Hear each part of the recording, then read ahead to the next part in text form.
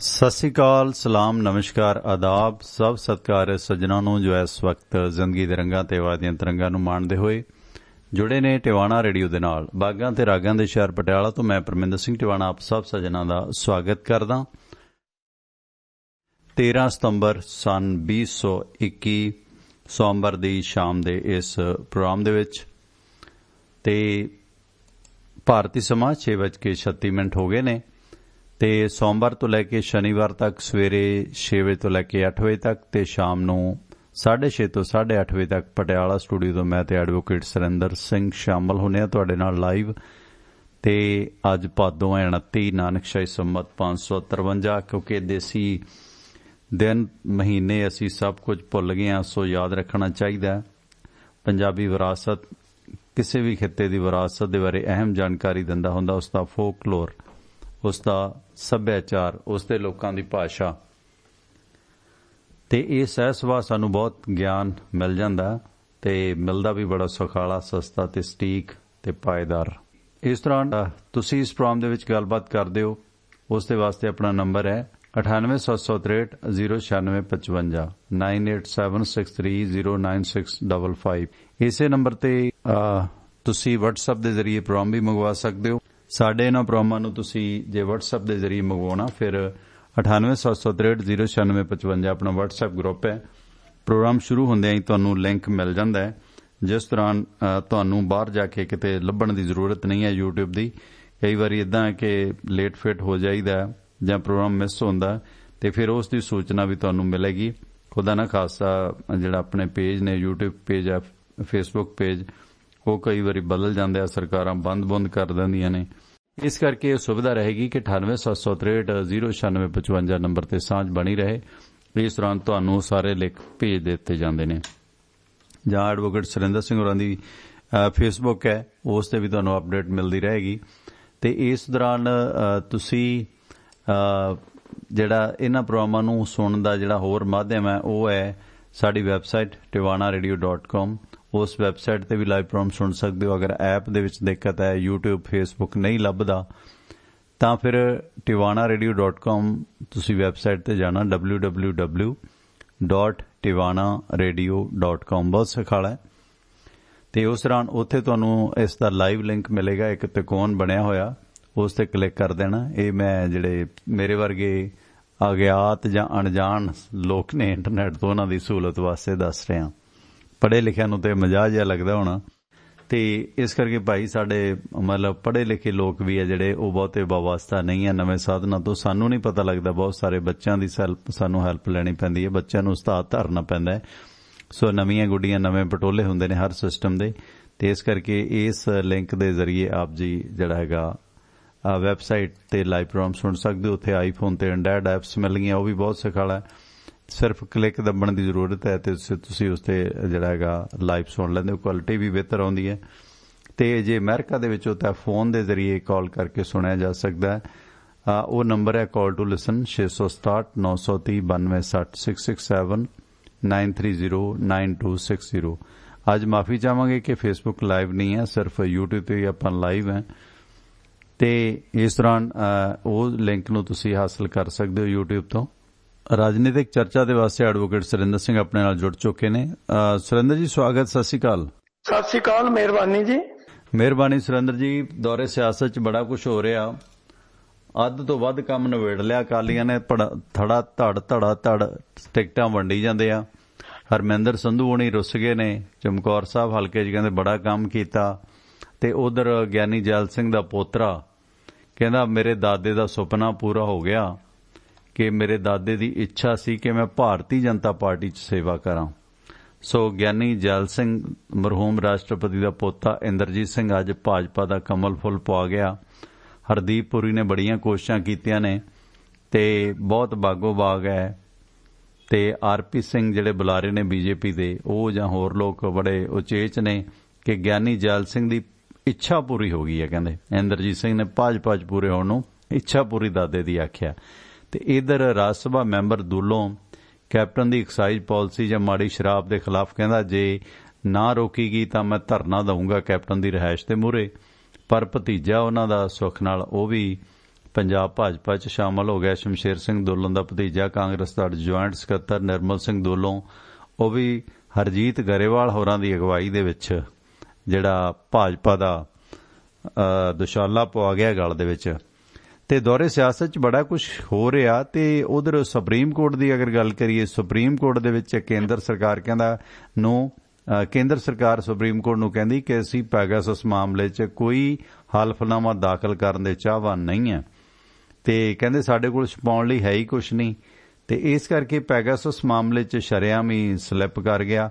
ਤੇ ਇਹ ਮੁੱਦਾ ਤੇ ਕਾਂਗਰਸ ਦੇ ਆਗੂ ਆਸਕਰ ਫਰਨਾਂਡੇਜ਼ ਦਾ ਦੇਹਾਂਤ ਹੋ ਗਿਆ ਤੇ ਕਈ ਸਾਰੀਆਂ ਹੋਰ ਲੋਕਲ ਖਬਰਾਂ ਨੇ। ਭਗਵੰਤ ਮਾਨ ਅਜੇ ਵੀ ਗੈਰ ਹਾਜ਼ਰ ਚੱਲਿਆ ਆਉਂਦਾ ਹੈ ਤੇ ਅਕਾਲੀ ਦਲ ਧੜਾ ਧੜ ਟਿਕਟਾਂ ਵੰਡੀ ਜਾਂਦਾ ਹੈ ਤੇ ਨਾਲ ਦੀ ਨਾਲ ਬਾਘਾ ਪੁਰਾਣਾ ਜੋ ਹੈਰਨ ਵੀ ਫੜੀ ਜਾਂਦੀ ਹੈ।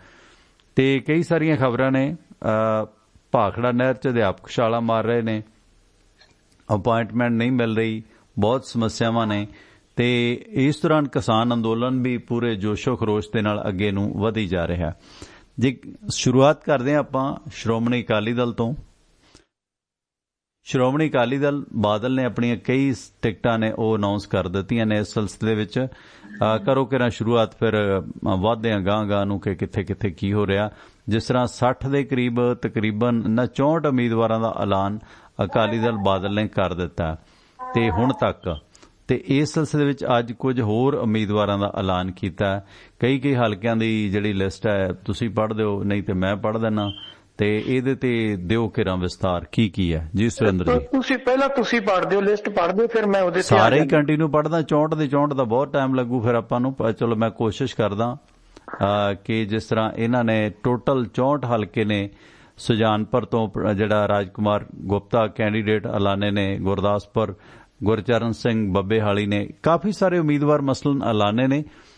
ਇਹਦੇ 'ਚ ਜੰਡਿਆਲਾ ਤੋਂ ਮਲਕੀਤ ਸਿੰਘ ਹੈ ਤੇ ਅੰਮ੍ਰਿਤਸਰ ਤੋਂ ਜਿਹੜਾ ਅਨਿਲ ਜੋਸ਼ੀ ਹੈ। ਇਹ ਪੁਰਾਣੇ ਨੇ, ਰਲੇ ਮਿਲੇ ਲਿਸਟ ਜਿਹੜੀ ਤਕਰੀਬਨ ਪਹੁੰਚੀ ਹੈ। ਅਮਲੋਹ ਤੋਂ ਗੁਰਪ੍ਰੀਤ ਰਾਜੂ ਖੰਨਾ ਐਲਾਨ ਦਿੱਤਾ ਗਿਆ। ਸਮਰਾਲਾ ਤੋਂ ਪਰਮਜੀਤ ਸਿੰਘ ਢਿੱਲੋਂ, ਇਹ ਪੁਰਾਣੇ ਨੇ।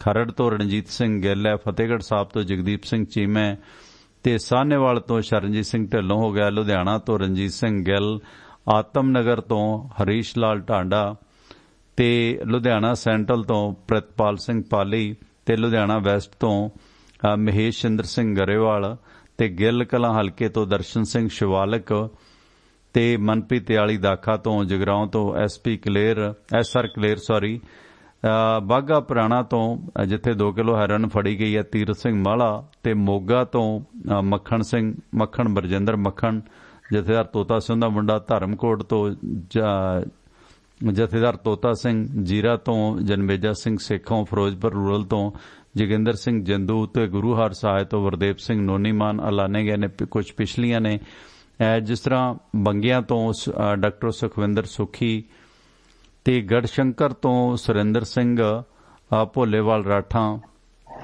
ਚੱਬੇਵਾਲ ਹੁਸ਼ਿਆਰਪੁਰ ਤੋਂ ਸੋਹਣ ਸਿੰਘ ਠੰਡਲ ਤੇ ਮੁਕੇਰੀਆਂ ਤੋਂ ਸਰਜੀਤ ਸਿੰਘ ਸਾਬੀ, ਆਦਮਪੁਰ ਤੋਂ ਪਵਨ ਕੁਮਾਰ ਟੀਨੂ ਤੇ ਜਲੰਧਰ ਤੋਂ ਜਗਵੀਰ ਸਿੰਘ ਬਰਾੜ ਤੇ ਇਸੇ ਤਰ੍ਹਾਂ ਜਲੰਧਰ ਕੈਂਟ ਤੋਂ ਚੰਦਨ ਗਰੇਵਾਲ ਤੇ ਗੁਰਪ੍ਰਤਾਪ ਸਿੰਘ ਵਡਾਲਾ ਨਕੋਦਰ ਤੋਂ, ਫਲੌਰ ਤੋਂ ਬਲਦੇਵ ਸਿੰਘ ਖਹਿਰਾ, ਪੱਟੀ 9 ਲੱਖੀ ਕਹੀ ਜਾਂਦੀ ਹੈ, ਬੜਾ ਮਾਲ ਇੱਥੇ ਹੁੰਦਾ ਸੀ, ਆਪਣੇ ਸਰੋਤੇ ਕਾਫੀ ਜੁੜਦੇ ਨੂੰ। ਪੱਟੀ ਤੋਂ ਦੇਸ਼ ਪ੍ਰਤਾਪ ਸਿੰਘ ਕੈਰੋਂ ਤੇ ਵਿਰਸਾ ਸਿੰਘ ਵਲਟੋਆ ਤਰਨਤਾਰਨ ਵਾਲੇ ਪੁਰਾਣੇ ਨੇ ਤੇ ਹਰਮੀਤ ਸਿੰਘ ਸੰਧੂ ਤੇ ਉਧਰ ਜਿਹੜੇ ਚਮਕੌਰ ਸਾਹਿਬ ਵਾਲੇ ਸੰਧੂ ਅੱਜ ਅਸਤੀਫਾ ਦੇ ਗਏ ਨੇ, ਜਿਹੜੇ ਸਤਵੰਤ ਕੌਰ ਸੰਧੂ ਦੇ ਪਰਿਵਾਰਕ ਮੈਂਬਰ ਤੇ ਅੰਮ੍ਰਿਤਸਰ ਤੋਂ ਗੁਲਜ਼ਾਰ ਸਿੰਘ ਰਣੀਕੇ, ਤਲਬੀਰ ਸਿੰਘ ਗਿੱਲ ਅੰਮ੍ਰਿਤਸਰ ਸਾਊਥ ਤੋਂ ਤੇ ਡਾਕਟਰ ਦਲਬੀਰ ਸਿੰਘ ਵੇਰਕਾ ਜਿਹੜੇ ਨੇ ਮਾਝੇ ਦੇ ਵਿੱਚ ਅੰਮ੍ਰਿਤਸਰ ਵੈਸਟ ਤੋਂ। ਇਸ ਤਰ੍ਹਾਂ ਟੋਟਲ 66 ਦੇ ਕਰੀਬ ਉਮੀਦਵਾਰ ਜਿਹੜੇ ਨੇ ਅਕਾਲੀ ਦਲ ਬਾਦਲ ਨੇ ਅਨਾਉਂਸ ਕੀਤੇ ਨੇ। 64 ਤੇ ਇਸ ਦੌਰਾਨ ਕੀ ਲੱਗਦਾ ਹੈ ਕਿ ਹੁਣ ਪਹਿਲਾਂ ਜਾ ਕੇ ਲਾਉਂਦੇ ਸੀ, ਹੁਣ ਉੱਥੇ ਹੀ ਲਾਣੀ ਜਾਂਦੇ ਨੇ। ਇਸ ਸਿਲਸਿਲੇ ਵਿੱਚ ਕੀ ਲੱਗਦਾ ਹੈ ਅਕਾਲੀ ਦਲ ਦੀਆਂ ਰਣਨੀਤਿਕ ਸਰਗਰਮੀਆਂ ਰੁਕਣ ਦਾ ਨਾਂ ਨਹੀਂ ਲੈ ਰਹੀਆਂ? ਜੀ ਕੰਟੀਨਿਊ ਪਲੀਜ਼। ਦੇਖੋ ਗੱਲ ਸੀ, ਇਹਨਾਂ ਨੇ ਹੁਣ ਤੱਕ ਕੁੱਲ 74 ਕੈਂਡੀਡੇਟ ਪਹਿਲਾਂ ਫਾਈਨਲ ਕੀਤੇ ਹੋਏ ਸੀਗੇ, ਜਿਹਦੇ ਚੋਂ ਹੁਣ ਇੱਕ ਵਾਰ ਇਹਨਾਂ 40 ਬੁਲਾਏ ਸੀ ਮੁੜ ਕੇ ਇਹਨਾਂ ਨੇ 9 ਡਿਕਲੇਅਰ ਕਰ ਦਿੱਤੇ ਸੀ।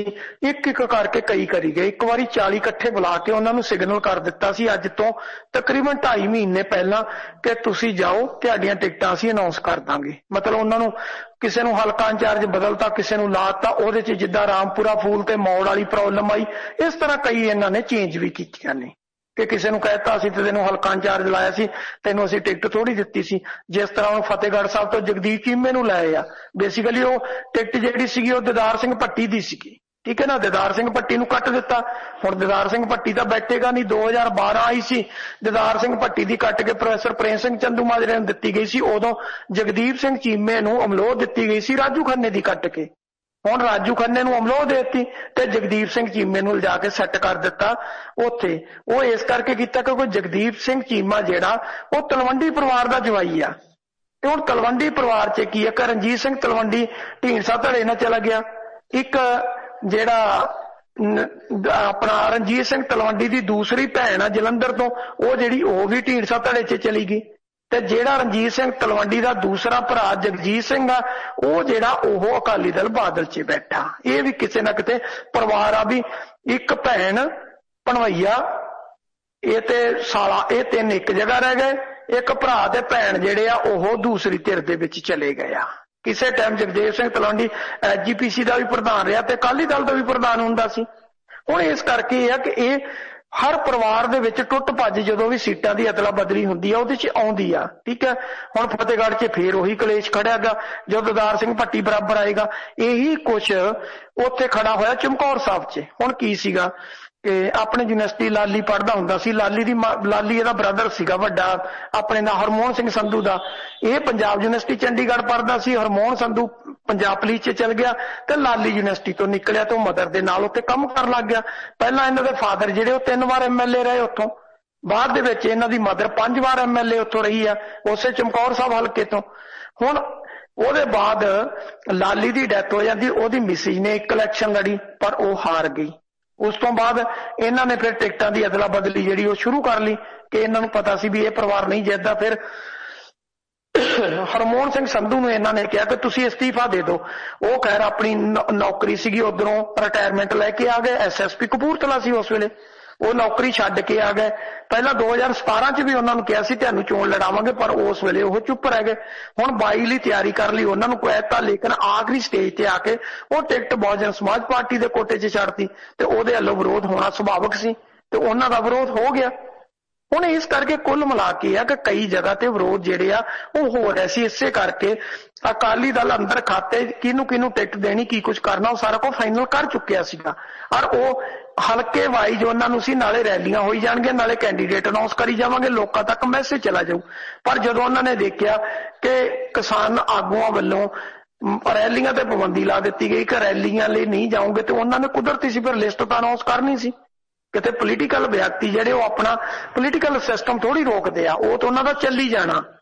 ਹੁਣ ਉਹਨਾਂ ਨੇ ਕੈਂਡੀਡੇਟ ਅਨਾਉਂਸ ਕਰਤੇ ਆ, ਕੈਂਡੀਡੇਟ ਆਪਣੇ ਲੈਵਲ ਤੇ ਜਿਹੜੇ ਆ ਉਹ ਅੱਗੇ ਦੀ ਅੱਗੇ ਲੋਕਾਂ 'ਚ ਵਿਚਰੀ ਜਾਣਗੇ। ਲੋਕਾਂ ਨੂੰ ਪਤਾ ਲੱਗ ਗਿਆ ਕਿ ਇਹ ਇੰਨੇ ਜਿਹੜੇ 64 ਕੈਂਡੀਡੇਟ ਨੇ ਇਹ ਫਾਈਨਲ ਹੋ ਚੁੱਕੇ ਆ। ਆਉਣ ਵਾਲੇ ਦਿਨਾਂ 'ਚ ਜਿਹੜੇ 20 25 30 ਬਾਕੀ ਬਚਦੇ ਆ ਉਹਨਾਂ ਨੇ ਅਨਾਉਂਸ ਕਰ ਜਾਣੇ ਆ, ਇੱਕ ਇੱਕ ਕਰਕੇ ਅਨਾਉਂਸ ਕਰੀ ਜਾਣਗੇ, ਲੋਕਾਂ ਤੱਕ ਮੈਸੇਜ ਚਲਾ ਜਾਏਗਾ। ਯਾਨੀ ਕਿ ਤੁਸੀਂ ਇਹ ਲਾ ਲਓ ਕਿ ਸਤੰਬਰ ਉਹਨਾਂ ਨੇ ਤਕਰੀਬਨ ਸਾਰੇ ਕੈਂਡੀਡੇਟ ਅਨਾਉਂਸ ਕਰ ਜਾਣੇ ਆ। ਇਹ ਤਾਂ ਪਿੱਛੇ ਜਦੋਂ ਮਾਰਚ ਦੇ ਵਿੱਚ ਕਰੋਨਾ ਦੀ ਸੈਕੰਡ ਵੇਵ ਆਈ ਸੀ ਉਸ ਵੇਲੇ ਹੀ ਇਹ ਤਾਂ ਸਾਰੇ ਦੇ ਸਾਰੇ ਅਨਾਉਂਸ ਕਰਨ ਲਈ ਤਿਆਰ ਸੀਗਾ ਕਿ ਹਲਕੇ ਵਾਈ ਜਾ ਕੇ ਸਾਰੇ ਦੇ ਸਾਰੇ ਅਸੀਂ ਕੈਂਡੀਡੇਟ ਅਨਾਉਂਸ ਕਰ ਦਈਏ, ਪਰ ਉਹ ਕਰੋਨਾ ਦਾ ਕਰਕੇ ਰੁਕ ਗਿਆ। ਹੁਣ ਕਿਸਾਨ ਆਗੂਆਂ ਦਾ ਕਰਕੇ ਰੁਕ ਗਿਆ, ਇਸ ਕਰਕੇ ਇਹਨਾਂ ਦਾ ਰੁਕਿਆ। ਅਦਰਵਾਈਜ਼ ਇਹ ਹਲਕੇ ਵਾਈ ਜਿਹੜਾ ਉਹ ਜਾ ਰਹੇ ਸੀਗੇ। ਪਰ ਚਲੋ ਇਹ ਆ ਕਿ ਜਿਹੜੇ 64 ਇਹਨਾਂ ਨੇ ਡਿਕਲੇਅਰ ਕੀਤੇ ਨੇ ਉਹਨਾਂ ਦੇ ਆ ਕਿ ਉਹਨਾਂ ਹਲਕਿਆਂ 'ਚ ਜਿਹੜਾ ਕੋਈ ਮਾੜਾ ਮੋਟਾ ਵਿਰੋਧਾ ਪਾਸ ਹੋਏਗਾ ਉਹਨੂੰ ਦਬਾ ਲੈਣਗੇ ਜਾ ਕੇ, ਬਹੁਤਾ ਜ਼ਿਆਦਾ ਨਹੀਂ। ਉਹ ਜਿਸ ਤਰ੍ਹਾਂ ਮੌੜ ਦੇ ਵਿੱਚ ਤੇ ਰਾਮਪੁਰੇ ਫੂਲ ਦਾ ਸੀ ਉਹ ਇਹਨਾਂ ਨੇ ਦਬਾ ਲਿਆ, ਠੀਕ ਹੈ। ਮੁਕਤਸਰ ਸਾਹਿਬ ਸੀਗਾ ਤਕਰੀਬਨ ਸਾਰਾ ਕਲੀਅਰ ਕਰ ਗਏ ਆ, ਸਾਰੇ ਦਾ ਸਾਰਾ। ਇਸੇ ਤਰ੍ਹਾਂ ਫਰੀਦਕੋਟ ਕਲੀਅਰ ਕਰ ਚੁੱਕੇ ਆ, ਮੋਗਾ ਸਾਰਾ ਇਹਨਾਂ ਨੇ ਕਲੀਅਰ ਕਰ ਲਿਆ। ਇੱਕ ਸੀਟ ਉੱਥੇ ਬਚਦੀ ਆ, ਸ਼ਾਇਦ ਉਹ ਵੀ ਅੱਜ ਵਾਲੀ 'ਚ ਪਾ ਦਿੱਤੀ ਹੋਵੇ। ਉਹਦੇ ਬਾਅਦ ਫਿਰੋਜ਼ਪੁਰ ਤੇ ਫਾਜ਼ਿਲਕਾ ਤਕਰੀਬਨ ਕਲੀਅਰ ਕਰ ਗਿਆ। ਇਹੀ ਇਹਨਾਂ ਨੇ ਬਠਿੰਡਾ ਵੀ ਤਕਰੀਬਨ ਕਲੀਅਰ ਕਰ ਲਿਆ ਤੇ ਉਧਰ ਜਿਹੜਾ ਸੀਗਾ ਬਰਨਾਲਾ ਉਹ ਇਹਨਾਂ ਕੋਲ 2 ਸੀਟਾਂ ਬਚੀਆਂ ਸੀ, ਇੱਕ ਬਹੁਜਨ ਸਮਾਜ ਪਾਰਟੀ ਨੂੰ ਦਿੱਤੀ ਸੀ, ਉਹ ਵੀ ਕਲੀਅਰ ਕਰ ਗਏ। ਪਟਿਆਲੇ ਦੇ ਵਿੱਚ 2 ਸੀਟਾਂ ਦਾ ਰੌਲਾ ਸੀਗਾ ਜਿਹੜੀਆਂ ਇਹਨਾਂ ਨੇ ਰੋਕੀਆਂ ਸੀ, ਬਾਕੀ ਪਟਿਆਲਾ ਸਾਰਾ ਕਲੀਅਰ ਕਰ ਚੁੱਕੇ ਨੇ। ਇਹੀ ਕੁਛ ਲੁਧਿਆਣੇ ਦਾ ਸੀ, ਲੁਧਿਆਣਾ ਵੀ ਤਕਰੀਬਨ ਇਹਨਾਂ ਨੇ ਕਲੀਅਰ ਕਰ ਲਿਆ। ਗੱਲ ਮੋਹਾਲੀ ਦੀ ਸੀ, ਮੋਹਾਲੀ ਦੇ ਵਿੱਚ ਇੱਕ ਜਿਹੜਾ ਮੋਹਾਲੀ ਹਲਕਾ ਸੀ ਉਹ ਇਹਨਾਂ ਨੇ ਛੱਡਿਆ ਹੋਇਆ ਸੀ, ਖਰੜ ਸੀਗਾ ਤੇ ਉਧਰ ਡੇਰਾ ਬਸੀ ਸੀ, ਉਹ ਦੋਨੋਂ ਇਹਨਾਂ ਨੇ ਕਲੀਅਰ ਕਰਤੀਆਂ। ਫਤਿਹਗੜ੍ਹ ਸਾਹਿਬ ਸੀਗਾ, ਉਹ 'ਚ ਬਸੀ ਪਠਾਣਾ ਬਹੁਜਨ ਸਮਾਜ ਪਾਰਟੀ ਨੂੰ ਦਿੱਤੀ ਸੀ ਤੇ ਫਤਿਹਗੜ੍ਹ ਸਾਹਿਬ ਤੇ ਅਮਲੋ ਉਹ ਦੋਨੋਂ ਇਹਨਾਂ ਨੇ ਕਲੀਅਰ ਕਰ ਦਿੱਤੀਆਂ। ਯਾਨੀ ਕਿ ਕੁੱਲ ਮਿਲਾ ਕੇ ਉਹ ਆਪਦਾ ਬਹੁਤਾ ਕੰਮ ਨਿਬੇੜੀ ਬੈਠੇ ਆ ਕਿ ਉਹਨਾਂ ਨੇ ਰਣਨੀਤੀ ਬਣਾਈ ਹੋਈ ਆ ਕਿ ਠੀਕ ਆ, ਜੇ ਓਪਨਲੀ ਨਹੀਂ ਹੋਣਗੀਆਂ ਤਾਂ ਘੱਟੋ ਘੱਟ ਕੈਂਡੀਡੇਟ ਜਿਹੜੇ ਉਹ ਅਨਾਉਂਸ ਕਰ ਦਿਓ। ਯਾਨੀ ਕਿ ਆਪਦੀ ਉਹਨਾਂ ਨੇ ਜਿਸ ਤਰੀਕੇ ਦੇ ਨਾਲ ਮਰਜ਼ੀ ਰਣਨੀਤੀ ਬਣਾਈ ਆ, ਭਾਵੇਂ ਕਿ ਕਹਿਣ ਨੂੰ ਸਾਰੇ ਕਹਿ ਰਹੇ ਕਿ ਅਸੀਂ ਕਿਸਾਨੀ ਅੰਦੋਲਨ ਦੇ ਨਾਲ ਖੜੇ ਆ, ਉਹ ਸਾਰੇ ਜੋ ਮਰਜ਼ੀ ਕਹਿਣ, ਪਰ ਕੁੱਲ ਮਿਲਾ ਕੇ ਇਹ ਆ ਕਿ ਉਹਨਾਂ ਨੇ ਆਪਣੀ ਇਲੈਕਸ਼ਨ ਕੰਪੇਨ ਜਿਹੜੀ ਉਹ ਆਰੰਭ ਕਰ ਦਿੱਤੀ ਆ ਤੇ ਆਰੰਭ ਕਰਨ ਦਾ ਉਹਨਾਂ ਨੇ ਢੰਗ ਤਰੀਕਾ ਜਿਹੜਾ ਉਹ ਚੇਂਜ ਕਰ ਲਿਆ। ਕੈਪਟਨ ਅਮਰਿੰਦਰ ਸਿੰਘ ਨੇ ਹੁਸ਼ਿਆਰਪੁਰ ਦੇ ਵਿੱਚ ਅੱਜ ਇੱਕ ਸਮਾਗਮ ਨੂੰ ਸੰਬੋਧਨ ਕਰਦਿਆਂ ਖੇਤੀ ਕਾਨੂੰਨਾਂ 'ਚ ਬਾਦਲਾਂ ਨੂੰ ਵੀ ਘੇਰਿਆ ਤੇ ਦੂਸਰਾ ਕਿਸਾਨਾਂ ਦੇ ਮੁਤਲਕ ਸੁਰਿੰਦਰਵੀਰ ਬਿਆਨ ਦਿੱਤਾ ਕਪਤਾਨ ਸਾਹਿਬ ਨੇ। ਕਹਿੰਦੇ ਜੇ ਪੰਜਾਬ ਸਰਕਾਰ ਕਿਸਾਨਾਂ ਨੂੰ ਰੋਕ ਲੈਂਦੀ ਤਾਂ ਸਿੰਘੂ ਤੇ ਟਰਕੀ ਸਰਹੱਦ ਤੇ ਕਿਸਾਨ ਕਦੇ ਨਾ ਪਹੁੰਚ ਸਕਦੇ। ਲਓ ਜੀ, ਇਹ ਕਹਿੰਦੇ ਮੈਂ ਢਿੱਲ ਦਿੱਤੀ ਹੈ ਤਾਂ ਉੱਥੇ ਪਹੁੰਚ ਗਏ। ਕਹਿੰਦੇ ਜੇ ਮੈਂ ਚਾਹੁੰਦਾ ਤਾਂ ਮੈਂ ਰੋਕ ਸਕਦਾ ਸੀ। ਦਰਿਆਵਾਂ ਨੂੰ ਕਦੇ ਬੰਨ੍ਹ ਲੱਗੇ ਨੇ।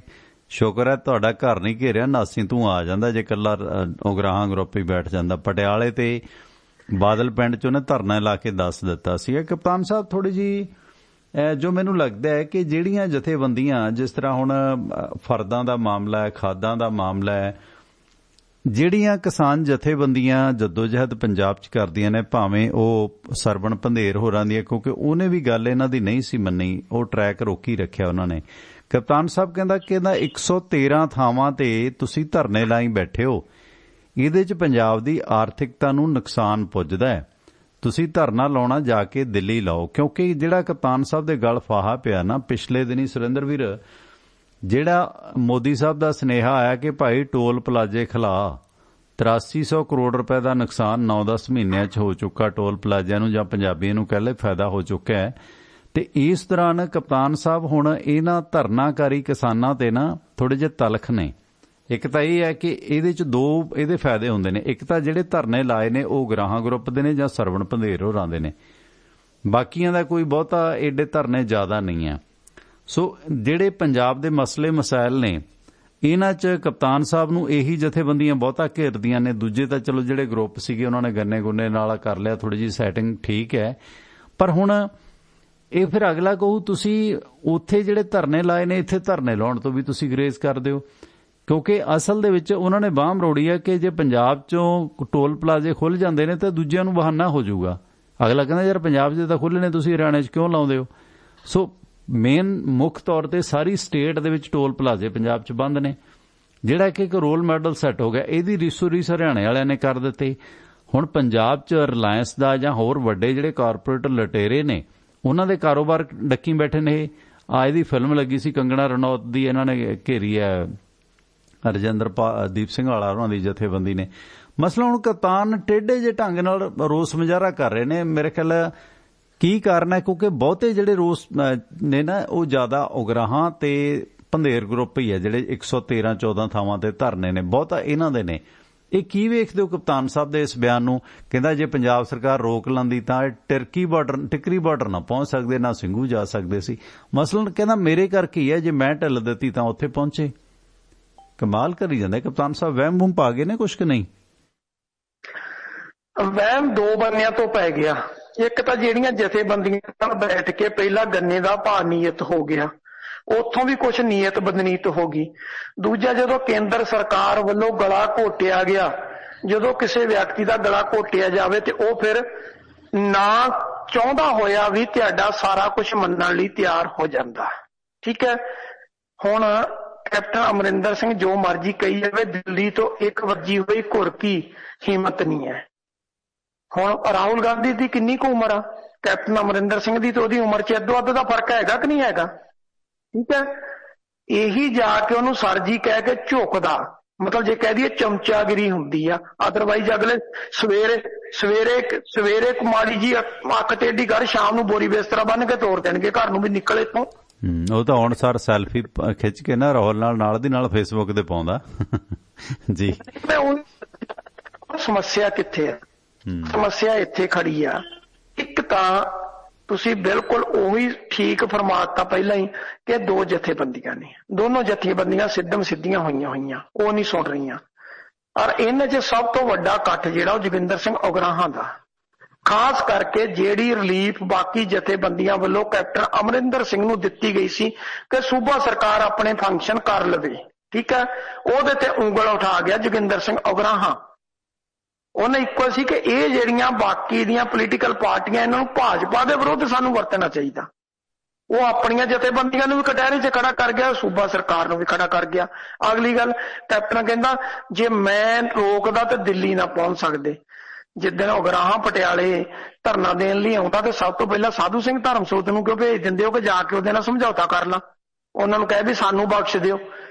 ਜੇ ਹਿੰਮਤ ਆ ਤਾਂ ਫਿਰ ਸਿੱਧਾ ਹੋ ਕੇ ਮੱਥਾ ਲਾ ਲਾ, ਭੇਜ ਡੀਜੀਪੀ ਤੇਰੇ ਨੂੰ, ਡੀਜੀਪੀ ਨੂੰ ਕਹਿ ਕੇ ਲਾ ਫੋਰਸ ਵੀ ਅਸੀਂ ਨਹੀਂ ਪਟਿਆਲੇ 'ਚ ਤੁਹਾਨੂੰ ਵੜਨ ਦੇਣਾ।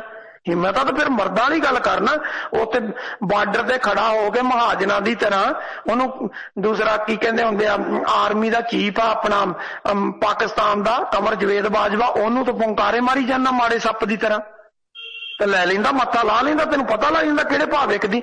ਅੱਜ ਉਹਨਾਂ ਵੇਚੀ ਹੋਈ ਹੈ ਨਾ ਪਟਿਆਲੇ। ਅੱਜ ਦੇਖੋਗਾ ਕਿੱਥੇ ਲੀਲਾ ਭਵਨ ਚੌਕ, ਫੁਹਾਰੇ ਤੋਂ ਲੈ ਕੇ ਬੱਸ ਸਟੈਂਡ ਤੱਕ ਸਾਰਾ ਕੁਝ ਅੱਜ ਬੰਦ ਆ। ਉਥੇ ਉਗਰਾਹਾਂ ਗਰੁੱਪ ਹੀ ਫਿਰਦਾ ਅੱਜ ਸਾਰਾ। ਉਹਨਾਂ ਦਾ ਸੇਕ ਹੀ ਅਸਲ 'ਚ ਉੱਥੋਂ ਲੱਗਾ ਨਾ ਇਹ, ਕਿਉਂਕਿ ਪਰੇ ਲੜਾਈ ਲੈ ਕਰਕੇ ਹੁਣ ਜੇ ਤੁਸੀਂ ਕੰਨੇ ਦਾ ਭਾਅ ਵਧਾਤਾ 50 ਰੁਪਏ, ਕੋਈ ਆਸਾਨ ਥੋੜੀ ਕਰਤਾ ਯਾਰ। 10 ਰੁਪਏ ਐਵਰੀ ਈਅਰ ਹੋਇਆ, ਕਿੰਨਾ ਕੁ ਵਾਧਾ ਕਰ ਦਿੱਤਾ। ਹਰਿਆਣਾ ਤਾਂ ਅਜੇ ਵੀ ਤੁਹਾਡੇ ਤੋਂ 12 ਰੁਪਏ ਵੱਧ ਦੇ ਰਿਹਾ, ਨਾਲੇ ਉਹ ਪਿਛਲੇ ਈਅਰ ਵੀ ਦੇ ਰਿਹਾ। ਤੇ ਤੁਹਾਡੀ ਜਿਹੜੀ ਇਹ ਸਟੇਟ ਨੂੰ ਡਿਵਰਸੀਫਿਕੇਸ਼ਨ ਦੀ ਬਹੁਤ ਜ਼ਰੂਰਤ ਹੈ, ਤੇ ਤੁਸੀਂ ਜੇ ਵਧਾ ਵੀ ਦਿੱਤਾ, ਕਿੱਡਾ ਕੁ ਕੱਦੂ 'ਚ ਤੀਰ ਮਾਰ ਲਿਆ। ਇਹ ਠੀਕ ਹੈ ਕਿ ਕੁਝ ਕਿਸਾਨ ਤੁਹਾਡੇ ਹੱਕ 'ਚ ਬਿਆਨ ਦੇ ਗਏ, ਠੀਕ ਹੈ, ਪਰ ਇਹਦੇ ਮਤਲਬ ਇਹ ਤਾਂ ਨਹੀਂ ਕਹਿੰਦਾ ਜੇ ਮੈਂ ਭੇਜੇ, ਜੇ ਮੈਂ ਨਾ ਰੋਕੇ ਤਾਂ ਭੇਜੇ। ਪਹਿਲਾਂ ਤੁਸੀਂ ਪੰਜਾਬ 'ਚ ਰੋਕ ਲਿਆ, ਤੁਸੀਂ ਇੰਨੇ ਪ੍ਰਦਰਸ਼ਨ ਨੇ ਪੰਜਾਬ 'ਚ, ਤੁਸੀਂ ਇਸ ਮੁਹਾਜ ਨੂੰ ਰੋਕ ਲੋਗੇ। ਇਹ ਤਾਂ ਲੋਕ ਇੱਕ ਬੈਠੇ ਸ਼ਰਮੋ ਸ਼ਰਮੀ ਵੀ ਯਾਰ ਕਾਹਦੇ ਵਾਸਤੇ।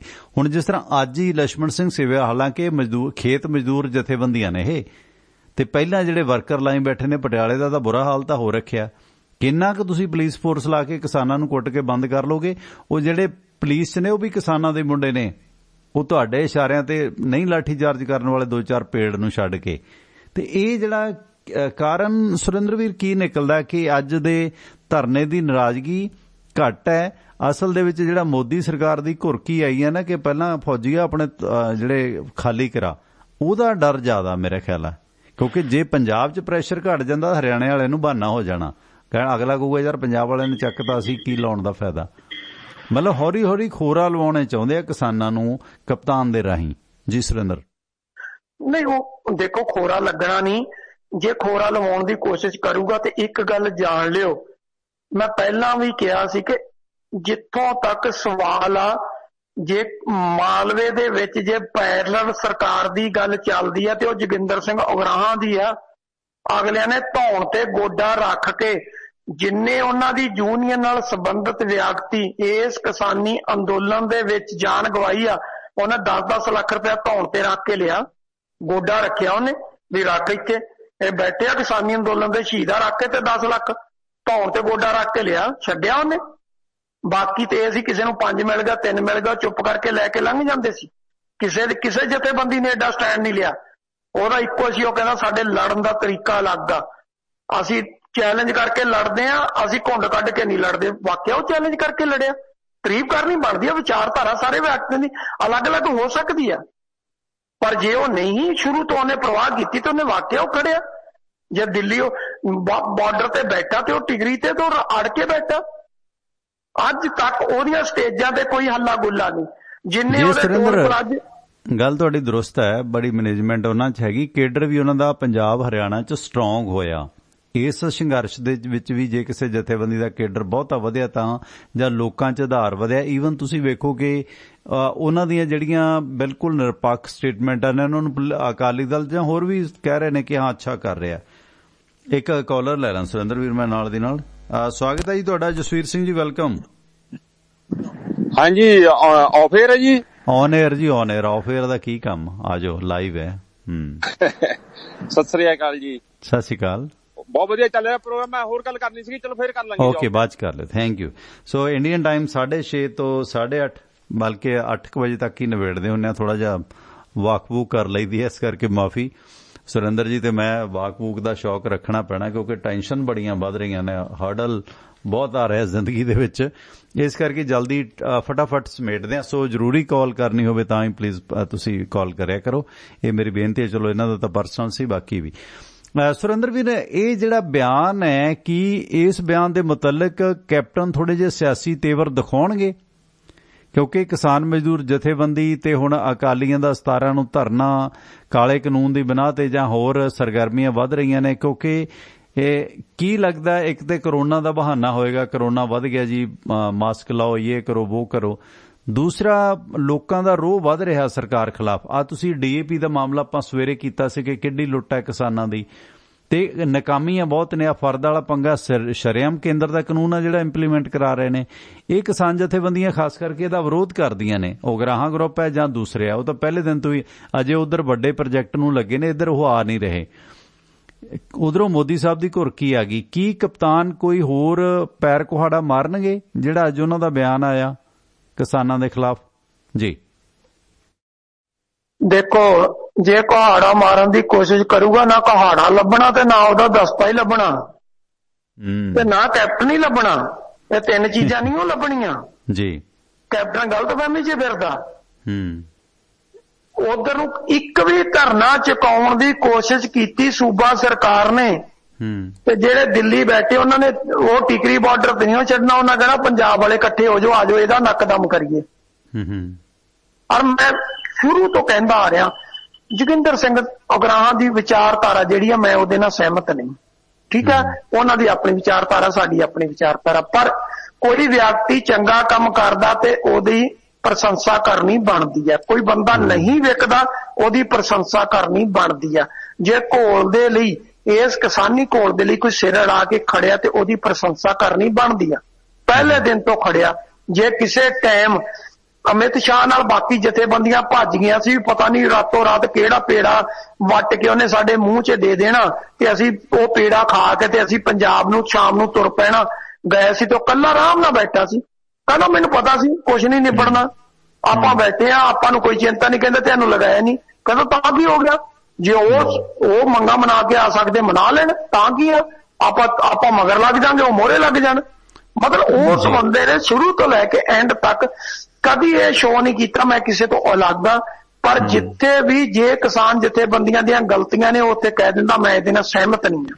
ਪਰ ਜਿਵੇਂ ਕਾਲਾ ਝਾੜ ਟੋਲ ਪਲਾਜ਼ਾ ਪਟਿਆਲੇ ਦੇ ਨੇੜੇ ਆ ਜਿਹੜਾ, ਉੱਥੇ ਉਗਰਾਹਾਂ ਗਰੁੱਪ ਦਾ ਵੱਡਾ ਧਰਨਾ, ਉੱਥੇ ਉਹਨਾਂ ਨੇ ਨਵਾਂ ਸ਼ੈੱਡ ਪਾ ਕੇ ਅੱਜ ਉਦਘਾਟਨ ਕਰ ਦਿੱਤਾ। ਬੀਬੀਆਂ ਨੇ ਅੱਜ ਮੋਰਚਾ ਸੰਭਾਲਿਆ, ਬਹੁਤ ਧਰ ਦਿੱਤੀਆਂ, ਤੇ ਖਾਸ ਕਰਕੇ ਹਰਵਿੰਦਰ ਕੌਰ ਘਰਾਚੋਂ ਜਾਂ ਹੋਰ ਬੀਬੀਆਂ ਨੇ ਜਿਹੜੀਆਂ, ਉਹ ਉੱਥੇ ਲਾਮਬੰਦ ਹੋਈਆਂ। ਹੁਣ ਧਰਨੇ 'ਚ ਬਲਾਕ ਪ੍ਰਧਾਨ ਅਜੈਬ ਸਿੰਘ ਲੱਖੋਵਾਲ ਜਾਂ ਵੱਡੀ ਗਿਣਤੀ ਦੇ ਵਿੱਚ ਬੀਬੀਆਂ ਸੀ। ਯੂਨੀਅਨ ਦੇ ਪ੍ਰਧਾਨ ਹਰਜਿੰਦਰ ਸਿੰਘ ਘਰਾਚੋ ਹੋਰਾਂ ਨੇ ਦੱਸਿਆ ਕਿ ਇਹ ਜਿਹੜੇ ਹੁਣ ਜੇ ਪੰਜਾਬ 'ਚੋਂ ਇਹ ਧਰਨੇ ਚੁਕਾਉਣ ਦਾ, ਜਿਵੇਂ ਅੱਜ ਮੈਂ ਵੇਖ ਰਿਹਾ ਨਵਾਂ ਸ਼ੈੱਡ ਉਹਨਾਂ ਨੇ ਪਾ ਦਿੱਤਾ, ਤੁਸੀਂ ਵੇਖੋ ਕਿ ਉਹ ਲੰਮੀ ਲੜਾਈ ਲੜਨ ਦੇ ਰੌਂਚ ਨੇ। ਹੁਣ ਜਿਵੇਂ ਸਰਦੀ ਆ ਰਹੀ ਹੈ, ਮੀਂਹ ਕਣੀ ਹੈ, ਕਿਉਂਕਿ ਗਰਮੀ ਦਾ ਮੀਂਹ ਤੇ ਝੱਲਿਆ ਜਾਂਦਾ, ਸਰਦੀ ਦਾ ਝਾਂਜਾ ਕਿੱਥੇ ਝੱਲਿਆ ਜਾਂਦਾ। ਸੋ ਕਾਲੇ ਝਾੜ ਟੋਲ ਪਲਾਜ਼ਾ ਤੇ ਪੱਕਾ ਸ਼ੈੱਡ ਲਾ ਦਿੱਤਾ, ਬਹੁਤ ਵਧੀਆ, ਤੇ ਪੂਰੇ ਸਿਸਟਮ ਨਾਲ। ਕਿਉਂਕਿ ਇਹ ਜਿਹੜੇ ਲੋਕਲ ਸੰਘਰਸ਼ ਹੈ, ਇਹ ਕਾਰਪੋਰੇਟ ਦੇ ਖਿਲਾਫ ਹੈ। ਜੇ 8800 ਕਰੋੜ ਰੁਪਏ ਦਾ ਨੁਕਸਾਨ ਹੋਇਆ ਤਾਂ ਸਮਝ ਲਓ ਪੰਜਾਬੀਆਂ ਨੂੰ ਫਾਇਦਾ ਹੀ ਹੋਇਆ। 8800 ਕਰੋੜ ਰੁਪਏ ਵੱਡੀ ਅਮਾਊਂਟ ਹੈ। ਇਸ ਦੌਰਾਨ ਹੁਣ ਸਰਕਾਰਾਂ ਦੇ ਉੱਤੇ ਹਰਜਾਨੇ ਪੈਣਗੇ ਉਹਨਾਂ ਟੋਲ ਪਲਾਜ਼ਾ ਕੰਪਨੀਆਂ ਦੇ। ਇਹ ਦੋਹਰਾ ਫਸੇ ਹੋਏ ਨੇ, ਸਟੇਟਾਂ ਤੇ ਵੀ ਪੈਣਗੇ ਤੇ ਨੈਸ਼ਨਲ ਹਾਈਵੇ ਵਾਲੇ ਨੈਸ਼ਨਲ ਹਾਈਵੇ ਤੇ ਪੈਣਗੇ, NHI ਤੇ। ਜਿਹੜੇ ਲੋਕਲ ਜਿਹੜੇ ਰੂਟ ਨੇ ਉਹਨਾਂ ਵਾਲੇ ਲੋਕਲ ਗਵਰਨਮੈਂਟ ਤੇ ਪੈਣਗੇ। ਇਸ ਗੱਲੋਂ ਵੀ ਡਰਦਾ ਹੈ। ਦੂਜਾ, ਮੋਦੀ ਸਰਕਾਰ ਬੈਕਬੋਨ ਪੰਜਾਬ 'ਚ ਤੋੜਨਾ ਚਾਹੁੰਦੀ ਹੈ ਕੈਪਟਨ ਦੇ ਰਾਹੀਂ। ਪਰ ਇਹ ਜੇ ਧਰਨੇ 113 ਜਗ੍ਹਾ ਤੇ ਜਿਹੜੇ ਧਰਨੇ ਚੱਲ ਰਹੇ ਨੇ ਪੱਕੇ ਤੇ 20-50 ਟੈਂਪਰੇਰੀ ਨੇ, ਇਸ ਦੌਰਾਨ ਕਿਉਂਕਿ ਇੱਥੋਂ ਕਰੀਮ ਤਿਆਰ ਹੁੰਦੀ ਹੈ, ਇੱਥੇ ਲੋਕ ਆਉਂਦੇ ਨੇ, ਆਪਣੀ ਆਪਣੀ ਹਾਜ਼ਰੀ 2-4 ਘੰਟੇ ਲਵਾਉਂਦੇ ਨੇ, ਤੇ ਇੱਥੋਂ ਫਿਰ ਕੇਡਰ ਬਣ ਕੇ ਅੱਗੇ ਚੱਲਦਾ ਹੈ। ਇੱਥੋਂ ਹੀ ਇਹ ਕੇਡਰ ਦਿੱਲੀ ਪਹੁੰਚਿਆ।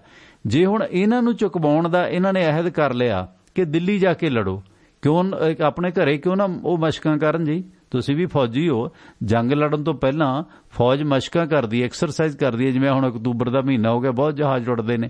ਸੋ ਇਸ ਦੌਰਾਨ ਕੀ ਕਪਤਾਨ ਸਾਹਿਬ ਕੋਈ ਪੰਗਾ ਲੈਂਦੇ ਨੇ? ਦੂਸਰਾ, ਇਹ ਲੋਕਲ ਧਰਨੇ ਛੱਡਣਾ ਵੀ ਕਿਸਾਨਾਂ ਦੇ ਲਈ ਲਾਮਬੰਦੀ ਨਹੀਂ ਹੈ, ਕਿਉਂਕਿ ਇੱਥੇ ਫਿਰ ਪਲੈਨਿੰਗ ਹੁੰਦੀ ਹੈ ਕਿ ਭਾਈ ਜਿਵੇਂ ਨੁੱਕੜ ਮੀਟਿੰਗਾਂ ਹੁੰਦੀਆਂ ਨੇ, ਇਹਨਾਂ 113 ਟੋਲ ਪਲਾਜ਼ਿਆਂ ਤੇ ਜਥੇਬੰਦੀਆਂ ਆਪਣਾ ਸਾਰਾ ਕੁਝ ਮੈਨੇਜ ਕਰਦੀਆਂ ਨੇ, ਫੰਡ ਰੇਜ਼ ਕਰਦੀਆਂ ਨੇ। ਆਉਂਦੇ ਜਾਂਦੇ ਜਿਹੜੇ ਰਾਹੀ ਨੇ, ਅਗਲਾ ਕਹਿੰਦਾ 200 ਰੁਪਏ ਟੋਲ ਪਲਾਜ਼ੇ ਨੂੰ ਦੇਣਾ ਸੀ, 100 ਇਹਨਾਂ ਨੂੰ ਦੇ ਦਈਏ। ਉਹ ਲੰਗਰ ਵੀ ਛਕ ਜਾਂਦੇ ਨੇ, ਟਰੱਕਾਂ ਵਾਲੇ ਜਾਂ ਹੋਰ ਲੋਕ ਇਹਨਾਂ ਨੂੰ ਫੰਡ ਵੀ ਦੇ ਕੇ ਜਾਂਦੇ ਨੇ, ਤੇ ਆਉਂਦੇ ਜਾਂਦੇ ਲੋਕਾਂ ਨੂੰ ਇਹ ਮੋਟੀਵੇਟ ਵੀ ਕਰਦੇ ਨੇ। ਹਰ ਬੰਦਾ 2-4 ਘੰਟੇ ਆਉਂਦਾ, ਬੱਚਿਆਂ ਨੂੰ ਉੱਥੇ ਬਿਠਾਉਂਦਾ ਤੇ ਉਹਨਾਂ ਨੂੰ ਕੁਝ ਨਾ ਕੁਝ ਸਿਖਾਉਂਦਾ ਹੈ। ਸੋ ਇਸ ਕਰਕੇ ਇਹ ਨਰਸਰੀਆਂ ਨੇ ਆਵਾਮ ਦੀਆਂ, ਤੇ ਕਪਤਾਨ ਸਾਹਿਬ ਇਹਨਾਂ ਨਰਸਰੀਆਂ ਨੂੰ ਨੈਸ਼ ਕਰਨ ਨੂੰ ਫਿਰਦੇ ਆ।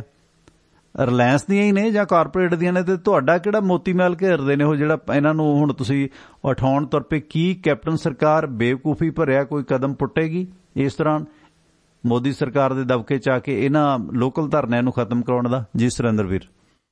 ਨਹੀਂ, ਸਟੇਟਮੈਂਟ ਤਾਂ ਉੱਥੇ ਦੇ ਚੁੱਕੇ ਆ।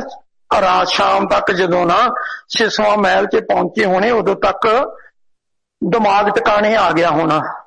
ਠੀਕ ਹੈ, ਸੱਜੇ ਖੱਬੇ ਜਿਹੜੇ ਬੈਠੇ ਆ ਉਹਨਾਂ ਦੱਸਤਾ ਹੋਊਗਾ ਕਿ ਇਹ ਕਿਹੜੀ ਕੜੀ ਘੋਲ ਆਏ ਹੋ, ਕਿਹੜੇ ਰਾਹ ਪੈਣ ਲੱਗੇ ਹੋ। ਇਸ ਰਾਹ ਪੈ ਕੇ ਬਹੁਤ ਵੱਡਾ ਨੁਕਸਾਨ ਹੋ ਜਾਣਾ, ਪਿਛਲੀ ਕੀਤੀ ਕਤਾਈ ਸਾਰੀ ਤੇ ਪਾਣੀ ਫਿਰ ਜਾਣਾ।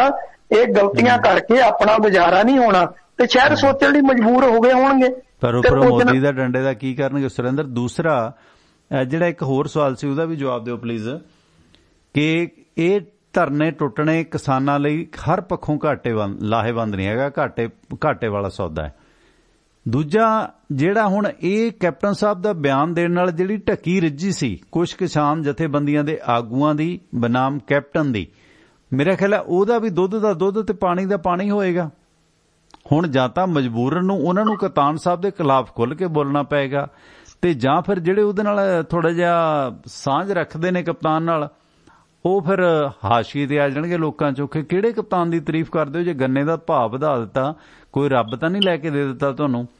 ਕੀ ਜਿਹੜੇ ਕੈਪਟਨ ਸਾਹਿਬ ਦੇ ਹਮਦਰਦ ਉਹ ਵੀ ਪਹਿਚਾਨੇ ਜਾਣਗੇ ਜਾਂ ਉਹਨਾਂ ਨੂੰ ਵੀ ਆਪਣਾ ਪੈਂਤੜਾ ਬਦਲ ਕੇ ਕਿਸਾਨਾਂ ਵੱਲ ਆਉਣਾ ਪਊਗਾ ਇਸ ਬਿਆਨ ਦੇ ਨਾਲ? ਉਹ ਕੀ ਵੇਖਦੇ ਹੋ ਕਿਸਾਨ ਆਗੂਆਂ ਦੀ ਆਪਸੀ ਅੰਦਰੂਨੀ ਜਥੇਬੰਦੀਆਂ ਦੀ ਫੁੱਟ, ਉਹ ਤੇ ਕੀ ਅਸਰ ਪਾਏਗਾ ਇਹ ਬਿਆਨ? ਨਹੀਂ, ਦੇਖੋ ਇਹਦੇ 'ਚ ਕੋਈ ਦੋ ਰਾਏ ਨਹੀਂ ਕਿ ਉਹਨਾਂ ਤੇ ਅਸਰ ਪਏਗਾ। ਹੁਣ ਉਹਨਾਂ ਨੂੰ ਓਪਨਲੀ ਮੈਦਾਨ 'ਚ ਆਉਣਾ ਪਊਗਾ ਔਰ ਉਹਨਾਂ ਦੀ ਸਟੇਟਮੈਂਟ ਤੁਸੀਂ ਆਈ ਲਓ ਸ਼ਾਮ ਤੱਕ। ਉਹਨਾਂ 'ਚ ਇੱਕ ਵਿਅਕਤੀ ਦੀ ਤੇ ਆ ਗਈ, ਮਨਜੀਤ ਸਿੰਘ ਰਾਏ ਤਾਂ ਸਟੇਟਮੈਂਟ ਦੇ ਗਿਆ, ਕੈਪਟਨ ਅਮਰਿੰਦਰ ਸਿੰਘ ਦੇ ਵਿਰੁੱਧ ਉਹਦੀ ਮਜਬੂਰੀ ਸੀਗੀ, ਉਹਨੇ ਸਟੇਟਮੈਂਟ ਦੇ ਦਿੱਤੀ ਆ, ਤੇ ਦਿਨ ਚੜ੍ਹਦੇ ਨੂੰ ਬਾਕੀ ਸਾਰਿਆਂ ਨੂੰ ਦੇਣੀ ਪੈਣੀ ਆ। ਜੇ ਨਹੀਂ ਦੇਣਗੇ ਲੋਕਾਂ ਨੇ ਕਟਹਿਰੇ 'ਚ ਖੜਾ ਕਰ ਲੈਣਾ ਕਿ ਜਿਹਨੂੰ ਤੁਸੀਂ ਲੱਡੂ ਖਵਾਉਂਦੇ ਸੀ ਉਹਨੇ ਲੱਡੂਆਂ ਦਾ ਰੰਗ ਦਿਖਾਤਾ, ਹੁਣ ਦੱਸੋ ਕਿਹੜੇ ਰਾਹ ਜਾਣਾ? ਤੁਸੀਂ ਕਿਹਦੀਆਂ ਤਾਰੀਫਾਂ ਦੇ ਪੁਲ ਬੰਨ੍ਹਦੇ ਸੀ? ਯਾਨੀ ਕਿ ਕੈਪਟਨ ਜੋ ਕੁਝ ਕਰ ਗਿਆ, ਜੋ ਕੁਝ ਆਪਾਂ ਸ਼ੁਰੂ 'ਚ ਗੱਲ ਕੀਤੀ ਸੀ ਕਿ ਦੇਖੋ ਅੰਦੋਲਨ ਚੱਲਦੇ ਆ, ਅੰਦੋਲਨਾਂ 'ਚ ਬੜਾ ਕੁਝ ਵਾਪਰਦਾ, ਬੜਾ ਕੁਝ ਹੇਠਾਂ ਉੱਤਾ ਚੱਲਦਾ ਹੁੰਦਾ, ਇੱਥੇ ਵੀ ਚੱਲਿਆ। ਚਲੋ ਇੰਨਾ ਕੁਝ ਜਰ ਲਿਆ ਜਾਂਦਾ, ਠੀਕ ਹੈ, ਬੜੇ ਆਗੂ ਬੜੀਆਂ ਠੱਗੀਆਂ ਮਾਰ ਕੇ ਨਿਕਲ ਗਏ, ਬੜਾ ਕੁਝ ਹੋਇਆ। ਅੱਜ ਵੀ ਇੱਕ ਜਥੇਬੰਦੀ ਨੇ ਇੱਕ ਆਗੂ ਕੱਢਿਆ, ਉਹ ਕਹਿੰਦੇ ਜੀ ਲੱਖਾਂ ਰੁਪਏ ਦੀ ਠੱਗੀ ਮਾਰ ਗਿਆ, ਉਹਦੀ ਗੱਲ ਬਾਅਦ 'ਚ ਕਰਾਂਗੇ, ਠੀਕ ਹੈ। ਹੁਣ ਇਹ ਜਿਹੜਾ ਕੁਝ ਵਾਪਰਦਾ ਬੇਸਿਕਲੀ ਕੀ ਹੁੰਦਾ ਕਿ ਅੰਦੋਲਨਾਂ 'ਚ ਬਹੁਤ ਕੁਝ ਆਉਂਦਾ, ਪਰ ਇੱਥੇ ਕੀ ਬਣਿਆ ਸੀਗਾ? ਇੱਥੇ ਆ ਕੇ ਇੱਕ ਹਾਲਾਤ ਅਜਿਹੀ ਬਣ ਗਈ ਸੀ ਕਿ ਕਿਸਾਨ ਜਥੇਬੰਦੀਆਂ ਜਿਸ ਤਰੀਕੇ ਦੇ ਨਾਲ ਗੋਲ ਮੋਲ ਰਾਜਨੀਤੀ ਖੇਡ ਕੇ ਨਿਕਲੀਆਂ, ਕਿਤੇ ਨਾ ਕਿਤੇ ਉਹਦੇ ਤੇ ਸਵਾਲ ਆਪਾਂ ਵੀ ਚੱਕੇ ਤੇ ਬਹੁਤ ਸਾਰੇ ਮੀਡੀਆ ਨੇ ਹੋਰ ਵੀ ਚੱਕੀ, ਠੀਕ ਹੈ। ਉਹਦੇ ਤੇ ਸਵਾਲ ਚੱਕਣੇ ਬਣਦੇ ਵੀ ਸੀਗੇ ਕਿ ਦੇਖੋ ਆਮ ਲੋਕ ਨੇ, ਪਹਿਲਾ ਸਵਾਲ ਤਾਂ ਆਪਾਂ ਇੱਥੇ ਚੱਕ ਕੇ ਖੜ ਗਏ ਸੀ ਕਿ ਆਮ ਲੋਕ ਦੋ ਧਿਰਾਂ ਦੇ ਭਿੜਦੇ ਨੇ, ਉਹਦੇ 'ਚ ਨਾ ਤਾਂ ਕਿਸਾਨਾਂ ਦੇ ਕਿਸੇ ਆਗੂ ਦਾ ਨੁਕਸਾਨ, ਨਾ ਸਰਕਾਰ ਚਲਾਉਣ ਵਾਲੇ ਕਿਸੇ ਆਗੂ ਦਾ ਨੁਕਸਾਨ, ਨਾ ਜਿਸ ਪੋਲੀਟੀਕਲ ਪਾਰਟੀ ਦੇ ਵਿਰੋਧ ਹੋ ਰਿਹਾ ਨਾ ਉਹਦਾ ਨੁਕਸਾਨ ਤਾਂ ਆਮ ਵਿਅਕਤੀ ਦਾ ਹੋ ਰਿਹਾ ਨਾ। ਸਿਰ ਜਿਨ੍ਹਾਂ ਦੇ ਪਾਟ ਰਹੇ, ਕਿਸੇ ਦੀਆਂ ਬਾਹਾਂ ਟੁੱਟ ਰਹੀਆਂ, ਕਿਸੇ ਦੀਆਂ ਲੱਤਾਂ ਟੁੱਟ ਰਹੀਆਂ, ਆਮ ਨਾ। ਹੋਰ ਵੀ ਸੁਰਿੰਦਰ, ਜਿਵੇਂ ਹੁਣ ਆ ਗੁਲਾਬੀ ਮੱਖੀ ਜਿਹੜੀ ਸੁੰਡੀ ਪਈ ਹੈ, ਜਾਂ ਪਾਣੀ ਦੇ ਨਾਕਸ ਪ੍ਰਬੰਧ ਨੇ, ਕਈ ਥਾਂ ਤੇ ਪਾਣੀ ਭਰ ਗਿਆ।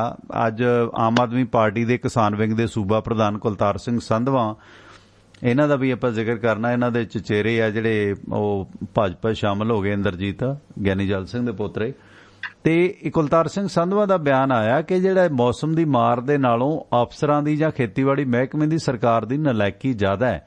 ਇਹ ਜਿਹੜੇ ਕੀਟ ਪਤੰਗਿਆਂ ਦਾ ਹਮਲਾ ਹੋਇਆ ਖਾਸ ਕਰਕੇ ਨਰਮੇ ਤੇ ਕਪਾਹ ਨੂੰ ਪੰਜਾਬ ਸਰਕਾਰ ਪ੍ਰਤੀ ਏਕੜ 20,000 ਰੁਪਏ ਮੁਆਵਜ਼ਾ ਦੇਵੇ ਤੇ ਨਾਲ ਹੀ ਰਾਜ ਆਫਤ ਫੰਡ ਦੀਆਂ ਸ਼ਰਤਾਂ ਤੇ ਨਿਯਮਾਂ ਦੇ ਵਿੱਚ ਸੋਧ ਕਰਕੇ ਸਰਲ ਬਣਾਇਆ ਜਾਵੇ ਜੋ ਫਸਲਾਂ ਦਾ ਨੁਕਸਾਨ ਹੋਣ ਤੇ ਪੀੜਤ ਕਿਸਾਨਾਂ ਨੂੰ ਵੱਧ ਤੋਂ ਵੱਧ ਨੁਕਸਾਨ ਤੇ ਵਿੱਤੀ ਰਾਹਤ ਮਿਲੇ। ਇਹ ਪਹਿਲਾਂ ਵੀ ਸੀ ਜਿਹੜੀ ਚਿੱਟੀ ਮੱਖੀ ਹੈ ਜਾਂ ਮੱਛਰ ਹੈ, ਜਿਵੇਂ ਅੱਗੇ ਪਹਿਲਾਂ ਉਹ ਆਉਂਦੀ ਹੁੰਦੀ ਸੀਗੀ ਟਿੱਡੀ ਦਲ, ਉਹਨਾਂ ਨੂੰ ਵੀ ਗੱਲ ਚੱਲਦੀ ਹੈ ਕਿਉਂਕਿ ਹਰ ਸਾਲ ਆਉਂਦਾ ਕਿ ਇਹ ਜਿਹੜਾ ਲਾਰਜ ਸਕੇਲ ਤੇ ਕੋਈ ਕੀਟ ਪਤੰਗੇ ਆਉਂਦੇ ਨੇ ਇਹਨੂੰ ਵੀ ਕੁਦਰਤੀ ਰਾਹਤ ਦੇ ਵਿੱਚ ਲਿਆਂਦਾ ਜਾਵੇ ਕਿਉਂਕਿ ਪੰਜਾਬ ਖੇਤੀ ਪ੍ਰਧਾਨ ਸੂਬਾ ਹੈ।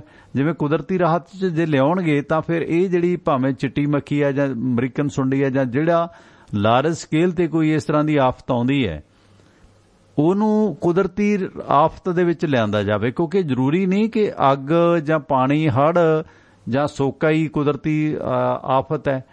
ਹੁਣ ਪਿਛਲੇ ਵਾਰ ਨਰਮੇ ਦਾ ਕਿੰਨਾ ਨੁਕਸਾਨ ਹੋਇਆ ਕਿਉਂਕਿ ਪੰਜਾਬ ਖੇਤੀ ਪ੍ਰਧਾਨ ਸੂਬਾ ਸੋ ਇਸ ਕਰਕੇ ਐਗਰੀਰੀਅਨ ਸਿਸਟਮ ਨੂੰ ਸਟੇਟ ਸੁਧਾਰੇ ਤੇ ਇਹਨਾਂ ਨੂੰ ਕੁਦਰਤੀ ਆਫਤਾਂ ਦੇ ਵਿੱਚ ਸ਼ਾਮਲ ਸਟੇਟ ਅਗਰ ਕਰਦੀ ਹੈ ਤਾਂ ਸੈਂਟਰ ਕੁਦਰਤੀ ਕਰੇਗਾ। ਪਰ ਇਹ ਹੈ ਨਾ ਸਟੇਟ ਕਰਦੀ ਨਹੀਂ। ਵਧੀਆ ਮੁੱਦਾ ਇਹਨਾਂ ਨੇ ਕੁਲਤਾਰ ਸੰਧਵਾ ਹੋਰਾਂ ਨੇ ਉਠਾਇਆ ਗੁਲਾਬੀ ਮੱਖੀ ਦਾ, ਪਰ ਇਹਦੇ 'ਚ ਖੇਤੀਬਾੜੀ ਵਿਭਾਗ ਖਾਸ ਕਰਕੇ ਜਿਹੜੇ ਅਫਸਰ ਇੰਨੀਆਂ ਤਨਖਾਹਾਂ ਲੈਂਦੇ ਨੇ, ਖੇਤੀਬਾੜੀ ਯੂਨੀਵਰਸਿਟੀਆਂ ਜਾਂ ਹੋਰ ਐਗਰੀਕਲਚਰ ਮਾਹਰ ਇਹ ਬਣਾਉਂਦੇ ਨੇ, ਉਹ ਬਿਹਤਰ ਕੰਮ ਨਹੀਂ ਕਰ ਸਕੇ, ਕਿਸਾਨਾਂ ਨੂੰ ਉਹ ਮੌਕੇ ਤੇ ਜਾਗਰੂਕ ਨਹੀਂ ਕਰ ਸਕੇ ਇਸ ਦੀ ਆਮਦ ਤੋਂ, ਤੇ ਉੱਥੇ ਫੇਲੀਅਰ ਤਾਂ ਸਰਕਾਰ ਦੀ ਹੋਇਆ ਨਾ ਇਸ ਸਿਲਸਿਲੇ ਦੇ ਵਿੱਚ। ਸੋ ਉਸ ਦੇ ਵਿੱਚ ਵੀ ਕਪਤਾਨ ਸਾਹਿਬ ਘਿਰਦੇ ਨੇ ਤੇ ਖਾਸ ਕਰਕੇ ਆ ਜਿਹੜਾ ਸਹਿਕਾਰੀ ਸੁਸਾਇਟੀਆਂ 'ਚ ਜਿਹੜਾ ਖਾਦ ਦਾ ਮਾਮਲਾ ਕਿ ਪ੍ਰਾਈਵੇਟ ਨੂੰ 30% ਵਧਾ ਦਿੱਤੀ, ਕਿਸ ਕੋਟੇ 'ਚ ਵਧਾਈ ਹੈ ਜੀ? ਜੇ ਵੱਡੇ ਕਾਰਪੋਰੇਟ ਲੁੱਟਦੇ ਨੇ ਤੇ ਛੋਟੇ ਹਟਵਾਣੀਏ ਵੀ ਤਾਂ ਲੁੱਟਦੇ ਨੇ, ਤੇ ਉਹ ਸਹਿਕਾਰੀ ਸੁਸਾਇਟੀਆਂ ਨੂੰ ਕਿਉਂ ਨਾ ਮਿਲੇ ਪ੍ਰੋਫਿਟ ਦੇ ਵਿੱਚ? ਆ ਮਾਰਕਫੈਡ ਦੀ ਕੋਈ ਖਾਦ ਚੱਕਦਾ ਨਹੀਂ ਸੀ, ਉਹ ਤੁਸੀਂ ਇਹਨਾਂ ਦੇ ਗਲ ਪਾ ਦਿੱਤੀ ਕਿ ਜਿਹੜੀਆਂ ਫਾਇਦੇ 'ਚ ਨੇ ਸੁਸਾਇਟੀਆਂ ਉਹ ਖਰੀਦੋ। ਸਹਿਕਾਰੀ ਸੁਸਾਇਟੀਆਂ ਨੂੰ ਜਿੱਥੋਂ ਸਸਤਾ ਮਿਲਦਾ ਉੱਥੇ ਖਰੀਦਣ, ਉੱਥੋਂ ਖਰੀਦਣਗੀਆਂ, ਉਹ ਤੁਹਾਡਾ ਮਹਿੰਗਾ ਸੌਦਾ ਕਿਉਂ ਖਰੀਦਣ? ਸੋ ਇਸ ਕਰਕੇ ਕਪਤਾਨ ਸਾਹਿਬ ਮੈਨੂੰ ਲੱਗਦਾ ਹੁਣ ਮੋਦੀ ਦੇ ਡਰ 'ਚ ਫਸੇ ਫਸਾਏ ਕਿਸਾਨਾਂ ਨਾਲ ਕੋਈ ਹੋਰ ਪੰਗਾ ਲੈਣਗੇ। ਇੱਕ ਦੂਜਾ ਇਹ ਦੱਸਿਓ ਕਿ ਇਸ ਬਿਆਨ ਦੇ ਨਾਲ ਹੁਣ ਕਿਸਾਨਾਂ ਦੇ ਵਿੱਚ ਜਿਹੜੇ ਆਗੂ ਨੇ ਉਹਨਾਂ 'ਚ ਕੈਪਟਨ ਦੇ ਹਮਦਰਦ ਕਿਹੜੇ ਨੇ ਤੇ ਕੈਪਟਨ ਦੇ ਖਿਲਾਫ ਨਿਰਪੱਖ ਲੜਦੇ ਕਿਹੜੇ ਨੇ? ਕਿਉਂਕਿ ਪਰਮਿੰਦਰ ਸਿੰਘ ਬਰਿਆਣਾ ਨੇ ਬਹੁਤ ਵਧੀਆ ਸਵਾਲ ਪੁੱਛਿਆ ਸੀ ਆਪਾਂ ਨੂੰ, ਤਾਂ ਚਲੋ ਉਹਨਾਂ ਨੇ ਹੁਣ ਕੀ ਚੱਕਣਾ ਕਿਸੇ ਨੇ, ਕਿ ਕਿਸਾਨ ਆਗੂ ਜੇ ਕਹਿੰਦੇ ਅਸੀਂ ਰਾਜਨੀਤਿਕ ਨਹੀਂ ਆ ਤਾਂ ਉਹ ਹਲਫੀਆ ਬਿਆਨ ਦੇਣ ਕਿ ਲੱਖੋਵਾਲ ਦੀ ਤਰ੍ਹਾਂ ਆਉਣ ਵਾਲੀ ਕਿਸੇ ਵੀ ਸਰਕਾਰ 'ਚ ਕੋਈ ਵੀ ਆਗੂ ਰਾਜਨੀਤਿਕ ਅਹੁਦਾ ਨਹੀਂ ਲਏਗਾ ਤੇ ਇਲੈਕਸ਼ਨ ਨਹੀਂ ਲੜੇਗਾ। ਸੋ ਤੁਸੀਂ ਕਿਸਾਨ ਹੋ ਤਾਂ ਕਿਸਾਨ ਬਣ ਕੇ ਚੱਲੋ, ਜੇ ਰਾਜਨੀਤਿਕ ਹੋ ਤਾਂ ਰਾਜਨੀਤਿਕ ਬਣ ਕੇ ਚੱਲੋ। ਉਹ ਵੀ ਪੈਟਰਨ ਵਧੀਆ ਸੀ।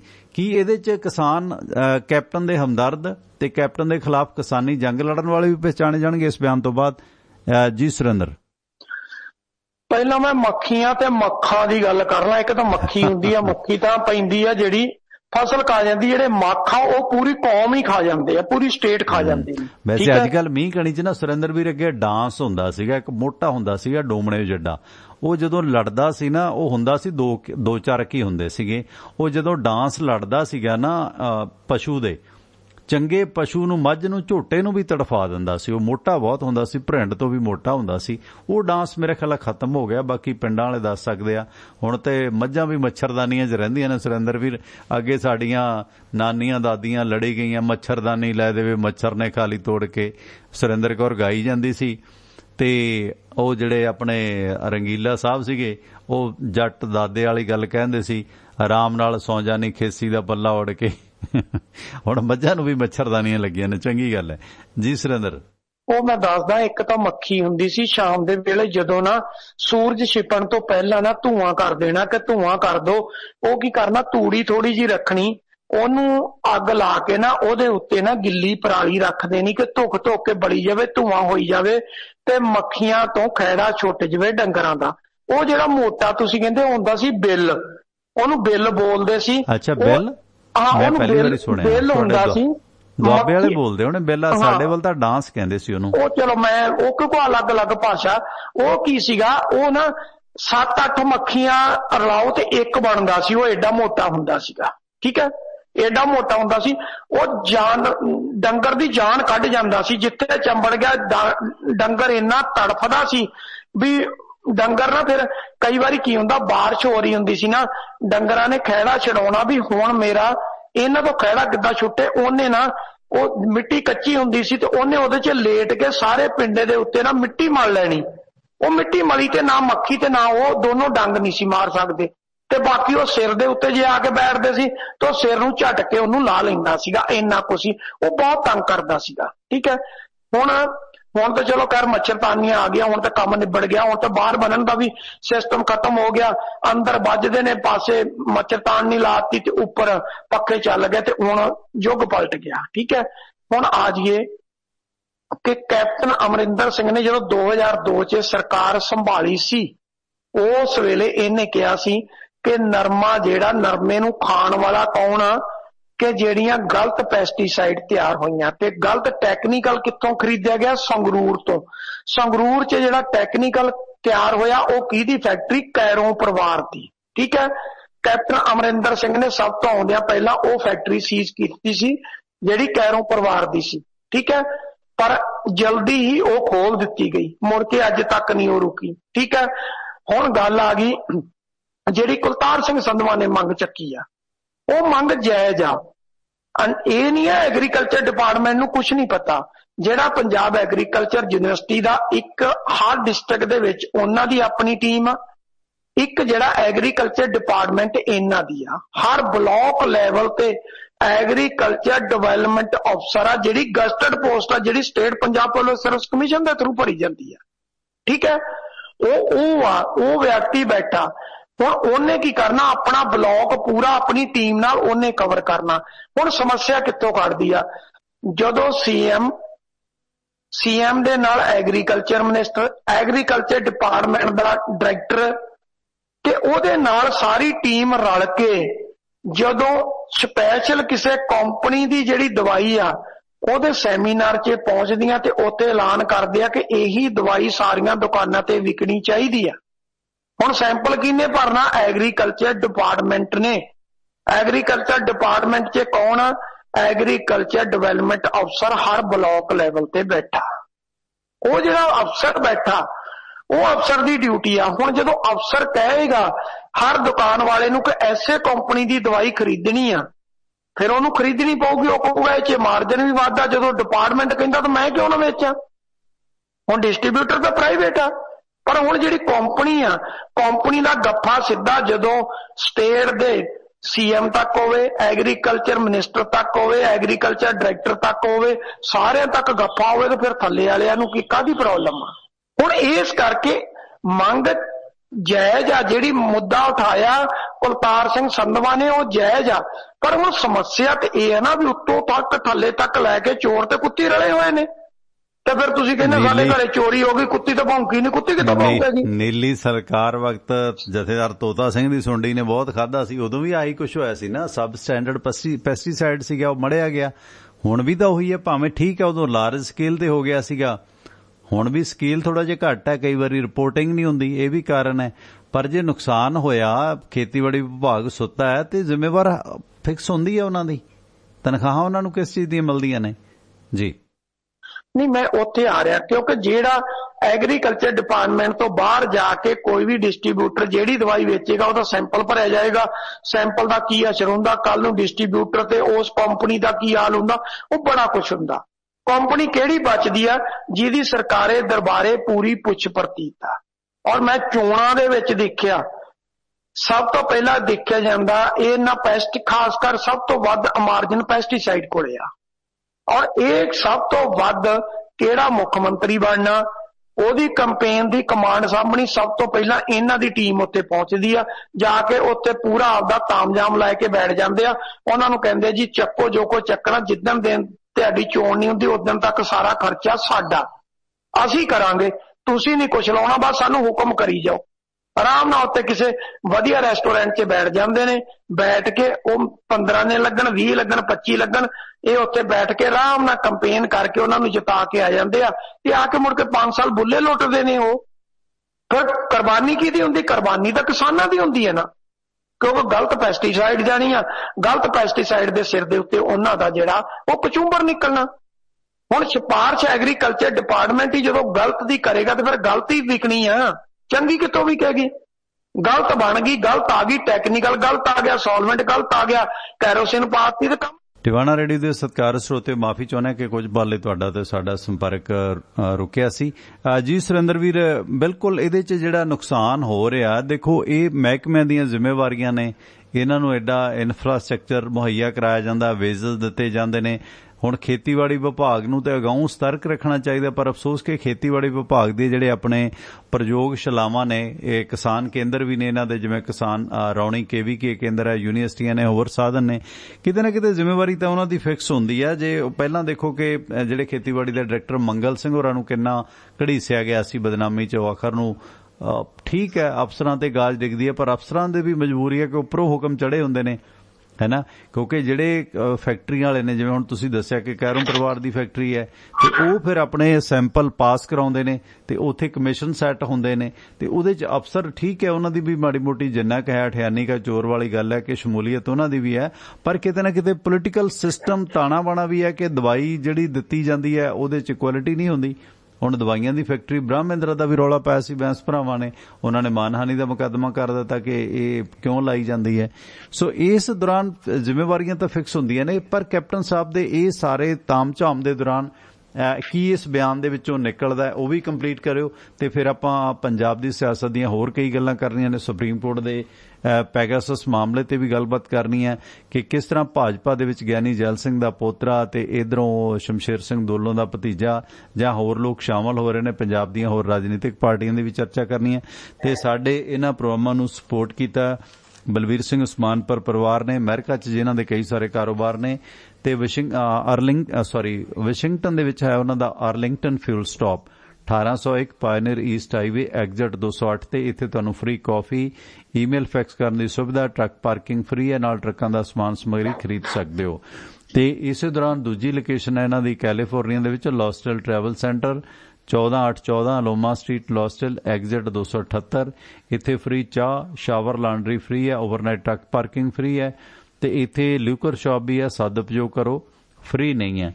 ਤੇ ਇਸ ਤੋਂ ਇਲਾਵਾ ਬਲਵੀਰ ਸਿੰਘ ਉਸਮਾਨਪੁਰ ਹੋਰਾਂ ਦਾ Delta fuel company, Mobil Exxon Marathon fuel ਕੰਪਨੀਆਂ ਨੇ, ਜਿੱਥੋਂ ਗੈਸ ਸਟੇਸ਼ਨਾਂ ਵਾਲੇ ਸੱਜਣ ਫਿਊਲ ਫਰੈਂਚਾਈਜ਼ ਤੇ ਬ੍ਰਾਂਡਡ ਤੇ ਅਨਬ੍ਰਾਂਡਡ ਡੀਜ਼ਲ ਖਰੀਦ ਸਕਦੇ ਨੇ। ਕੋਈ ਡੀਲ ਬਣਾਉਣੀ ਹੈ, ਬਲਵੀਰ ਸਿੰਘ ਉਸਮਾਨਪੁਰ ਹੋਰਾਂ ਦੇ ਭਰਾ ਹਰਜਾਪ ਸਿੰਘ ਦਾ ਨੰਬਰ ਹੈ 425 232 8413 425 232 8413।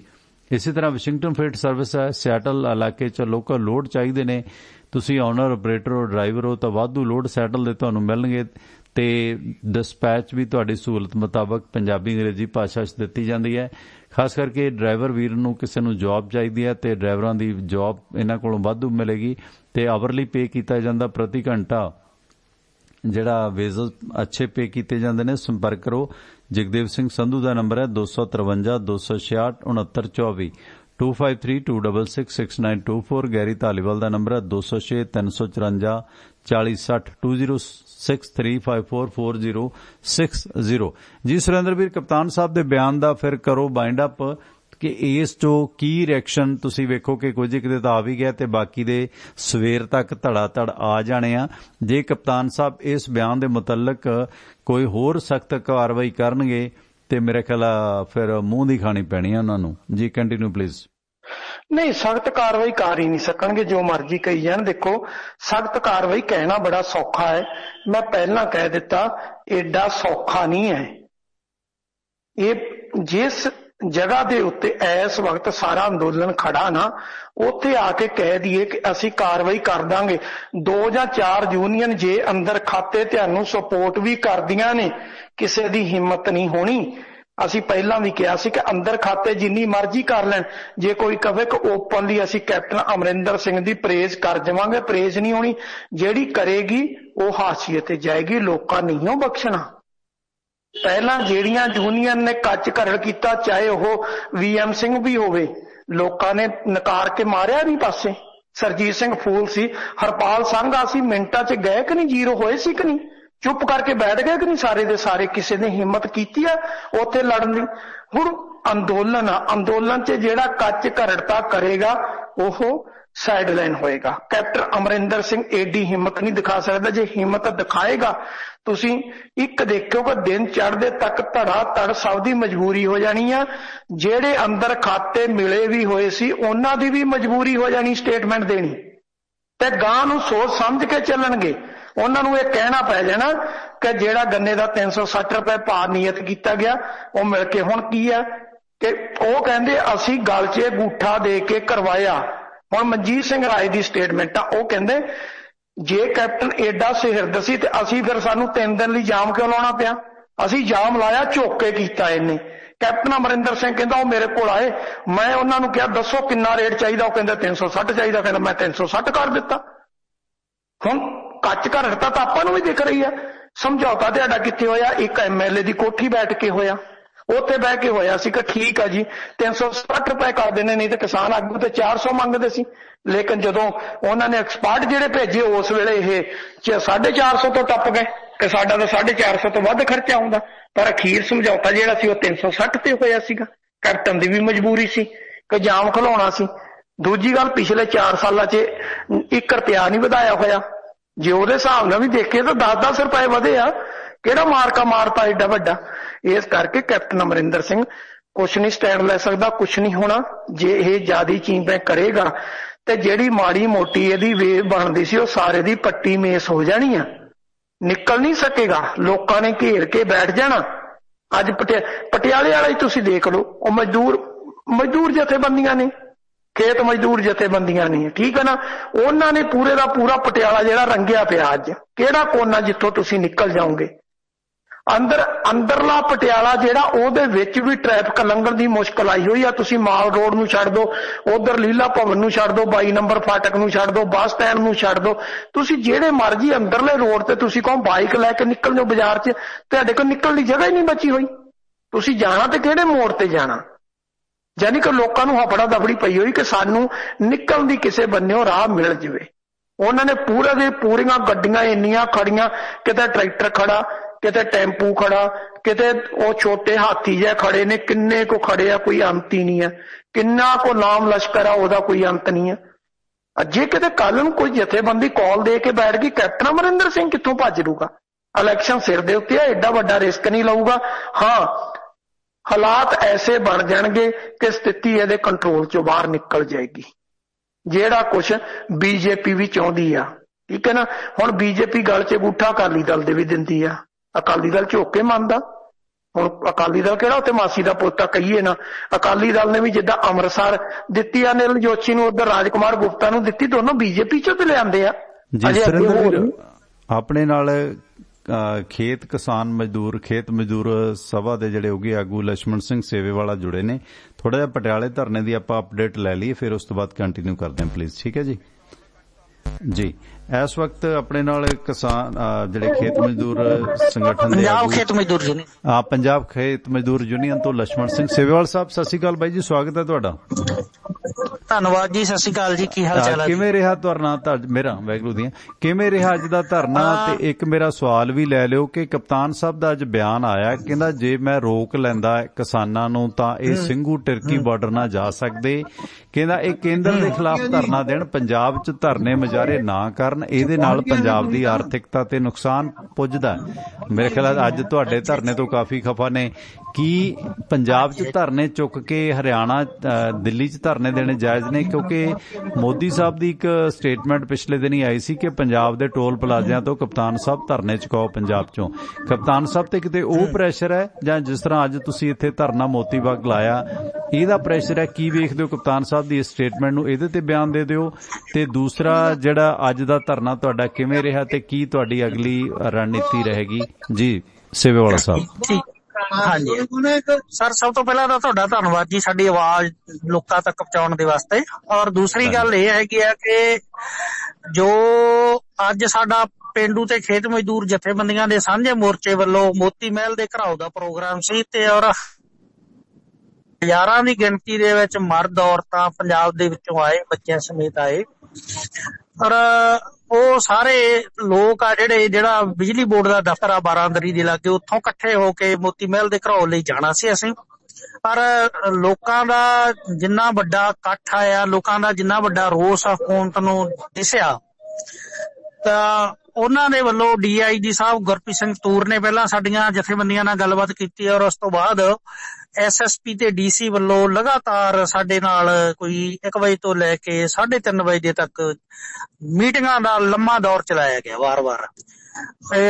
ਉਹਦੇ ਤਹਿਤ ਕੁਝ ਫੈਸਲੇ ਹੋਏ ਜਿਹਦੇ ਚ ਇਹ ਆ ਕਿ ਮਜ਼ਦੂਰਾਂ ਦੇ ਜਿਹੜੇ ਲਾਕਡਾਊਨ ਦੇ ਦੌਰਾਨ ਉਹ ਬਿੱਲ ਨਹੀਂ ਭਰ ਸਕੇਗੇ, ਉਹਨਾਂ ਦੇ ਬਕਾਏ ਬਹੁਤ ਵੱਡੀ ਪੱਧਰ ਤੇ ਖੜੇ ਸੀਗੇ, ਉਹਨਾਂ ਦੇ ਬਕਾਏ ਪਾਸੇ ਰੱਖ ਕੇ ਡੈਫਰ ਕਰਕੇ ਉਹ ਤੋਂ ਬਾਅਦ ਜਿਹੜੇ ਮਜ਼ਦੂਰਾਂ ਦੇ ਪੱਟੇ ਹੋਏ ਬਿਜਲੀ ਦੇ ਮੀਟਰ ਆ, ਕਿਉਂਕਿ ਬਹੁਤ ਵੱਡੀ ਪੱਧਰ ਤੇ ਮੀਟਰ ਪੱਟ ਦਿੱਤੇ ਸੀ ਸਰਕਾਰ ਨੇ, ਉਹ ਮੀਟਰ ਬਿਨਾਂ ਸ਼ਰਤ ਜੋੜੇ ਜਾਣਗੇ ਤੇ ਅੱਗੇ ਤੋਂ ਕੋਈ ਮੀਟਰ ਨਹੀਂ ਪੱਟਿਆ ਜਾਊਗਾ। ਇਹਦਾ ਬਕਾਇਦਾ ਲੈਟਰ ਆ ਜਿਹੜਾ ਉਹ ਉਹਨਾਂ ਨੇ ਸਾਨੂੰ ਸਟੇਜ ਦੇ ਉੱਤੇ ਲਿਆ ਕੇ ਪ੍ਰੋਵਾਈਡ ਕਰਾਇਆ।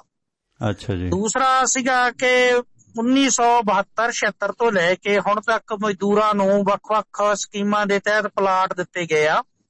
ਉਹ 20,000 ਦੇ ਕਰੀਬ ਪਲਾਟ ਇਹੋ ਜਿਹੇ ਜਿਹੜੇ ਅਲਾਟ ਤਾਂ ਕਰ ਦਿੱਤੇ, ਉਹਨਾਂ ਦੇ ਮਜ਼ਦੂਰਾਂ ਦੇ ਨਾਂ ਇੰਤਕਾਲ ਵੀ ਚੜ੍ਹ ਗਏ ਬਹੁਤਿਆਂ ਚੋਂ, ਪਰ ਉਹਨਾਂ ਦੇ ਕਬਜ਼ੇ ਨਹੀਂ ਦਿੱਤੇ ਜਾ ਰਹੇ ਸੀ। ਉਹ ਵੀ ਅੱਜ ਇੱਕ ਲੈਟਰ ਜਾਰੀ ਹੋਇਆ ਕਿ 1 ਮਹੀਨੇ ਦੇ ਵਿੱਚ ਇਹਨਾਂ ਸਾਰਿਆਂ ਨੂੰ ਜਿਹੜੇ ਪਲਾਟਾਂ ਦੇ ਉੱਤੇ ਕੋਈ ਉਸ ਤਰ੍ਹਾਂ ਦਾ ਵੱਡਾ ਡਿਸਪਿਊਟ ਨਹੀਂ ਹੈ, ਉਹ ਪਲਾਟ 1 ਮਹੀਨੇ ਦੇ ਵਿੱਚ ਜਾਰੀ ਦੇ ਦਿੱਤੇ ਜਾਣਗੇ। ਕਬਜ਼ੇ ਉਹਨਾਂ ਦੇ ਜਿਹੜੇ ਮਤੇ ਪਏ ਆ ਉਹਨਾਂ ਤੇ ਕਾਰਵਾਈ ਹੋ ਜੂਗੀ।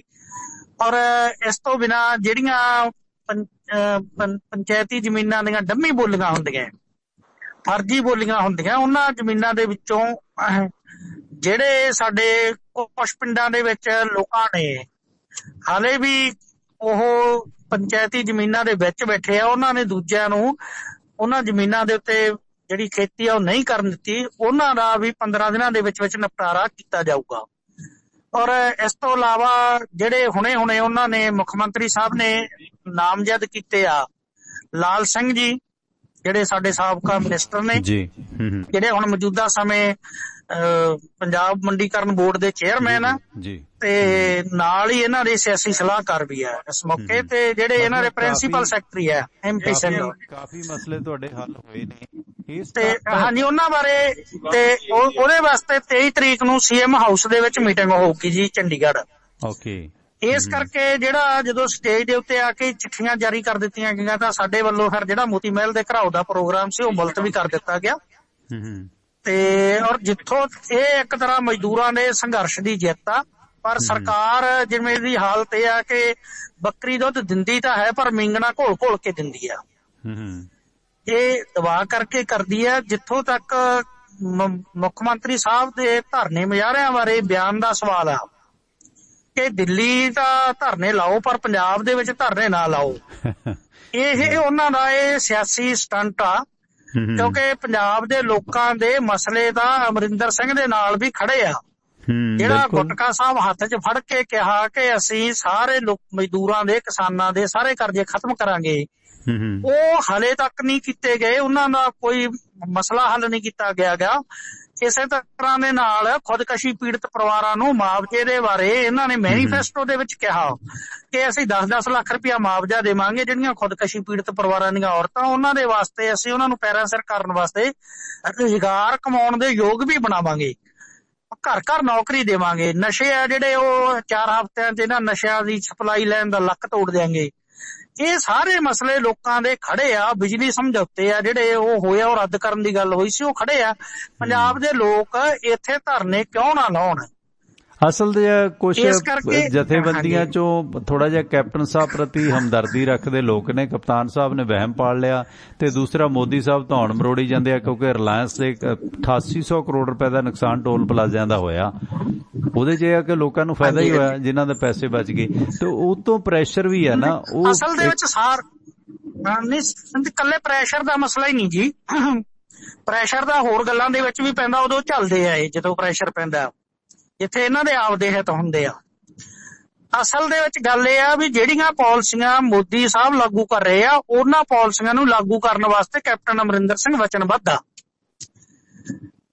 ਜੋ WTO ਦੀਆਂ ਨੀਤੀਆਂ ਹੈ, ਜੋ ਸਾਮਰਾਜੀ ਪਾਲਿਸੀਆਂ, ਜਿਹਦੇ ਤਹਿਤ ਜਿਹੜੇ ਹੁਣ ਇਹਦਾ ਕਿਸਾਨਾਂ ਦੇ ਵਿਰੋਧ ਕਰਕੇ ਕਹਿਣ ਲੱਗ ਗਏ ਆ ਵੀ ਇਹ ਜੀ ਕਾਰਪੋਰੇਟ ਘਰਾਣਿਆਂ ਨੂੰ ਨਹੀਂ, ਇਹ ਤਾਂ ਸੱਦ ਕੇ ਲਾਉਂਦੇ ਸੀ ਵੀ ਵਿਦੇਸ਼ੀ ਨਿਵੇਸ਼ ਤੋਂ ਬਿਨਾਂ ਗੱਲ ਹੀ ਨਹੀਂ ਬਣਨੇਗੀ, ਕਾਰਪੋਰੇਟ ਘਰਾਣਿਆਂ ਦੇ ਨਿਵੇਸ਼।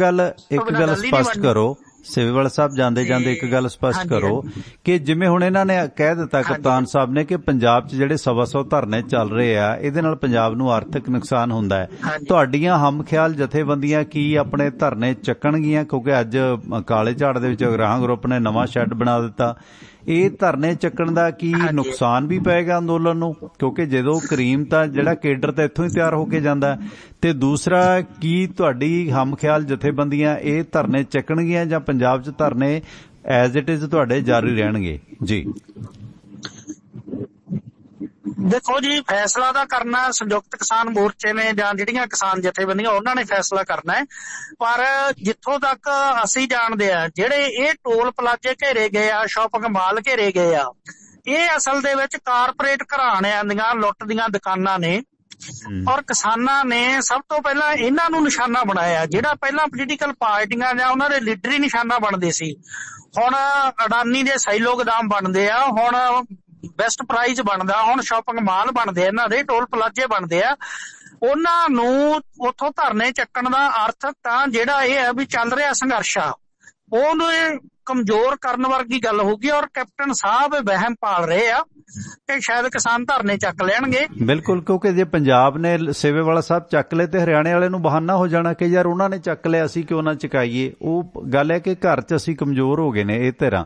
ਦੂਸਰਾ ਇੱਕ ਗੱਲ ਇਹ ਵੀ ਸਪਸ਼ਟ ਕਰਿਓ ਸੇਵੇਵਾਲਾ ਸਾਹਿਬ, ਤੁਹਾਡੀ ਪੰਜਾਬ ਖੇਤ ਮਜ਼ਦੂਰ ਯੂਨੀਅਨ ਜਾਂ ਤੁਹਾਡੇ ਜ਼ਿਆਦਾ ਖਿਆਲ ਆ ਤਾਂ ਅਗਰਾਹਾਂ ਗਰੁੱਪ ਦੇ ਨਾਲ ਮਿਲ ਕੇ ਚੱਲਦੇ ਹੋ ਤੁਸੀਂ, ਤੇ ਤੁਹਾਡੇ ਗਰੁੱਪਾਂ ਵੱਲੋਂ ਕਿੰਨੇ ਕੁ ਥਾਂ ਤੇ ਧਰਨੇ ਪੰਜਾਬ 'ਚ ਚੱਲ ਰਹੇ ਨੇ? ਜੀ ਪੰਜਾਬ 'ਚ ਵੱਖ-ਵੱਖ ਜਥੇਬੰਦੀਆਂ ਵੱਲੋਂ 100 ਤੋਂ ਉੱਪਰ ਥਾਵਾਂ ਤੇ ਧਰਨੇ ਚੱਲ ਰਹੇ ਆ ਜੀ, ਸਾਰੇ ਪੰਜਾਬ ਦੇ ਵਿੱਚ ਜਿਹੜੀਆਂ ਪੰਜਾਬ ਦੀਆਂ ਜਥੇਬੰਦੀਆਂ ਨੇ। ਤੇ ਉਹ ਧਰਨੇ ਮਤਲਬ ਜਿਹੜੀ ਇਹ ਸਭ ਤੋਂ ਪਹਿਲਾਂ ਦਿੱਲੀ ਦਾ ਕਿਸਾਨ ਬਾਅਦ 'ਚ ਗਏ ਆ, ਪਹਿਲਾਂ ਤਾਂ ਇਹਨਾਂ ਥਾਵਾਂ ਨੂੰ ਹੀ ਉਹਨਾਂ ਨੇ ਕੇਂਦਰਿਤ ਕੀਤਾ ਤਾਂ ਕਿ ਲੋਕਾਂ ਨੂੰ ਵੀ ਹੁਣ ਜਿਹੜੀ ਸਮਝ ਆ ਚੁੱਕੀ ਹੈ ਕਿ ਅਡਾਨੀ ਅਬਾਨੀ ਨੂੰ ਮੋਦੀ ਹੋਰੀ ਕਿਵੇਂ ਪ੍ਰਮੋਟ ਕਰਦੇ ਆ। ਇਹਨਾਂ ਦੀਆਂ ਜਿਹੜੀਆਂ ਇਹ ਵੱਡੇ ਵੱਡੇ ਸ਼ਾਪਿੰਗ ਮਾਲ ਆ ਜਾਂ ਜਿਹੜੇ ਇਹ ਟੋਲ ਪਲਾਜ਼ੇ ਆ, ਇਹ ਲੋਕਾਂ ਦਾ ਸਭ ਤੋਂ ਵੱਧ ਕਚੂੰਬਰ ਇਹੀ ਕੱਢਦੇ ਆ। ਇਸ ਕਰਕੇ ਲੋਕ ਆਪਦੀ ਲੜਾਈ ਨੂੰ ਕਦੇ ਨਹੀਂ ਛੱਡਣਗੇ, ਸਾਨੂੰ ਇਸੇ ਤਰ੍ਹਾਂ ਦੀ ਆਸ ਆ। ਬਾਕੀ ਫੈਸਲਾ ਉਹਨਾਂ ਨੇ ਕਰਨਾ। ਤੇ ਕੈਪਟਨ ਸਾਹਿਬ ਕਈ ਵਾਰੀ ਭਰਮ ਪਾਲਦੇ ਆ, ਭਰਮ ਪਾਲਣ ਦਾ ਸ਼ਾਇਦ ਇਕੱਲਾ ਮਸਲਾ ਨਹੀਂ ਗਾ, ਉਹਨਾਂ ਦਾ ਮਸਲਾ ਤਾਂ ਇਹ ਆ ਕਿ ਉਹ ਵੀ ਅਡਾਨੀਆਂ ਅਬਾਨੀਆਂ ਨਾਲ, ਵਾਲਮਾਰਟ ਨਾਲ, ਦੂਜਿਆਂ ਨਾਲ ਆਪਦੀ ਜਿਹੜੀ ਜਮਾਤੀ ਸਾਂਝ ਭੈਲੀ ਆ ਉਹ ਪਗਾਉਣੀ ਚਾਹੁੰਦੇ ਆ। ਜੀ ਸੇਵੇਵਾਲਾ ਸਾਹਿਬ ਬਹੁਤ ਬਹੁਤ ਧੰਨਵਾਦ ਜੀ। ਉਹੀ ਨੀਤੀਆਂ ਉਹਨਾਂ ਨੇ ਲਾਗੂ ਕਰਨੀਆਂ ਜਿਹੜੀਆਂ ਉਹ ਕਰਦੇ ਆ ਰਹੇ ਆ। ਬਿਜਲੀ ਦੇ ਜਿਹੜੇ ਮਤਲਬ ਸਮਝੌਤੇ ਹੋਇਆ, ਹੁਣ ਥਰਮਲ ਪਲਾਂਟ ਬਠਿੰਡੇ ਵਾਲਾ, ਉਦੋਂ ਕਹਿੰਦੇ ਹੁੰਦੇ ਸੀ ਮਨਪ੍ਰੀਤ ਕਿ ਮੇਰਾ ਦਿਲ ਬਹੁਤ ਦੁਖਦਾ, ਇਹਦੀਆਂ ਚਿਮਨੀਆਂ ਚੋਂ ਧੂੰਆਂ ਨਹੀਂ ਨਿਕਲਦਾ, ਤੇ ਹੁਣ ਉਹ ਚਿਮਨੀਆਂ ਢਾਉਣ ਤੇ ਆ ਗਏ ਇਹ। ਬਿਲਕੁਲ, ਹਾਂਜੀ ਹਾਂਜੀ, ਬਿਲਕੁਲ। ਥੈਂਕ ਯੂ ਸੇਵੇਵਾਲਾ ਸਾਹਿਬ, ਮਿਹਰਬਾਨੀ ਜੀ, ਥੈਂਕ ਯੂ, ਸ਼ੁਕਰੀਆ ਜੀ, ਮਿਹਰਬਾਨੀ। ਸੋ ਪੰਜਾਬ ਖੇਤ ਮਜ਼ਦੂਰ ਯੂਨੀਅਨ ਦੇ ਉੱਘੇ ਆਗੂ ਸਰ ਲਛਮਣ ਸਿੰਘ ਸੇਵੇਵਾਲਾ ਆਪਣੇ ਨਾਲ ਜੁੜੇ ਸਨ ਤੇ ਆਪਣੀ ਗੱਲਬਾਤ ਚੱਲ ਰਹੀ ਸੀ। ਲਛਮਣ ਸਿੰਘ ਸੇਵੇਵਾਲਾ ਸਾਹਿਬ ਹੋਰਾਂ ਨੇ ਕਹਿੰਦੇ ਦੇਖੋ ਸੰਯੁਕਤ ਮੋਰਚਾ ਫੈਸਲਾ ਕਰੇਗਾ, ਉਹਦੇ ਬਾਰੇ ਸੋਚਾਂਗੇ ਅਸੀਂ, ਪਰ ਇਹ ਫੈਸਲਾ ਜਿਹੜਾ ਸੂਟੇਬਲ ਨਹੀਂ ਹੈ। ਸਾਡੇ ਇਹਨਾਂ ਪ੍ਰੋਗਰਾਮਾਂ ਨੂੰ ਸਪੋਰਟ ਕੀਤਾ ਅਮਰੀਕਨ ਟੈਕਸ ਫਰਮਾਂ ਦੇ ਵਿੱਚ 5 ਸਾਲ ਦੇ ਕੰਮ ਕਰਨ ਦੇ ਤਜਰਬੇ ਯਾਫਤਾ ਸਰ ਤਰਸੇਮ ਸਿੰਘ ਗਿੱਲ CPA, ਜਿਨ੍ਹਾਂ ਕੋਲੋਂ ਤੁਸੀਂ ਇੰਡੀਵਿਜੂਅਲ ਬਿਜ਼ਨਸ ਵਪਾਰ ਕਾਰੋਬਾਰ ਦੀ ਹਰ ਤਰ੍ਹਾਂ ਦੀ ਰਿਟਰਨ ਭਰਵਾ ਸਕਦੇ ਹੋ। ਤੇ ਕਿਸੇ ਰਿਸ਼ਤੇਦਾਰ ਨੂੰ ਅਮਰੀਕਾ ਸੱਦਣਾ, ਇਮੀਗ੍ਰੇਸ਼ਨ ਦਾ ਕੋਈ ਕੰਮ, green card, work permit, spouse case apply ਕਰਨਾ, ਤਾਂ ਵੀ ਸੇਵਾਵਾਂ ਤੁਸੀਂ ਲੈ ਸਕਦੇ ਹੋ ਤਰਸੇਮ ਸਿੰਘ ਗਿੱਲ ਹੋਰਾਂ ਦੀਆਂ। ਨੰਬਰ ਹੈ 484 764 9861 4847649861। ਅਮਰੀਕਾ ਦੇ ਪੜ੍ਹੇ ਲਿਖੇ CPA Tarsem Singh Gill new jersey ਦੇ ਲਾਗੇ ਈਸਟਰਨ ਸਿਟੀ ਪੈਨਸਿਲਵੇਨੀਆ ਦੇ ਵਿੱਚ ਵਸਦੇ ਨੇ, ਜਿਨ੍ਹਾਂ ਕੋਲੋਂ ਤੁਸੀਂ ਇੰਡੀਵਿਜੂਅਲ ਬਿਜ਼ਨਸ ਵਪਾਰ ਕਾਰੋਬਾਰ ਦੀ ਹਰ ਤਰ੍ਹਾਂ ਦੀ ਰਿਟਰਨ ਭਰਵਾ ਸਕਦੇ ਹੋ। ਤੇ ਜੇ ਬੇਕਰਸਫੀਲਡ ਇਲਾਕੇ 'ਚ ਵਿਚ ਰਹੇ ਹੋ ਤਾਂ ਮਾਰੋ ਆਪਣੇ ਟਰੱਕ ਟਰਾਲਿਆਂ ਨੂੰ break. Union village truck stop ਤੇ ਨਾਲ ਬਣਿਆ ਇੰਡੀਅਨ ਰੈਸਟੋਰੈਂਟ ਤੇ ਜਿੱਥੇ ਤੁਸੀਂ ਦੇਸੀ ਘਿਓ ਦੇ ਪਰੌਂਠਿਆਂ ਦਾ ਲੁਤਫ ਲੈ ਸਕਦੇ ਹੋ, ਦਹੀਂ ਦੇ ਨਾਲ ਇਹਨਾਂ ਦੀ ਵਿਸ਼ੇਸ਼ਤਾ, ਤੇ ਹੋਰ ਭਾਰਤੀ ਵਿਦੇਸ਼ੀ ਖਾਣੇ ਖਾਧੇ ਜਾ ਸਕਦੇ ਨੇ। ਤੁਸੀਂ ਇੱਥੇ ਟਰੱਕ ਧਵਾ ਸਕਦੇ ਹੋ, ਡੀਜ਼ਲ ਪਵਾ ਸਕਦੇ ਹੋ। ਤੇ 2201 100 union avenue Bakersfield California, zip code 93-307। ਇਹ ਉਸੇ ਜਗ੍ਹਾ ਤੇ ਜਿੱਥੇ ਟਰੱਕ ਯੂਨੀਅਨ ਸਕੂਲ ਹੁੰਦਾ ਸੀ। ਰੋਡਵੇਜ਼ ਟਰਾਂਸਪੋਰਟ ਵਾਲੇ ਸੁਖੀ ਘੁੰਮਣ ਹੋਰਾਂ ਦਾ ਇਦਾਰਾ, ਜਿਨ੍ਹਾਂ ਦਾ ਨੰਬਰ ਹੈ 661 304 7500 6613047500। ਆਸਟ੍ਰੇਲੀਆ ਤੋਂ ਬਲਵਿੰਦਰ ਸਿੰਘ ਦੇਲਾ। ਬਲਵਿੰਦਰ ਜੀ ਸਵਾਗਤ ਹੈ ਤੁਹਾਡਾ, ਵੈਲਕਮ। ਕੀ ਕਹਿਣਾ ਚਾਹੁੰਦੇ ਹੋ? ਬਲਵਿੰਦਰ ਜੀ ਸਵਾਗਤ ਹੈ ਤੁਹਾਡਾ, ਵੈਲਕਮ। ਹੈਲੋ ਹਾਂ ਬਲਵਿੰਦਰ ਜੀ ਔਨ 에ਅਰ ਹੋ ਤੁਸੀਂ ਰੇਡੀਓ ਤੇ ਵੈਲਕਮ। ਹੈਲੋ ਹਾਂਜੀ ਹਾਂਜੀ ਗੱਲ ਕਰੋ ਪਲੀਜ਼। ਸੌਰੀ ਲਾਈਨ 'ਚ ਕੋਈ ਦਿੱਕਤ ਆ ਰਹੀ ਹੈ। ਖੈਰ ਸੁਰਿੰਦਰ ਭਾਈ ਜੀ ਇਹ ਤਾਂ ਸਪਸ਼ਟ ਕਰ ਗਏ ਨੇ, ਕਹਿੰਦੇ ਇਹ ਫੈਸਲਾ ਤਾਂ ਜਾਇਜ਼ ਨਹੀਂ ਹੈ। ਕਪਤਾਨ ਸਾਹਿਬ ਮੋਦੀ ਸਾਹਿਬ ਦੀਆਂ ਨੀਤੀਆਂ ਨੂੰ ਕਿਸੇ ਨਾ ਕਿਸੇ ਤਰ੍ਹਾਂ ਇੰਪਲੀਮੈਂਟ ਕਰਨਾ ਚਾਹੁੰਦੇ ਨੇ। ਇਹਦੇ ਤੇ ਕੋਈ ਅਪਡੇਟ ਹੋਵੇ ਕੰਪਲੀਟ ਕਰ ਦਿਓ।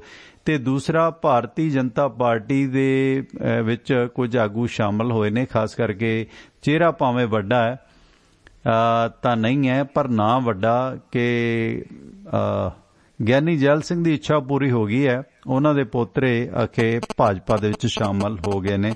ਵੱਡੀ ਪ੍ਰਾਪਤੀ ਇਸ ਨੂੰ ਦੱਸਿਆ ਜਾ ਰਿਹਾ।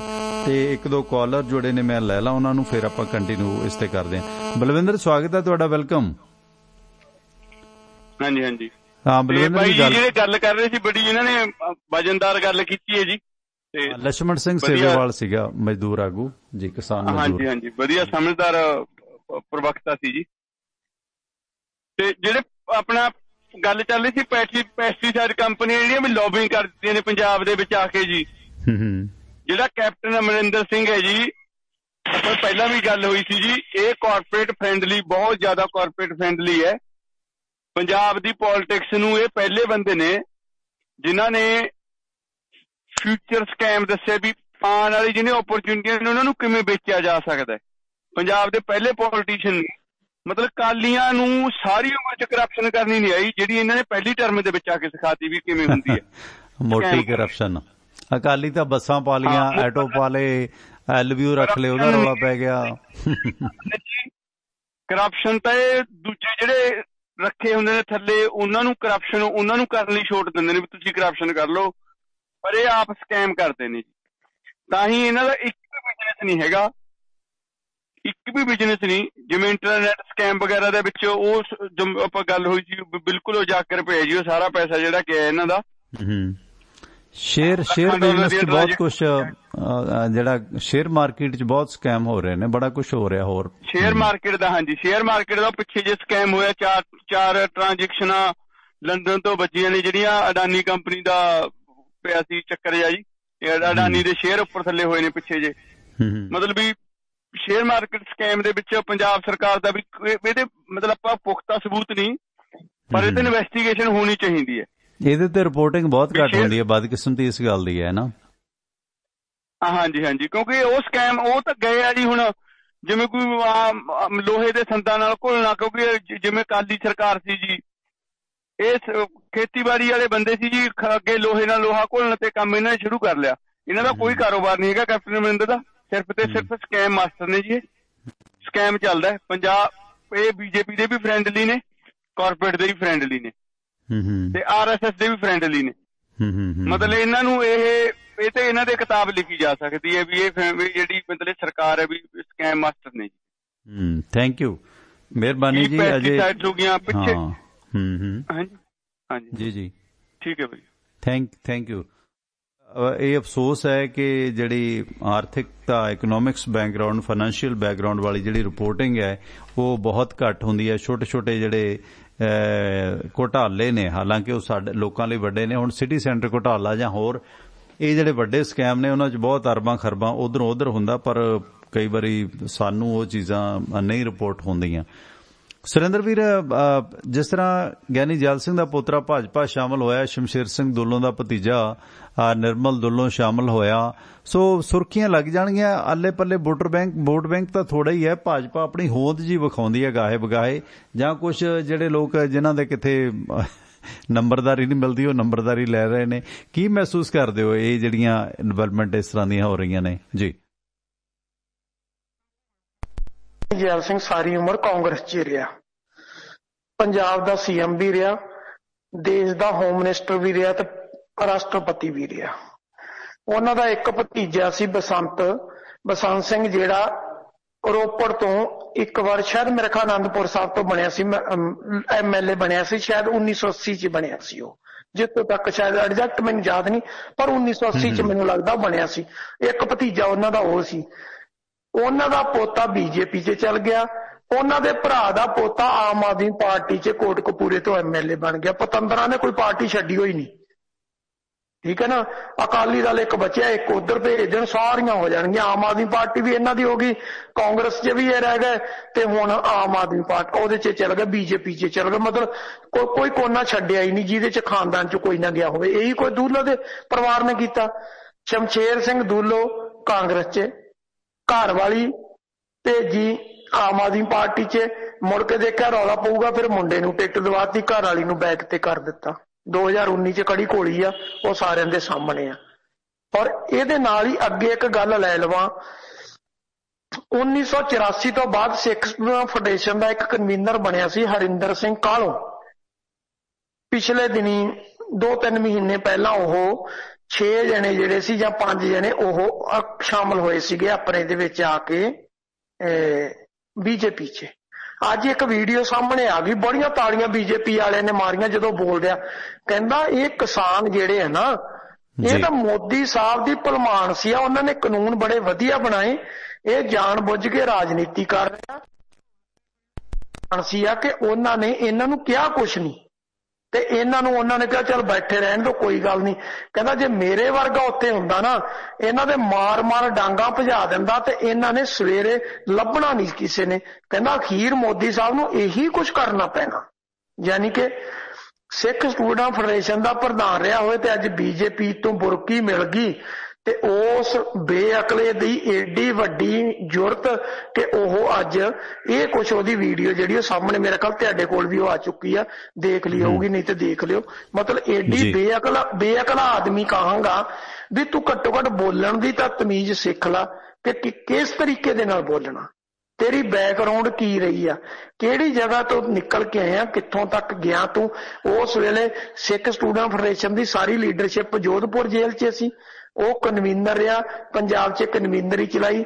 ਜਦੋਂ ਉਹ ਪਾਸੇ ਹਟਿਆ ਉਹਦੇ ਬਾਅਦ ਇਹਨਾਂ ਪ੍ਰੈਜ਼ੀਡੀਅਮ ਬਣਾ ਕੇ ਕੰਮ ਚਲਾਇਆ, ਤੇ ਬਾਅਦ ਦੇ ਵਿੱਚ ਬਾਕੀ ਪਾਸੇ ਨੂੰ ਜਿਹੜੀ ਸੀ ਉਹ ਸਿੱਖ ਸਟੂਡੈਂਟ ਫੈਡਰੇਸ਼ਨ ਦੀ ਵਾਗਡੋਰ ਵੱਖ-ਵੱਖ ਬੰਦਿਆਂ ਦੇ ਹੱਥਾਂ 'ਚ ਆਈ। ਯਾਨੀ ਕਿ ਉਹ ਵਿਅਕਤੀ ਵੀ ਏਦਾਂ ਦੀ ਸਟੇਟਮੈਂਟ ਦੇਵੇ, ਕਿਤੇ ਨਾ ਕਿਤੇ ਮੈਨੂੰ ਚੁਭੀ। ਮੈਂ ਕਿਹਾ ਇਹਨੂੰ ਤੇ ਧੇਲੇ ਦੀ ਅਕਲ ਨਹੀਂ, ਜਾਂ ਇਹ ਲਾ ਲਓ ਕਿ ਇਹ 65 ਤੋਂ ਟੱਪ ਗਿਆ, 70 ਦੇ ਨੇੜੇ ਪਹੁੰਚ ਗਿਆ, ਤੇ ਇਹਨੇ ਇਹ ਕੜੀ ਘੋਲਣੀ ਸੀ। ਮਤਲਬ ਸਟੇਟਮੈਂਟ ਦੇਣ ਲੱਗਾ, ਉਹ ਵੀ ਦੇਖੋ ਕੀ ਆ। ਹੁਣ ਉਹਨੂੰ ਇਹ ਨਹੀਂ ਪਤਾ ਕਿ ਰਿਕਾਰਡਿੰਗ ਹੋ ਰਹੀ ਆ। ਹੁਣ ਜੇ ਰਿਕਾਰਡਿੰਗ ਹੋ ਰਹੀ ਆ, BJP ਵਾਲੇ ਤਾੜੀਆਂ ਮਾਰਦੇ ਆ, ਤੇ ਉਹਦੀ ਵੀਡੀਓ ਦੇ ਥੱਲੇ ਦੇਖ ਲਓ ਫਿਰ ਲੋਕਾਂ ਨੇ ਉਹਨੂੰ ਕਿੰਨਾ ਕੁ ਲੂਣ ਜਿਹੜਾ ਉਹ ਵੀ ਦਿੱਤਾ। ਯਾਨੀ ਕਿ ਆਮ ਕਰਕੇ ਡੰਗਰਾਂ ਨੂੰ ਹੁੰਦਾ ਸੀ ਜਦੋਂ ਪੱਠੇ ਨਹੀਂ ਸੀ ਖਾਂਦੇ, ਕਹਿੰਦੇ ਇੱਕ ਨਾਲ ਜੀ ਭਾਰੇ ਨੂੰ ਲੂਣ ਦੀ ਇਹਦੇ ਮੂੰਹ 'ਚ ਸੁੱਟ ਦੇ, ਆਪਣੇ ਆਪ ਇਹਦਾ ਹਾਜ਼ਮਾ ਜਾਂ ਸੈੱਟ ਹੋ ਜਾਊਗਾ, ਪੱਠੇ ਖਾਣ ਲੱਗ ਜਾਊਗਾ। ਮਤਲਬ ਉਹ ਅੱਜ ਉਹਦੀ ਵੀਡੀਓ 'ਚ ਵੀ ਇਹ ਕੁਛ ਹੋਇਆ।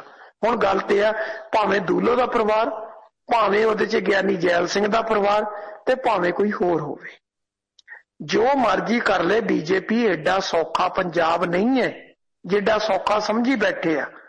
ਜਿੰਨੇ ਮਰਜ਼ੀ ਦਮਗਜੇ ਮਾਰ ਲੈਣ, ਉਹਨੂੰ ਇਹ ਪੁੱਛੇ ਵੀ ਜੇ BJP ਵਾਲੇ ਵੀ ਕਹਿੰਦੇ, ਗਿਆਨੀ ਜੈਲ ਸਿੰਘ ਦਾ ਵੀ ਪੋਤਾ ਇਹ ਕਹਿੰਦਾ ਵੀ ਮੇਰੇ ਦਾਦੇ ਦੀ ਇਹ ਤਮੰਨਾ ਸੀ, ਤੇ ਫਿਰ ਦਾਦਾ ਕਿਉਂ ਨਾ BJP 'ਚ ਗਿਆ? BJP ਤਾਂ 1980 'ਚ ਬਣ ਗਈ ਸੀ। 1980 'ਚ ਹੁਸ਼ਿਆਰਪੁਰ ਤੋਂ ਮੈਂਬਰ ਪਾਰਲੀਮੈਂਟ ਜਿੱਤਿਆ ਸੀ। ਫਰੀਦਕੋਟ ਤੋਂ ਕਿਉਂ ਨਾ ਲੜੀ ਉਦੋਂ ਗਿਆਨੀ ਜੈਲ ਸਿੰਘ ਨੇ? ਆ ਕੇ ਹੁਸ਼ਿਆਰਪੁਰ ਤੋਂ ਜਿੱਤ ਕੇ ਜਾ ਕੇ ਮੈਂਬਰ ਪਾਰਲੀਮੈਂਟ ਬਣ ਕੇ ਹੋਮ ਮਿਨਿਸਟਰ ਬਣਿਆ ਸੀਗਾ ਜਾ ਕੇ ਭਾਰਤ ਦਾ। ਹੁਣ ਗੱਲ ਇਹ ਆ, ਚਰਨਜੀਤ ਚੰਨੀ ਕੌਣ ਆ? ਚਰਨਜੀਤ ਚੰਨੀ IAS ਅਫਸਰ ਸੀ, ਅੱਜ ਕੱਲ ਉਹ BJP 'ਚ ਖਾਸਮ ਖਾਸ ਆ ਇਹਨਾਂ ਦਾ। ਹੁਣ ਚਰਨਜੀਤ ਚੰਨੀ ਜਿਹੜਾ, ਉਹਨੂੰ ਗਿਆਨੀ ਜੈਲ ਸਿੰਘ ਦੀ ਦੋਤੀ ਵਿਆਹੀ ਹੋਈ ਆ, ਉਧਰ ਵੀ ਰਿਸ਼ਤੇਦਾਰੀ ਆ। ਜੀ ਸੁਰਿੰਦਰ, ਇੱਕ ਕਾਲ ਲੈ ਲਈਏ, ਪਲੀਜ਼ ਹੋਲਡ ਰੱਖਣਾ 1-2 ਮਿੰਟ, ਠੀਕ ਹੈ ਜੀ। ਇਸੇ ਵਿਸ਼ੇ ਨਾਲ ਸੰਬੰਧਿਤ ਕਾਲ ਹੈ, ਆਪਾਂ ਕਾਲ ਲੈ ਲਈਏ। ਮੰਡੀ ਅਹਿਮਦਗੜ੍ਹ ਤੋਂ ਪ੍ਰੋਫੈਸਰ ਗਰਧਾਰੀ ਲਾਲ ਆਪਣੇ ਨਾਲ ਜੁੜੇ ਨੇ। ਪ੍ਰੋਫੈਸਰ ਸਾਹਿਬ ਸਵਾਗਤ ਹੈ ਤੁਹਾਡਾ, ਵੈਲਕਮ। ਕੀ ਕਹਿਣਾ ਚਾਹੁੰਦੇ ਹੋ? ਤੁਸੀਂ ਔਨ 에ਅਰ ਆ ਚੁੱਕੇ ਹੋ, ਰੇਡੀਓ ਤੇ ਆ ਚੁੱਕੇ ਹੋ ਤੁਸੀਂ, ਰੇਡੀਓ ਤੇ ਗੱਲ ਹੋ ਰਹੀ ਹੈ। ਪ੍ਰੋਫੈਸਰ ਸਾਹਿਬ ਆਪਣੇ ਕੀ ਕਹਿਣਾ ਚਾਹੁੰਦੇ ਹੋ? ਸਵਾਗਤ ਹੈ ਤੁਹਾਡਾ। ਮੈਂ ਜੀ ਇਹ ਕਹਿਣਾ ਚਾਹੁੰਦਾ ਵੀ ਜਿਹੜੇ ਹੁਣ ਜੈਲ ਸਿੰਘ ਦੇ 203, ਮੈਨੂੰ ਤੁਹਾਡਾ ਪ੍ਰੋਗਰਾਮ ਬਹੁਤ ਵਧੀਆ ਲੱਗਦਾ। ਜਿਵੇਂ ਸੁਰਿੰਦਰ ਜੀ ਨੇ ਕਿਹਾ ਵੀ ਕੁਦਰ ਹੋ ਗਿਆ ਆਪਣੇ BJP 'ਚ, ਆਮ ਆਦਮੀ ਪਾਰਟੀ 'ਚ, ਇਹਦਾ ਵਿਚਾਰ ਹੋ ਹੀ ਸਕਦੇ ਨਹੀਂ ਜੀ।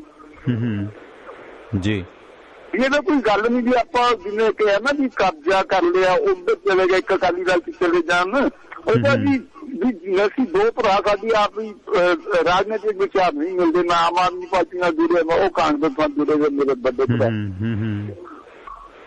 ਇਹ ਤਾਂ ਨਹੀਂ ਜੀ ਅਸੀਂ ਜਾਣ ਬੁੱਝ ਕੇ ਕੀਤਾ ਰਹੇ ਜੀ। ਜੀ ਕੋਈ ਨਹੀਂ, ਗੱਲ ਕਰ ਲੈਂਦੇ। ਥੈਂਕ ਯੂ ਭਾਈ ਸਾਹਿਬ, ਤੁਹਾਡੇ ਵਿਚਾਰ ਆ ਚੁੱਕੇ ਆ, ਮਿਹਰਬਾਨੀ। Thank you. ਦੇਖੋ ਗੱਲ ਇਹ ਹੈ ਨਾ, ਠੀਕ ਹੈ ਵਿਚਾਰ ਆਪੋ ਆਪਣੇ ਹੁੰਦੇ ਨੇ। ਮੈਂ ਅਕਸਰ ਕਹਿਣਾ ਹੁੰਦਾ ਕਿ ਸਹੁੰ ਖਾਈਏ ਜੀ ਦੀ ਪੁੱਤ ਦੀ ਨਾ ਧੀ ਦੀ। ਸਾਨੂੰ ਸਾਡੇ ਧੀ ਪੁੱਤ ਦੇ ਵੀ ਨਹੀਂ ਪਤਾ ਹੁੰਦਾ ਉਹਦੇ ਵਿਚਾਰ ਕਿੱਦਾਂ ਦੇ ਰਹਿਣ, ਉਹ ਅਮਲ ਕਰੇ ਜ਼ਿੰਦਗੀ 'ਚ, ਕਰਤੂਤ ਕਰੇ, ਕੋਈ ਨਹੀਂ ਪਤਾ ਹੁੰਦਾ। ਪਰ ਹੁਣ ਜਦੋਂ ਰਾਜਸੀ ਘਰਾਣਿਆਂ ਦੇ ਲੋਕ ਇੱਕ ਕਾਂਗਰਸ 'ਚ ਆ ਗਿਆ, ਮਨਪ੍ਰੀਤ ਬਾਦਲ ਦਾ ਇਦਾਂ ਹੀ ਹੋਇਆ, ਪਹਿਲਾਂ ਵੀ ਇਹ ਚੀਜ਼ਾਂ ਹੁੰਦੀਆਂ ਆਈਆਂ ਕਿ ਇੱਕ ਪਰਿਵਾਰਕ ਮੈਂਬਰ ਉੱਧਰ ਹੈ ਇੱਕ ਉੱਧਰ ਹੈ, ਤਾਂ ਫਿਰ ਇਹਦੇ 'ਚ ਸਵਾਲ ਉੱਠਦਾ ਕਿ ਚੰਦ ਰਾਜਨੀਤਿਕ ਘਰਾਣਾ ਹੀ ਇਹ ਚੀਜ਼ਾਂ ਕਿਉਂ ਕਰਨ। ਹੁਣ ਜੇ ਇਹ ਕਹਿ ਰਹੇ ਨੇ ਇੰਦਰਜੀਤ ਸਿੰਘ ਕਿ ਉਹਦੇ ਦਾਦੇ ਦੀ ਇੱਛਾ ਪੂਰੀ ਹੋ ਗਈ, ਭਾਈ ਜਦੋਂ ਦਾਦਾ ਸੀ ਰਿਜ਼ਾਈਨ ਕਰਕੇ ਉੱਧਰ ਆ ਜਾਂਦਾ। ਪ੍ਰੋਬਲਮ ਇਹ ਹੈ ਨਾ ਕਿ ਸਿਰਫ ਕੁਝ ਰਾਜਸੀ ਪਰਿਵਾਰਾਂ ਨੇ ਹੀ ਠੇਕਾ ਲਿਆ ਕਿ ਉਹ ਚਲਦੀ ਗੱਡੀ ਸਵਾਰ ਹੋਣ। ਲੋਕ ਜਿਹੜੇ ਦੂਸਰੀ ਮਤਲਬ ਚੰਦ ਦਿਨਾਂ ਬਾਅਦ ਤੁਹਾਡੀ ਵਿਚਾਰਧਾਰਾ ਬਦਲ ਜਾਂਦੀ ਹੈ। ਕਦੇ ਤੁਸੀਂ ਉੱਧਰ ਦਾਦਾ ਸਾਰੀ ਉਮਰ ਇਹਨਾਂ ਦੇ ਨਾਲ ਲੱਗਿਆ ਰਿਹਾ, ਗਿਆਨੀ ਜੈਲ ਸਿੰਘ, ਤੇ 84 'ਚ ਜੋ ਕੁਝ ਵਾਪਰਿਆ, ਇੱਟਾਂ ਰੋੜੇ ਉਹਦੀ ਗੱਡੀ ਨੂੰ ਵੀ ਵੱਜੇ, ਪਰ ਫਿਰ ਵੀ ਉਹ ਵਫਾਦਾਰੀ ਕਾਂਗਰਸ ਨਾਲ ਉਹਨੇ ਨਿਭਾਈ, ਰਾਜੀਵ ਨੂੰ ਸਹੁੰ ਚੁਕਾਈ ਜਾਂ ਕੁਝ ਵੀ ਸੀਗਾ। ਪਰ ਹੁਣ ਉਸ ਪਰਿਵਾਰ 'ਚੋਂ ਜੇ ਲੋਕ ਆਉਣਗੇ ਤੇ ਆਲੋਚਨਾ ਤੇ ਹੋਏਗੀ ਨਾ ਕਿ ਤੁਸੀਂ ਉਸ ਦਾਦੇ ਦਾ ਸਾਰਾ ਕੁਝ ਖਾਧਾ ਪੀਤਾ, ਤੇ ਅੱਜ ਤੁਸੀਂ ਉਸ ਦਾਦੇ ਦੀ ਵਿਚਾਰਧਾਰਾ ਨੂੰ ਪਲਟ ਕੇ ਕਹਿੰਦੇ ਹੋ ਕਿ ਦਾਦੇ ਦੀ ਇੱਛਾ ਪੂਰੀ ਹੋ ਗਈ। ਅੱਜ ਉਹਦਾ ਪੋਤਰਾ ਇੰਦਰਜੀਤ ਸਿੰਘ ਭਾਜਪਾ 'ਚ ਹੋ ਗਿਆ। ਦਾਦੇ ਦੀ ਇੱਛਾ ਦਾਦਾ ਜਿਉਂਦੇ ਜੀ ਪੂਰੀ ਨਹੀਂ ਕਰ ਸਕਿਆ ਰਾਸ਼ਟਰਪਤੀ ਹੋ ਕੇ, ਉਦੋਂ ਰਿਜ਼ਾਈਨ ਕਰਕੇ ਉਧਰ ਆ ਜਾਂਦਾ ਜੇ ਉਹਨੇ ਭਾਜਪਾ ਅੱਛੀ ਲੱਗਦੀ ਸੀ। ਪ੍ਰੋਬਲਮ ਇਸ ਗੱਲ ਦੀ ਹੈ। ਦੂਸਰਾ ਕਿ ਚੰਦ ਰਾਜਨੀਤਿਕ ਘਰਾਣਿਆਂ ਨੇ ਠੇਕਾ ਕਿਉਂ ਲੈ ਰੱਖਿਆ ਕਿ ਉਹ ਕਦੇ ਉਹ ਪਾਰਟੀ ਕਦੇ ਉਹ ਪਾਰਟੀ। ਜੀ ਸੁਰਿੰਦਰ, ਕੰਟੀਨਿਊ ਪਲੀਜ਼। ਤੁਸੀਂ ਤਫਸੀਲ ਨਾਲ ਗੱਲ ਕਰ ਰਹੇ ਸੀ, ਲਗਾਤਾਰ ਜਾਰੀ ਰੱਖੋ ਜੀ। ਇਹਨਾਂ ਰਾਜਨੀਤਿਕ ਘਰਾਣੇ ਦੀ ਮੈਨੂੰ ਇਹ ਨਹੀਂ ਹੈ ਕਿ ਕੌਣ ਕਿੱਧਰ ਗਿਆ, ਗੱਲ ਤੇ ਹੈ ਕਿ ਇਹੀ ਕਿਉਂ ਸਾਰਾ ਕੁਝ ਦਲ ਬਦਲੀ ਆ। ਮੈਂ ਤਾਂ ਸਿੱਧੀ ਕਹਿ ਦਿੱਤੀ ਕਿ ਜੇ ਗਿਆਨੀ ਜੈਲ ਸਿੰਘ ਦੀ ਤਮੰਨਾ ਸੀ 1980 ਚ ਬੀਜੇਪੀ ਹੋਂਦ 'ਚ ਆ ਚੁੱਕੀ ਸੀ ਤੇ 1980 ਦੀ ਜਿਹੜੀ ਪਾਰਲੀਮੈਂਟ ਚੋਣ ਹੋਈ ਸੀ ਉਹ ਬੀਜੇਪੀ ਨੇ ਲੜੀ ਸੀ, ਠੀਕ ਹੈ, ਤੇ ਕਿੰਨੇ ਤੱਕ 2 ਸੀਟਾਂ ਤੱਕ ਸਿਮਟੀ ਸੀ ਨਾ। ਫਿਰ ਉਸ ਵੇਲੇ ਗਿਆਨੀ ਜੈਲ ਸਿੰਘ ਬੀਜੇਪੀ 'ਚ ਕਿਉਂ ਨਹੀਂ ਗਿਆ, ਠੀਕ ਹੈ। 1992 ਆਪਣਾ 87 ਦੇ ਵਿੱਚ ਉਹ ਜਿਹੜਾ ਵਾ ਉਹਦੇ ਤੋਂ ਆਪਣਾ ਬਾਹਰ ਹੋ ਜਾਂਦਾ, ਰਾਸ਼ਟਰਪਤੀ ਰਿਟਾਇਰ ਹੋ ਜਾਂਦਾ। 1987 ਤੋਂ ਬਾਅਦ ਆਪਦੇ ਪਰਿਵਾਰ ਦੇ ਜਿਹੜੇ ਮਰਜ਼ੀ ਮੈਂਬਰ ਨੂੰ ਭੇਜ ਦਿੰਦਾ, ਬੀਜੇਪੀ 'ਚ ਕਿਉਂ ਨਹੀਂ ਭੇਜਿਆ? ਫਿਰ ਕੁਫਰੀ ਤੋਲਣਾ ਨਾ ਆ ਕੇ ਹੁਣ ਪੋਤਾ ਜੋ ਭੇਜਿਆ ਇਹਦਾ ਪਿਓ ਨੂੰ ਭੇਜਦਾ, ਆਪਦੇ ਪੁੱਤ ਨੂੰ ਭੇਜਦਾ, ਉਦੋਂ ਉਹਨੂੰ ਭੇਜਦਾ ਨਾ। ਹੁਣ ਤੀਜੀ ਪੀੜ੍ਹੀ ਕਿਉਂ, ਤੀਸਰੀ ਪੀੜ੍ਹੀ ਕੀ ਹੁਣ ਧਰਮਰਾਜ ਕੋਲ ਜਾ ਕੇ ਮਿਲ ਕੇ ਆਈ ਹੈ ਵੀ ਜਿਹੜੀ ਕਹਿੰਦੀ ਮੇਰੇ ਦਾਦੇ ਦੀ ਜਿਹੜੀ ਤਮੰਨਾ ਪੂਰੀ ਹੋ ਗਈ ਆ, ਠੀਕ ਹੈ ਨਾ। 1992 ਦੇ ਆਪਣਾ 94 ਦੇ ਵਿੱਚ ਗਿਆਨੀ ਜੈਲ ਸਿੰਘ ਦੀ ਡੈਥ ਹੋ ਜਾਂਦੀ ਆ। ਹੁਣ 1994 ਚ ਡੈਥ ਹੋ ਜਾਂਦੀ ਹੈ। ਤੁਸੀਂ ਇਹ ਤਾਂ ਦੇਖ ਲਓ ਨਾ ਵੀ ਜਦੋਂ 1994 ਚ ਡੈਥ ਹੁੰਦੀ ਆ, ਮੇਰੇ ਕੋਲ 94 ਦਾ ਐਂਡ ਸੀ ਸ਼ਾਇਦ ਜਾਂ 95 ਦੀ ਸਟਾਰਟਿੰਗ ਸੀ, ਇੱਥੇ ਡੈਥ ਹੋਈ ਉਹਨਾਂ ਦੀ। ਮਤਲਬ ਉਸ ਤੋਂ ਲੈ ਕੇ ਹੁਣ ਤੱਕ ਤੁਸੀਂ ਚੁੱਪ ਕਿਉਂ ਰਹੇ? ਉਦੋਂ ਦੇ ਬੀਜੇਪੀ 'ਚ ਆ ਜਾਂਦੇ। ਹੁਣ ਗੱਲ ਇਹ ਆ ਕਿ ਬੀਜੇਪੀ ਚੋਗਾ ਪਾਉਂਦੀ ਫਿਰ ਰਹੀ ਪੂਰੀ ਸਟੇਟ ਦੇ ਵਿੱਚ ਕਿ ਅਸੀਂ ਘੱਟੋ ਘੱਟ ਇੰਨੇ ਕੋ ਲੋਕ ਇਕੱਠੇ ਕਰ ਲਈਏ ਕਿ ਜਿਹੜੀਆਂ 117 ਸੀਟਾਂ ਸਾਡੇ ਕੋਲ ਕੈਂਡੀਡੇਟ ਪੂਰੇ ਹੋ ਜਾਣ। ਦੂਸਰੇ ਬੰਨੇ ਉਹਨਾਂ ਦਾ ਪੂਰਾ ਘੁਆੜਾ ਜਿਹੜਾ ਅਕਾਲੀ ਦਲ ਤੇ ਕਾਂਗਰਸ ਦੋਵਾਂ ਤੇ ਚੱਲਿਆ ਹੋਇਆ, ਜਿੰਨੀ ਐਂਟਰੀ ਉੱਥੇ ਪਵਾ ਸਕੇ ਉੱਥੇ ਪਵਾ ਜਾਣਗੇ। ਜੇ ਬਹੁਤੀ ਚੀਂਪ ਹੋਊਗੀ ਤੇ ਫਿਰ ਉਹ ਆਖਰੀ ਤਿਉਹਾਰ ਚਲਾ ਲੈਣਗੇ ਵੀ ਜਾਓ। ਹੁਣ ਗਵਰਨਰ ਤਾਂ ਉਹਨਾਂ ਨੇ ਪੱਕਾ ਲਾ ਹੀ ਦਿੱਤਾ ਪੰਜਾਬ ਦਾ, ਬਾਹਰੋਂ ਲੈ ਕੇ ਆਏ ਨੇ, ਉੱਥੇ ਨਵਾਂ ਲਾਤਾ, ਇੱਥੇ ਉਹਨੂੰ ਪੱਕਾ ਕਰ ਦਿੱਤਾ ਕਿ ਲਓ ਜੀ ਇਹ ਪੱਕਾ ਬੈਠ ਗਿਆ ਇੱਥੇ।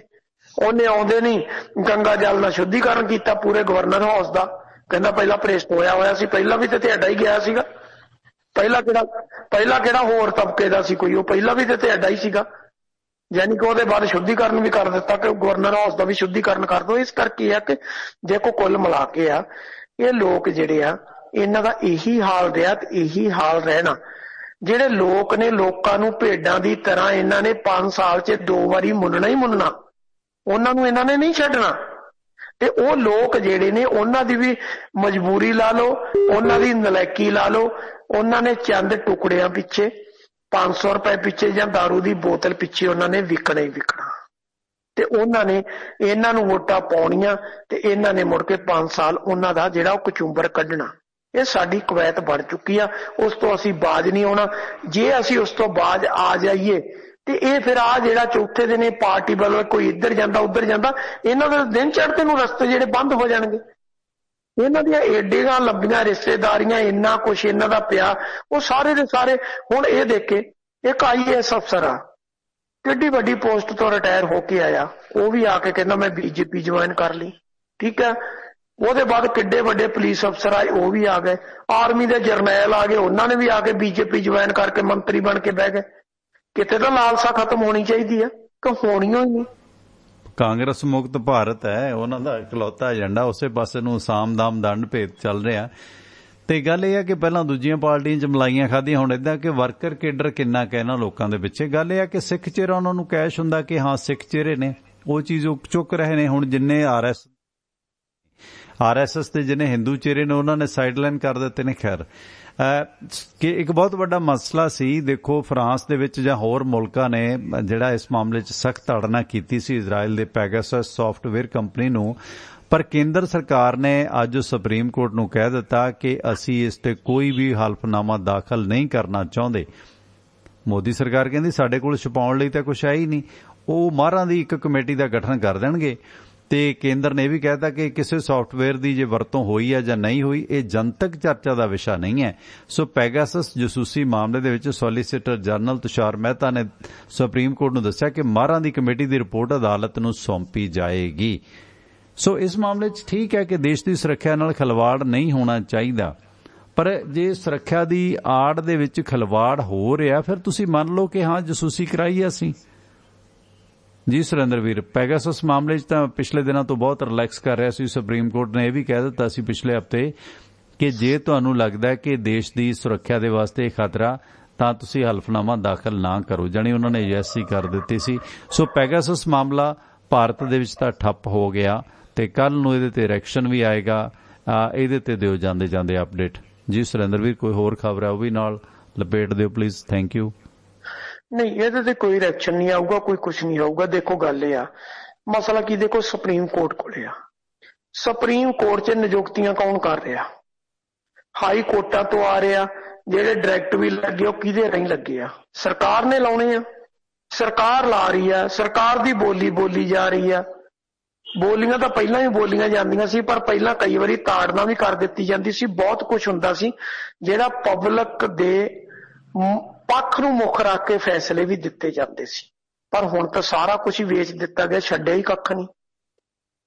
BJP ਤਾਂ ਸਿੱਧਮ ਸਿੱਧੀ ਕੇਂਦਰ ਸਰਕਾਰ ਮੰਨ ਗਈ ਕਿ ਅਸੀਂ ਜੋ ਚਾਹੀਏ ਕਰ ਸਕਦੇ ਹਾਂ, ਉਹਨਾਂ ਤੋਂ ਸਿੱਧਮ ਸਿੱਧਾ ਕਹਿਤਾ।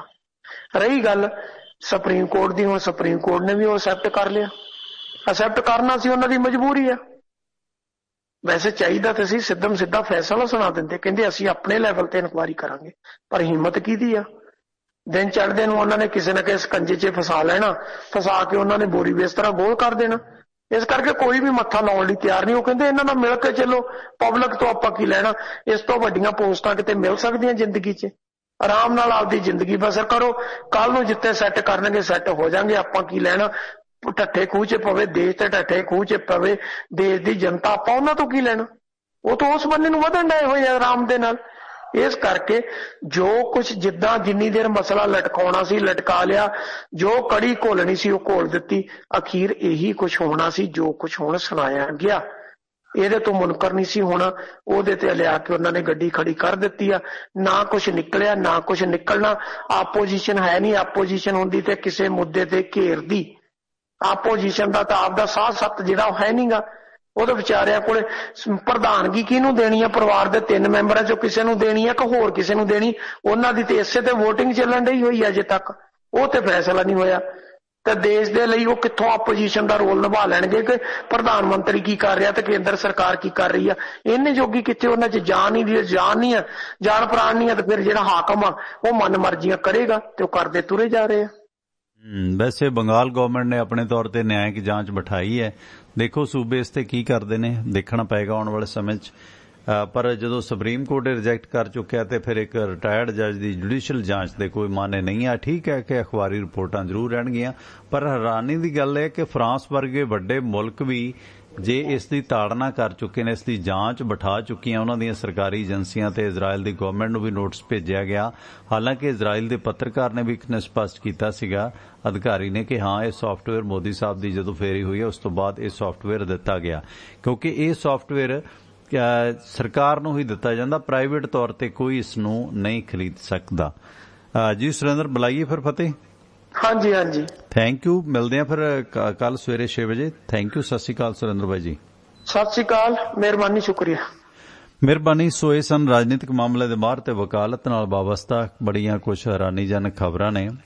ਸੋ ਮੋਗਾ ਚਰਚਾ ਦੇ ਵਿੱਚ ਹੈ। ਸੋ ਮੋਗਾ ਦੇ ਪੁਲਿਸ ਮੁਖੀ ਤਰੁਮਨ ਐਚ ਨਿੰਬਲੇ ਨੇ ਹੁਕਮ ਦਿੱਤੇ ਨੇ ਕਿ ਅੱਜ ਤੋਂ 3 ਮਹੀਨੇ ਦਾ ਫਿਟਨੈਸ ਕੋਰਸ ਹੈ ਪੰਜਾਬ ਦੀ ਪੁਲਿਸ ਦਾ ਸ਼ੁਰੂ ਹੋ ਗਿਆ ਕਿ ਪੰਜਾਬ ਪੁਲਿਸ ਮੋਟੇ-ਮੋਟੇ ਆਪਣੇ ਢਿੱਡ ਘਟਾਓ।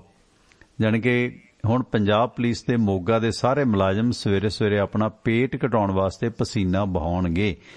ਇਸ ਕੋਰਸ ਦੇ ਦੌਰਾਨ ਦੌੜਾਂ, ਜੋਗਿੰਗ, ਡੰਡ ਬੈਠਕਾਂ ਤੇ ਯੋਗ ਆਸਨ ਕਰਵਾਏ ਜਾਣਗੇ ਤੇ ਰੋਜ਼ ਦੀ ਰੋਜ਼ ਫੋਟੋਗ੍ਰਾਫੀ ਵੈਸੇ ਫੋਟੋਗ੍ਰਾਫੀ ਨਾ ਵਿਕੂ ਬਹੁਤ ਵਧੀਆ। ਜੇ ਪੰਜਾਬ ਪੁਲਿਸ ਆਪਣਾ YouTube ਚੈਨਲ ਚਲਾਵੇ ਤੇ ਉਹ ਫਿਰ ਜਿਹੜੀ ਇਹਨਾਂ ਦੀ ਫੁਟੇਜ ਹੈ ਨਾ, ਇਹ ਠੀਕ ਹੈ ਕਿ ਫੇਸ ਬਲਰ ਕਰ ਦੇਣੇ ਚਾਹੀਦੇ ਆ। ਦੇਖੋ ਇੰਨੀ ਤਾਂ ਜ਼ਿਆਦਤੀ ਗਲਤ ਹੈ ਤੇ ਫੇਸ ਉਹਦੇ ਬਲਰ ਕਰ ਦੇਣ ਤਾਂ ਜੋ ਬੰਦਾ ਸ਼ਰਮਸ਼ਾਰ ਨਾ ਹੋਵੇ। ਵੈਸੇ ਮੈਂ ਸਮਝਦਾ ਕਿ ਇਸ ਮਾਮਲੇ 'ਚ ਨਾ ਜੇ ਫੇਸ ਵੀ ਬਲਰ ਨਾ ਕਰੀਏ, ਜਿਹੜੀਆਂ ਕੁਝ ਆਦਤਾਂ ਹੁੰਦੀਆਂ ਨੇ ਨਾ ਜਦੋਂ ਕਿਸੇ ਨੂੰ ਪਬਲਿਕਲੀ ਭੰਡੋ ਤੇ ਬੰਦਾ ਗੁਰੇਜ਼ ਕਰਦਾ। ਸਾਡੇ ਨਾਲ ਇੱਕ ਗੋਲਡੀ ਹੁੰਦਾ ਸੀ, ਬਹੁਤ ਸੋਹਣਾ ਮੁੰਡਾ, ਤੇ ਉਹਨੂੰ ਨਾ ਪਬਲਿਕਲੀ ਨਹੁੰ ਖਾਣ ਦੀ ਆਦਤ ਸੀਗੀ। ਜਦੋਂ ਅਸੀਂ ਯੂਨੀਵਰਸਿਟੀ ਖੜਾ ਹੋਣਾ ਨਾ, ਖਾਸ ਕਰਕੇ ਪਬਲਿਕ ਪਲੇਸ ਤੇ ਖੜਾ ਹੋਣਾ, ਕਿਤੇ ਲੜਕੀਆਂ 'ਚ ਖੜਾ ਹੋਣਾ, ਤੇ ਉਹਨੇ ਮੱਲੋ ਮੱਲੀ ਆਪਣੇ ਨਹੁੰ ਚੱਬਣੇ ਸ਼ੁਰੂ ਕਰ ਦੇਣੇ, ਕਿਉਂਕਿ ਜਿਹਨੂੰ ਨਹੁੰ ਖਾਣ ਦੀ ਆਦਤ ਪੈ ਜਾਏ ਉਹ ਹਟਦਾ ਨਹੀਂ, ਉਹਨੂੰ ਪਤਾ ਹੀ ਨਹੀਂ ਲੱਗਦਾ ਕਦੋਂ ਨਹੁੰ ਖਾਣ ਲੱਗ ਜਾਂਦਾ। ਜਦੋਂ ਉਹਨੇ ਅਸੀਂ ਇਸ ਤਰ੍ਹਾਂ ਇੱਕ ਦੋ ਵਾਰੀ ਸੁਚੇਤ ਕੀਤਾ ਤਾਂ ਉੱਥੇ ਬੰਦਾ ਝਿਜਕਦਾ ਕਿ ਯਾਰ ਮੈਨੂੰ ਇਹ ਆਦਤ ਹੈ। ਜਾਣੀ ਸਮਾਜ ਦੀ ਜਾਂ ਅਜਿਹੇ ਸੈਂਸਿਟਿਵ ਮੌਕੇ ਤੇ ਉਹ ਬੰਦਾ ਸ਼ਰਮ ਕਰਦਾ। ਸੋ ਜੇ ਤੁਹਾਡਾ ਪੇਟ ਨੂੰ ਲੈ ਕੇ ਤੁਹਾਨੂੰ ਇੰਨਾ ਕਿਤੇ ਨਾ ਕਿਤੇ ਮਜ਼ਾਕ ਦਾ ਸਾਹਮਣਾ ਕਰਨਾ ਪਵੇ ਤੇ ਫਿਰ ਬੰਦਾ ਆਪਣਾ ਜੀਭ ਦਾ ਸਵਾਦ ਛੱਡ ਦਿੰਦਾ, ਕਿਉਂਕਿ ਜੀਭ ਦੇ ਸਵਾਦ ਦੀ ਗੜਬੜ ਹੈ ਜ਼ਿਆਦਾ। ਤੇ ਕੁਝ ਡਿਊਟੀਆਂ ਵੀ ਸਖਤ ਨੇ ਪੰਜਾਬ ਪੁਲਿਸ ਦੀਆਂ। ਸੋ ਇਸ ਦੌਰਾਨ ਰੋਜ਼ ਦੀ ਰੋਜ਼ ਫੋਟੋਗ੍ਰਾਫੀ ਹੋਵੇਗੀ, ਵੀਡੀਓਗ੍ਰਾਫੀ ਹੋਵੇਗੀ ਕਿ ਵਾਕਈ ਸਾਰਾ ਕੁਝ ਹੋ ਰਿਹਾ। ਉਹ ਅਫਸਰ ਚੈੱਕ ਕਰਨਗੇ ਤੇ ਵੈਸੇ ਵੇਖਣ ਵਾਲਾ ਮੰਜ਼ਰ ਹੋਏਗਾ ਕਿ ਕਿਸ ਤਰ੍ਹਾਂ ਐਨ 50-50, 60-60 ਕਿਲੋ ਦੇ ਢਿੱਡ ਕਿਵੇਂ ਸਰੀਰ ਤੋਂ ਲਾਗੀ ਤੁਰੇ ਫਿਰਨਗੇ। ਜਿਵੇਂ ਉਹ ਲੰਗਾ ਦੇ ਮਾਮਲੇ 'ਚ ਨਹੀਂ ਸੀ ਕਹਿੰਦਾ ਨਵਜੋਤ ਸਿੰਘ ਸਿੱਧੂ, ਕਹਿੰਦਾ ਫੇਸ ਤਾਂ ਬਦਲੋਗੇ, ਢਿੱਡ ਕਿਹਦਾ ਬਦਲਾਓਗੇ। ਖੈਰ ਇਸ ਤਰ੍ਹਾਂ 24 ਘੰਟੇ ਦਿਨ ਰਾਤ ਦੀ ਡਿਊਟੀ, ਕਈ ਕਾਰਨ ਨੇ ਜਿਸ ਕਰਕੇ ਪੰਜਾਬ ਪੁਲਿਸ ਨੂੰ ਆਪਣੀ ਸਿਹਤ ਦਾ ਧਿਆਨ ਰੱਖਣ ਦਾ ਸਮਾਂ ਨਹੀਂ ਮਿਲਦਾ। ਸੋ ਇਹ ਫਿਟਨੈਸ ਕੋਰਸ ਹੈ ਜਿਹੜਾ DSP ਤੇ ਥਾਣਾ ਮੁਖੀਆਂ ਦੇ ਯੂਨਿਟ ਜਿਹੜੇ ਨੇ ਬਣਾਏ ਗਏ ਨੇ, ਜੋ ਸਵੇਰੇ 6 ਵਜੇ ਤੋਂ ਲੈ ਕੇ 8 ਵਜੇ ਤੱਕ ਇਹਦੀ ਐਕਸਰਸਾਈਜ਼ ਕਰਾਉਣਗੇ, ਮੋਟੇ ਪੁਲਿਸ ਵਾਲਿਆਂ ਦੀਆਂ, ਗੋਗੜਾਂ ਵਾਲਿਆਂ ਦੀ, ਤੇ ਫਿਰ ਇਹਨਾਂ ਦੀ ਵੀਡੀਓਗ੍ਰਾਫੀ ਵੀ ਹੋਏਗੀ। ਤੇ ਇਸ ਤਰ੍ਹਾਂ ਕਾਰਨ ਇਹ ਸੀਗਾ ਕਿ ਕਈ ਵਾਰੀ ਪੁਲਿਸ ਦੀ ਫਰਿਸਤ ਦੇ ਵਿੱਚੋਂ ਬਹੁਤ ਸਾਰੇ ਲੋਕ ਭੱਜ ਜਾਂਦੇ ਨੇ। ਫਿਰ ਕਹਿੰਦੇ ਜੇ ਤੁਸੀਂ ਭੱਜ ਕੇ ਚੋਰ ਨੂੰ ਨਹੀਂ ਫੜ ਸਕਦੇ ਤੇ ਫਿਰ ਤੁਹਾਨੂੰ ਪੁਲਿਸ 'ਚ ਭਰਤੀ ਕਰਨ ਦਾ ਕੀ ਫਾਇਦਾ। ਇਹ ਮਸਲਾ ਵੀ ਇੱਥੋਂ ਸ਼ੁਰੂ ਹੋਇਆ। ਪੰਜਾਬ ਹਰਿਆਣਾ ਹਾਈ ਕੋਰਟ ਨੇ ਗੋਗੜ ਵਾਲੇ ਪੁਲਿਸ ਮੁਲਾਜ਼ਮਾਂ ਦਾ ਸਰੀਰਕ ਫਿਟਨੈਸ ਦਾ ਹੁਕਮ ਦਿੱਤਾ ਹੈ। ਥਾਣਾ ਨਿਹਾਲ ਸਿੰਘ ਵਾਲਾ ਦੇ ਵਿੱਚ ਬੀਤੇ ਵਰੇ 16 ਸਤੰਬਰ ਨੂੰ 4 ਕਿਲੋ ਡੋਡੇ ਬਰਾਮਦ ਹੋਏ ਸੀ, ਸਾਬਤੇ ਖਰੋਟ, ਪਰ ਪੁਲਿਸ ਮੁਲਾਜ਼ਮਾਂ ਦੇ ਹੱਥ ਨਹੀਂ ਸੀ ਲੱਗਿਆ ਤਸਕਰ। ਤਾਂ ਮੁਲਜ਼ਮ ਮਲਕੀਤ ਸਿੰਘ ਉਰਫ ਕਾਕਾ ਪਿੰਡ ਕਿਸ਼ਨਗੜ੍ਹ ਦੀ ਪੇਸ਼ਗੀ ਜ਼ਮਾਨਤ ਲਈ ਹਾਈ ਕੋਰਟ ਤੱਕ ਪਹੁੰਚ ਕੀਤੀ ਗਈ। ਬਚਾਅ ਪੱਖ ਦੇ ਵਕੀਲ ਰਜੇਸ਼ ਭਟੇਜਾ ਨੇ ਹਾਈ ਕੋਰਟ ਦੇ ਵਿੱਚ ਜ਼ਮਾਨਤ ਅਰਜੀ ਤੇ ਸੁਣਵਾਈ ਦੌਰਾਨ ਅਜਿਹੇ ਨੁਕਤੇ ਉਠਾਏ ਕਿ ਮੁਲਜ਼ਮ ਖਿਲਾਫ ਪਹਿਲਾਂ ਕੋਈ ਕੇਸ ਨਹੀਂ ਸੀ, ਉਸ ਦੀ ਉਮਰ 45 ਸਾਲ ਹੈ, ਪੁਲਿਸ ਪਾਰਟੀ ਦੇ ਵਿੱਚ ਤਾਂ ਨੌਜਵਾਨ ਪੁਲਿਸ ਮੁਲਾਜ਼ਮ ਵੀ ਸ਼ਾਮਲ ਨੇ, ਤੇ ਫਿਰ ਇਹ ਭੱਜ ਕਿਵੇਂ ਗਿਆ ਇਹਨਾਂ ਕੋਲੋਂ। ਸੋ ਇਸ ਕਰਕੇ ਕੇਸ ਦੀ ਸਾਰੀ ਕਹਾਣੀ ਝੂਠੀ ਹੈ। ਪਰ ਪੁਲਿਸ ਪਾਰਟੀ ਦੇ ਵਿੱਚ ਨੌਜਵਾਨ ਮੁਲਾਜ਼ਮ ਵੀ ਸਨ, ਪਰ ਉਹ ਕਿਉਂ ਨਹੀਂ ਫੜ ਸਕੇ। ਤਾਂ ਫਿਰ ਜਦੋਂ ਗੱਲ ਨਿਕਲੀ ਕਿ ਭਾਈ ਜਿਹੜੇ ਮੋਟੇ ਢੱਡਾਂ ਵਾਲੇ ਨੇ ਉਹਨਾਂ ਦੀ ਬਦੌਲਤ ਇਹ ਭੱਜ ਗਿਆ ਸੀਗਾ। ਸੋ ਜਿਸ ਕਰਕੇ ਭਾਈ ਇਹਨਾਂ ਨੂੰ ਪੇਟ ਇਹਨਾਂ ਦੇ ਘਟਾ ਕੇ ਇਹਨਾਂ ਦੀ ਫਿਟਨੈਸ ਲਿਆਂਦੀ ਜਾਵੇ। ਸੋ ਇਸ ਸੰਬੰਧੀ ਮੋਗਾ ਪੁਲਿਸ ਚਰਚਾ ਦੇ ਵਿੱਚ ਆਈ ਹੈ। ਸੋ ਖਾਣੇ ਦਾ ਕੋਈ ਸ਼ਡਿਊਲ ਨਾ ਹੋਣਾ, ਤੇ ਜਦੋਂ ਇੱਕ ਬੜੇ ਚਰਚਿਤ SP ਨੇ, ਉਹਨਾਂ ਨੇ ਇੱਕ ਗੱਲ ਸੁਣਾਈ ਸੀ ਕਿਸੇ ਪੁਲਿਸ ਵਾਲੇ ਦੀ। ਉਹ ਕਹਿੰਦੇ ਵੀ ਇੱਕ ਪੰਤਰੀ ਸਾਡੀ ਡਿਊਟੀ ਲੱਗ ਗਈ। ਉਹ ਬੜਾ ਚਰਚਿਤ ਪੁਲਿਸ ਮੁਲਾਜ਼ਮ ਸੀਗਾ, ਮੈਂ ਨਾਂ ਨਹੀਂ ਲਵਾਂਗਾ। ਉਹ ਕਹਿੰਦੇ ਨਾ ਕਿਤੇ ਰੋਟੀ ਖਾ ਕੇ ਆਇਆ ਐਨ ਤੜੂ ਹੋ ਕੇ, ਖਾਣ ਦਾ ਉਹਨੂੰ ਬਹੁਤ ਲਲਕ ਸੀ ਤੇ ਸ਼ਾਇਦ ਉਹ ਰਿਟਾਇਰਡ ਅਧਿਕਾਰੀ ਨੇ ਹੁਣ, ਉਹ ਆਪਣੇ ਕਿਸੇ ਜੀਵਨੀ ਦੇ ਵਿੱਚ ਪ੍ਰਸੰਗ ਦਾ ਜ਼ਿਕਰ ਕਰਨ। ਉਹ ਪੁਲਿਸ ਮੁਲਾਜ਼ਮ ਦਾ ਨਾਂ ਵੀ ਬੜਾ ਅਜੀਬ ਰੱਖਿਆ ਹੋਇਆ ਸੀ ਉਹਨਾਂ ਨੇ ਖਾਣ ਪੀਣ ਤੋਂ ਸੰਬੰਧਿਤ। ਉਹ ਕਹਿੰਦੇ ਬਿਲਕੁਲ ਸੱਚੀ ਘਟਨਾ, ਤੁਸੀਂ ਯਕੀਨ ਮੰਨੋ ਚਾਹੇ ਨਾ ਮੰਨੋ, ਬਿਲਕੁਲ ਯਕੀਨਨ ਇਹ ਸੱਚੀ ਘਟਨਾ। ਤੇ ਉਹ ਮੁਲਾਜ਼ਮ ਕਿਤੇ ਰੋਟੀ ਖਾ ਕੇ ਟਾਇਟ ਹੋ ਕੇ ਆ ਗਿਆ। ਜਦੋਂ ਅਗਲੇ ਫੰਕਸ਼ਨ ਦੇ ਵਿੱਚ VIP ਫੰਕਸ਼ਨ ਸੀ, ਉਹਨੂੰ ਪਤਾ ਲੱਗਿਆ ਕਿ ਯਾਰ ਇੱਥੇ ਤਾਂ ਮੁਰਗੇ ਬਹੁਤ ਬਣੇ ਨੇ, ਆਪਾਂ ਐਵੇਂ ਉੱਥੇ ਦਹੀਂ ਨਾਲ ਦਾਲ ਨਾਲ ਹੀ ਮਹਾਂ ਦੀ ਨਾਲ ਮੱਥਾ ਮਾਰੀ ਗਏ। ਉਹ ਕਹਿੰਦੇ ਪਿੱਛੇ ਗਿਆ ਟੈਂਟ ਦੇ, ਉਹਨੇ ਸਾਰਾ ਤਾਜ਼ਾ ਖਾਧਾ ਹੋਇਆ ਖਾਣਾ ਕੱਢ ਦਿੱਤਾ। ਉਸ ਤੋਂ ਬਾਅਦ ਉਹਨੇ ਨਵੇਂ ਸਿਰਿਓਂ ਫੇਰ ਰੋਟੀ ਖਾਧੀ। ਹਾਂ, ਉਹ ਮਤਲਬ ਉਲਟੀ ਕਰਨ ਦਾ ਵੀ ਇੱਕ ਤਰੀਕਾ ਹੁੰਦਾ। ਮੈਨੂੰ ਮਾਈਗ੍ਰੇਨ ਰਹੀ ਹੈ, ਮੈਂ ਵੀ ਇਸ ਖਲ ਜਗਣ ਚੋਂ ਸਿੱਖਿਆ। ਬਹੁਤ ਸਾਰੇ ਲੋਕਾਂ ਨੂੰ ਉਲਟੀ ਨਹੀਂ ਆਉਂਦੀ ਤੇ ਬਹੁਤ ਸਾਰੇ ਲੋਕ 1 ਮਿੰਟ 'ਚ ਸਾਰਾ ਖਾਧਾ ਉਗਲ ਦਿੰਦੇ ਨੇ। ਗੱਲ ਕੀ ਹੈ ਕਿ ਤੁਸੀਂ ਆਪਣੀਆਂ 2 ਉਂਗਲਾਂ ਦਾ ਦਬਾਅ ਪਾ ਕੇ ਨਾ, ਜੇ ਤੁਹਾਨੂੰ ਲੱਗੇ ਕਿ ਪੇਟ ਦੀ ਗੜਬੜ ਹੈ ਤੇ ਤੁਸੀਂ ਜੀਭ ਨੂੰ ਗਲ ਤੱਕ ਦਬਾ ਦਿਓ ਪੂਰਾ। ਅਦਰਵਾਈਜ਼ ਜਿਹੜੀ ਜੀਭ ਹੈ ਨਾ, ਉਹ ਤੁਹਾਨੂੰ ਵੋਮਿਟ ਨਹੀਂ ਕਰਨ ਦਿੰਦੀ। ਜਾਂ ਤਾਂ ਬ੍ਰਸ਼ ਗਲ 'ਚ ਮਾਰੋ, ਕਈਆਂ ਨੂੰ ਉੱਦਾਂ ਆ ਜਾਂਦੀ, ਕਈਆਂ ਨੂੰ ਨਹੀਂ ਆਉਂਦੀ ਤੇ ਮੈਨੂੰ ਨਹੀਂ ਸੀ ਆਉਂਦੀ। ਫਿਰ ਮੈਂ ਪੇਟ ਦੀ ਸਫਾਈ ਵਾਸਤੇ ਆਪਣਾ ਜਿੰਨਾ ਅੰਦਰ ਅਣਪਚਿਆ ਭੋਜਨ ਹੁੰਦਾ ਸੀ ਉਹਦੇ ਤਰੀਕਾ ਕੱਢਿਆ ਸੀ ਮਾਈਗ੍ਰੇਨ ਤੋਂ ਦੁਖੀ ਹੋਏ ਨੇ। ਮਤਲਬ ਐ 2 ਉਂਗਲਾਂ ਪਾ ਕੇ ਨਾ, 2 ਫਿੰਗਰ ਟੈਸਟ। ਤੇ ਇਸ ਦੌਰਾਨ ਫਿਰ ਉਹ ਦਬਾ ਦਿੰਦੇ ਸੀ ਸਿਰ ਤੇ। ਉਹ ਦਬਾਉਣ ਦੇ ਨਾਲ ਜਿੰਨਾ ਅਣਪਚਿਆ ਖਾਣਾ ਹੁੰਦਾ ਸੀ ਤੁਹਾਡੇ ਸਟਮਕ ਪੇਟ ਦੇ ਵਿੱਚ, ਉਹ ਸਾਰਾ ਨਿਕਲ ਜਾਂਦਾ। ਸੋ ਉਹ ਪੁਲਿਸ ਮੁਲਾਜ਼ਮ ਕੋਲ ਵੀ ਇਦਾਂ ਦੀ ਕਲਾ ਸੀ ਕਿ ਉਹਨੇ ਸਾਰਾ ਖਾਧਾ ਹੋਇਆ ਖਾਣਾ ਕੱਢ ਦਿੱਤਾ। ਤੇ ਫਿਰ ਨਵੇਂ ਸਿਰੋਂ ਜਦੋਂ ਉਹਨੇ ਅਫਸਰ ਨੂੰ ਪੁੱਛਿਆ ਕਿ ਯਾਰ ਤੂੰ ਤਾਂ ਮੇਰੇ ਨਾਲ ਖਾਣਾ ਖਾ ਕੇ ਆ, ਕਹਿੰਦੇ ਨਹੀਂ ਸਾਹਿਬ ਜੀ ਪੇਟ ਖਾਲੀ ਹੋ ਗਿਆ, ਕਹਿੰਦਾ ਮੇਰਾ ਮੈਂ ਇੰਤਜ਼ਾਮ ਕਰ ਲਿਆ, ਸਪੇਸ ਬਣਾ ਲਈ। ਸੋ ਇਹ ਜਿਹੜੀ ਜ਼ਿਆਦਾ ਖਾਣ ਦੀ ਲਲਕ ਵੀ ਹੈ ਨਾ, ਕਈ ਵਾਰੀ ਹੁੰਦਾ ਕਿ ਬੰਦਾ ਸ਼ੁਰੂ ਤੋਂ ਇਸ ਤਰ੍ਹਾਂ ਦੇ ਮਾਹੌਲ 'ਚ ਹੁੰਦਾ ਕਿ ਬਹੁਤ ਜ਼ਿਆਦਾ ਖਾਣ ਦੀ ਆਦਤ ਪਈ ਹੁੰਦੀ ਹੈ। ਤੇ ਦੂਸਰਾ ਕਿ ਜਿਵੇਂ ਆਪਾਂ ਆਪਣਾ ਫਿਊਲ ਭਰਾਉਂਦੇ ਆ ਨਾ ਟੈਂਕ ਦੇ ਵਿੱਚ, ਗੱਡੀ ਦੇ ਵਿੱਚ, ਉਹ ਜਦੋਂ ਫਿਊਲ ਭਰਾ ਕੇ ਹਟਦੇ ਆ ਤਾਂ ਤੁਹਾਡੀ ਜਿਹੜੀ ਤੇਲ ਵਾਲੇ ਟੈਂਕ ਦੀ ਸੂਈ ਹੈ ਨਾ, ਇੱਕਦਮ ਉੱਪਰ ਨਹੀਂ ਆਉਂਦੀ, ਉਹ ਹੌਲੀ ਹੌਲੀ ਉੱਠਦੀ ਹੈ। ਇਸੇ ਤਰ੍ਹਾਂ ਜੇ ਤੁਸੀਂ ਰੋਟੀ ਖਾਣ ਤੋਂ ਬਾਅਦ ਜਾਂ ਹੌਲੀ ਰੋਟੀ ਖਾਓ ਤੇ ਫਿਰ ਤੁਸੀਂ 3 ਦੀ ਬਜਾਏ 2 ਹੀ ਖਾਓਗੇ। ਜੇ ਤੇਜ਼ ਖਾਓਗੇ ਤਾਂ 3 ਦੀਆਂ 4 ਵੀ ਖਾ ਜਾਓਗੇ।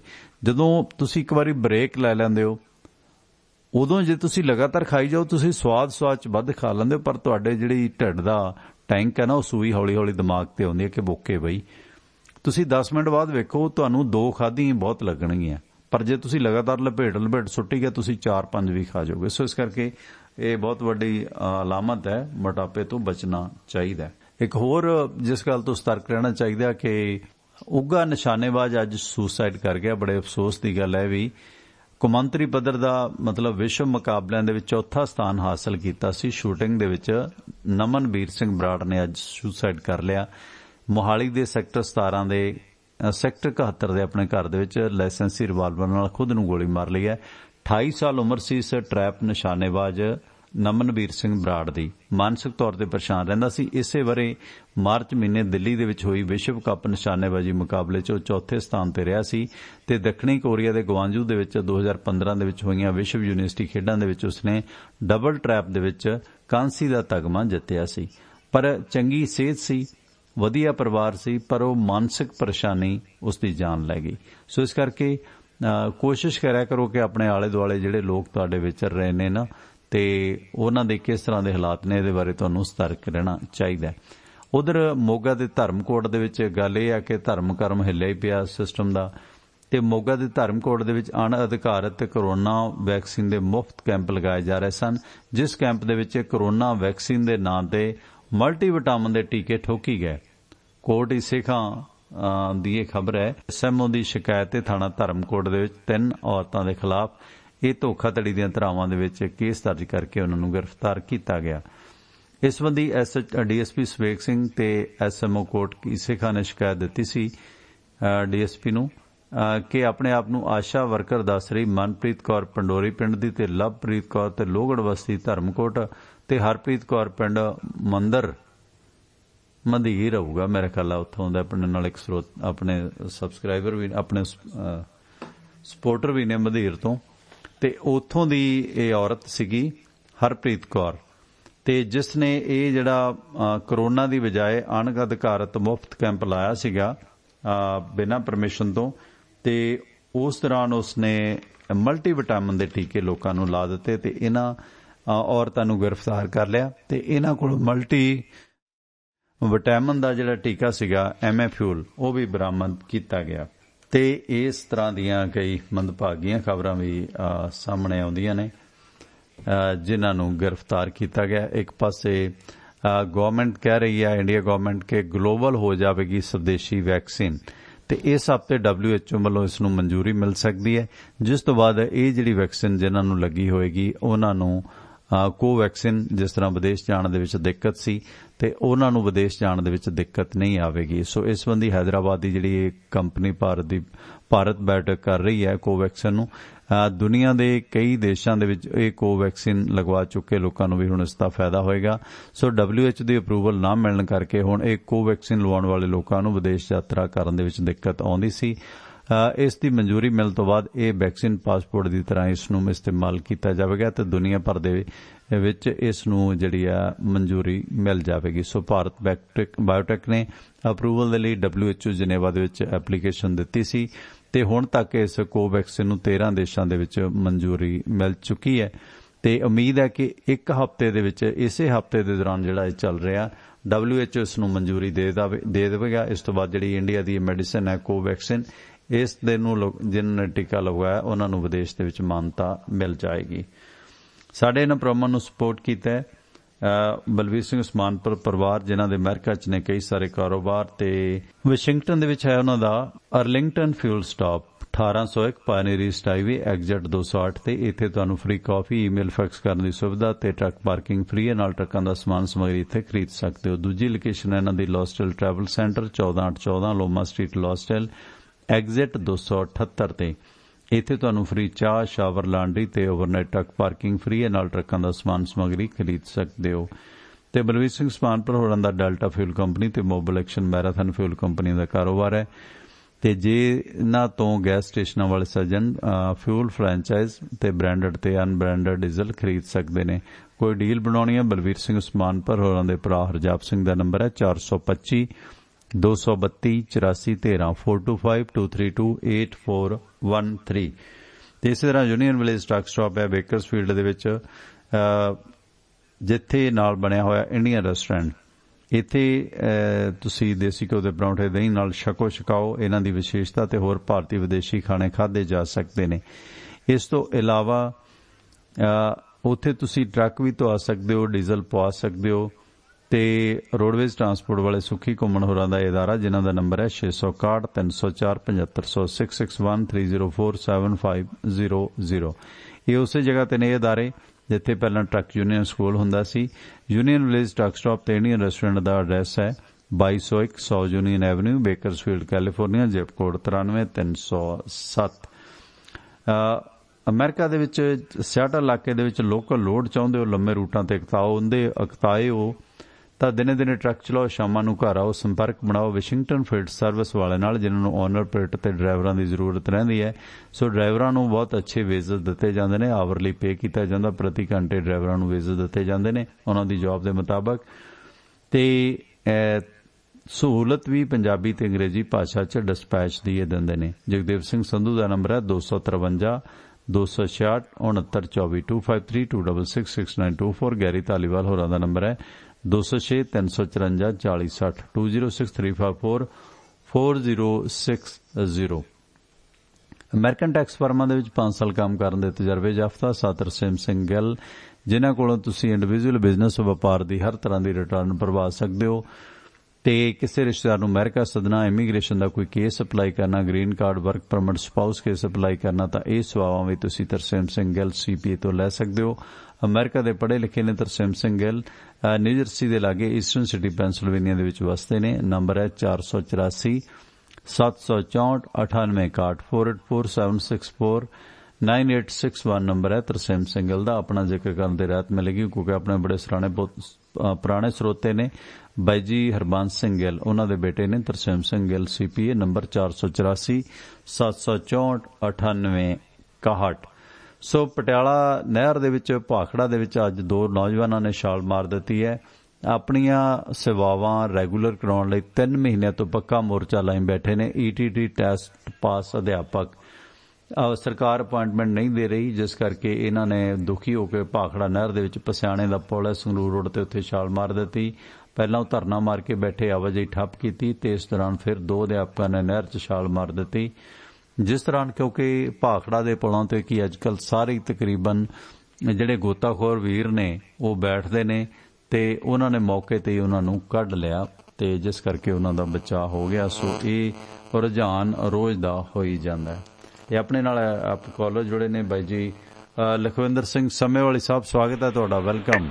ਹਾਂਜੀ ਸਰ ਜੀ, ਪਹਿਲਾਂ ਤਾਂ ਮੈਂ ਧੰਨਵਾਦ ਕਰਾਂਗਾ ਤੁਹਾਡਾ ਜੀ। ਉਹ ਮੇਰੇ ਫੋਨ ਕਰਨ ਤੇ ਮੈਨੂੰ ਸਰਦਾਰ ਬਲਜਿੰਦਰ ਸਿੰਘ ਮੌੜ ਪਿੰਡ ਦੇ ਨੇ, ਉਹਨਾਂ ਸੱਜਣਾ ਨੇ ਆਖਿਆ ਸੀ, ਉਹਨਾਂ ਨੇ ਫੋਟੋ ਵੀ ਭੇਜੀ ਆ ਵੀ ਮੇਰੇ ਕੋਲ ਕੁਝ ਕਿਤਾਬਾਂ ਹੈਗੀਆਂ ਨੇ, ਮੈਂ ਪਹੁੰਚਦੀਆਂ ਕਰ ਦੇਗਾ ਮੁਕਤਸਰ।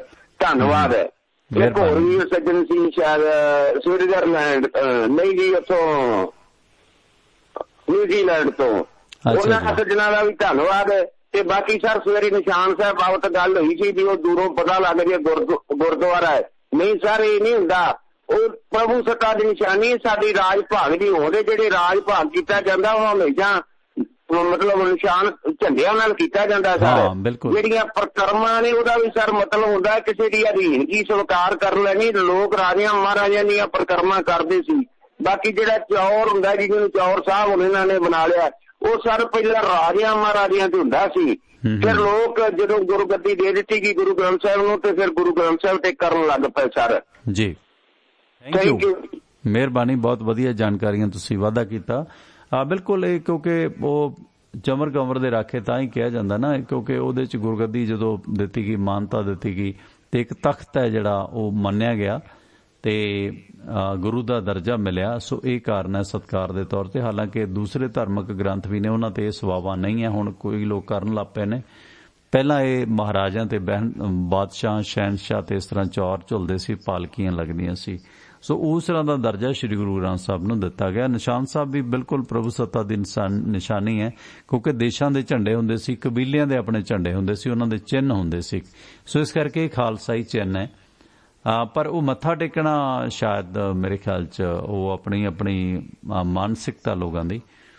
ਖੈਰ, ਸੋ ਕਾਂਗਰਸ ਦੇ ਆਗੂ ਆਕਸਰ ਫਰਨਾਂਡੇਜ਼ ਦਾ ਦੇਹਾਂਤ ਹੋ ਗਿਆ ਤੇ ਕੁਝ ਮਹੀਨੇ ਪਹਿਲਾਂ ਆਪਣੇ ਘਰ ਦੇ ਵਿੱਚ ਡਿੱਗੇ ਸਨ ਤੇ ਉਹਨਾਂ ਦਾ ਆਪਰੇਸ਼ਨ ਹੋਇਆ ਸੀ ਦਿਮਾਗ ਦਾ। ਸੋ ਡਾਕਟਰੀ ਟੀਮ ਉਹਨਾਂ ਦੀ ਦੇਖਭਾਲ ਕਰ ਰਹੀ ਸੀ। ਬਜ਼ੁਰਗ ਆਗੂ ਸਨ ਆਕਸਰ ਫਰਨਾਂਡੇਜ਼, ਜਿਨ੍ਹਾਂ ਦਾ ਬੀਤੇ ਦਿਨ ਅੱਜ ਦੇਹਾਂਤ ਹੋ ਗਿਆ। ਸੋ ਇਸ ਦੇ ਨਾਲ ਹੀ ਹੁਣ ਸਮਾਂ ਤੁਹਾਡੇ ਤੋਂ ਆ ਗਿਆ ਤੇ ਸਵੇਰੇ ਫਿਰ ਭਾਰਤੀ ਸਮਾਂ 6 ਵਜੇ ਤੋਂ ਲੈ ਕੇ 8 ਵਜੇ ਤੱਕ ਤੁਹਾਡੇ ਨਾਲ ਮੁਲਾਕਾਤ ਹੋਏਗੀ। ਤੇ YouTube ਤੇ ਬਹੁਤ ਸਾਰੇ ਸੱਜਣ ਜੁੜੇ ਨੇ। ਕੁਲਦੀਪ ਸੰਧਾ ਕਹਿੰਦੇ ਜਿਉਣ ਲਈ ਖਾਣਾ ਓਨਾ ਖਾਓ ਜਿੰਨਾ ਕਿ ਖਾਣ ਲਈ ਜਿੰਦਾ ਰਹਿ ਸਕੇ। Thank you. Dalvir Singh, thank you ਬਾਈ ਜੀ। ਤੇ ਅਰਵਿੰਦਰ ਅਰੋੜਾ ਸਾਹਿਬ, ਥੈਂਕ ਯੂ। ਦਲਵੀਰ ਸਿੰਘ ਰੰਧਾਵਾ ਤੇ ਮੁਸਲਿਮ ਭਾਈਚਾਰੇ ਵੱਲੋਂ ਵੀ ਅੱਜ ਰੋਸ ਮੁਜ਼ਾਹਰਾ ਕੀਤਾ ਗਿਆ ਵਕਫ ਬੋਰਡ ਦੀ ਜ਼ਮੀਨ ਵੇਚਣ ਦੇ ਦੋਸ਼ ਦੇ ਵਿੱਚ ਕਿ ਮੁੱਖ ਮੰਤਰੀ ਦੇ ਸਲਾਹਕਾਰ ਵੱਲੋਂ ਇਹ ਜ਼ਮੀਨਾਂ ਵੇਚੀਆਂ ਗਈਆਂ ਨੇ ਜੋ ਵਾਪਸ ਕੀਤੀਆਂ ਜਾਣ। ਤੇ 118 ਲਾਈਵ, ਥੈਂਕ ਯੂ ਜੀ, ਮਿਹਰਬਾਨੀ। ਸ਼ੇਅਰ ਵਾਲਾ ਬਟਨ ਕਿੰਨਿਆਂ ਨੇ ਦੱਬਿਆ ਪੁੱਛਦੇ ਨੇ ਦਲਵੀਰ ਰੰਧਾਵਾ। ਬਿਲਕੁਲ ਵੀਰ, ਸ਼ੇਅਰ ਕਰਿਆ ਕਰੋ ਵੱਧ ਤੋਂ ਵੱਧ। ਤੇ ਪਰਵਿੰਦਰ ਧਾਲੀਵਾਲ, ਆਰੀਅਨ ਮਨਹਾਸ, ਇਹਨਾਂ ਕਲੰਕੀਆਂ ਨੂੰ ਕਦੇ ਸ਼ਰਮ ਨਹੀਂ ਆਉਣੀ। ਕੋਈ ਨਹੀਂ, please cool down. Harjeet Singh ਲੈਟ, ਹਰਵਿੰਦਰ ਸਿੰਘ ਕਹਿੰਦੇ ਜੋ ਜਾਣਕਾਰੀ ਟਿਵਾਣਾ ਰੇਡੀ ਤੋਂ ਮਿਲੀ ਕੋਈ ਹੋਰ ਚੈਨਲ ਜੁਰਤ ਨਹੀਂ ਕਰ ਸਕਦਾ। ਇੱਕ ਜਸਪਾਲ ਸਿੰਘ ਢੱਲੋਂ ਨੇ ਟਿਵਾਣਾ ਜੀ ਤੁਹਾਡਾ ਗਲੋਬਲ ਚੈਨਲ ਤੇ। ਹਾਂ, ਥੈਂਕ ਯੂ। ਹਾਂ, ਕਈ ਸਾਰੇ ਸੱਜਣ ਕਰਦੇ ਨੇ, ਇਦਾਂ ਦੀ ਗੱਲ ਨਹੀਂ, ਪਰ ਪਤਾ ਨਹੀਂ ਕਿਉਂ ਆਪਣੀ ਜੌਬ ਤੋਂ ਭੱਜਦੇ ਆ ਲੋਕੀ। ਸਰਦਾ ਬਾਈ ਜੀ ਅਗਲਿਆਂ ਦਾ, ਇਧਰਲੀਆਂ ਉਧਰਲੀਆਂ ਗੱਲਾਂ ਮਾਰ ਕੇ ਸਰ ਜਾਂਦਾ ਤੇ ਫਿਰ ਅਗਲਿਆਂ ਨੂੰ ਕੀ ਲੋੜ ਹੈ। ਸੁਖਵਿੰਦਰ ਸਿੰਘ ਗਰੇਵਾਲ, ਅਕਾਲੀ ਦਲ ਨੇ ਟਿਕਟਾਂ ਦੀ ਲਿਸਟ ਜਾਰੀ ਕੀਤੀ ਹੈ ਇਹਦੇ ਤੇ। ਹਾਂ, ਦੱਸ ਦਿੱਤਾ ਜੀ ਮੋਟਾ ਸਾਰਾ। ਅਰਵਿੰਦਰ ਸਿੰਘ, ਅਵਤਾਰ ਸਿੰਘ ਕੁਲਾਰ ਸਾਹਿਬ ਤੇ ਜੋਗਿੰਦਰ ਸਿੰਘ ਅਕਰਾਂ ਸਾਹਿਬ ਨੇ ਕਹਿ ਦਿੱਤਾ ਕੈਪਟਨਾਂ ਠਹਿਰ ਜਾ, ਕੈਪਟਨਾਂ ਆ ਰਹੇ ਸਿਸਵਾ ਮਹਿਲ। ਭੈਣਾਂ ਸੰਦੀਪ ਕੌਰ ਦੁੱਲੇ, ਦੀਪ ਅਨੰਦਪੁਰ ਸਾਹਿਬ ਤੋਂ। ਤੇ ਦਲਜੀਤ ਸਿੰਘ ਕਹਿੰਦੇ ਕਪੂਰਥਲਾ ਹਲਕੇ ਚ ਰਾਣਾ ਗੁਰਜੀਤ ਦਾ ਵੀ ਜ਼ਬਰਦਸਤ ਵਿਰੋਧ ਹੋਇਆ। ਕਿਸਾਨ ਜਥੇਬੰਦੀਆਂ ਕਿਸ ਤਰ੍ਹਾਂ ਪੈ ਗਏ ਨੇ ਕਾਂਗਰਸ ਤੇ ਅਕਾਲੀ ਦਲ ਦਾ ਵਿਰੋਧ ਕਾਰਨ ਪਿੰਡਾਂ ਚ ਕਿਸਾਨ ਜਥੇਬੰਦੀਆਂ ਦੀ ਹਮਦਰਦੀ ਘਟ ਰਹੀ ਹੈ। ਬਿਲਕੁਲ ਜੀ, ਹੁਣ ਦੂਜਿਆਂ ਦਾ ਕਰਾਉਣਗੇ। ਹੁਣ ਕਿਸਾਨਾਂ ਦੇ ਮੱਥੇ ਤੇ ਥੋੜੀ ਲਿਖਿਆ, ਇਹ ਤਾਂ ਹੱਥ ਨੂੰ ਹੱਥ ਹੈ, ਇਹ ਚੀਜ਼ ਨਹੀਂ ਚਾਹੀਦੀ। ਇਹਦੇ ਤੇ ਕੋਈ ਪੈਟਰਨ ਅਪਣਾ ਲੈਣਾ ਚਾਹੀਦਾ ਕਿ ਇੱਕ ਹਫ਼ਤਾ ਭਾਈ ਤੁਸੀਂ ਜਿਹੜਾ ਉੱਥੇ ਸ਼ਮੂਲੀਅਤ ਕਰੋ। ਉਹ ਤਰੀਕਾ ਹੈ। ਰਾਜਨੀਤਿਕ ਤੌਰ ਤੇ ਇਦਾਂ ਰੋਕੋਗੇ, ਹੁਣ ਦੂਜੇ ਦਾ ਵਿਰੋਧ ਕਰਨਗੇ ਆਪਸ ਵਿੱਚ, ਸ਼ਾਇਦ ਕਿਸਾਨ ਆਗੂ ਅਜੇ ਸੁਚੇਤ ਨਹੀਂ ਹੈ।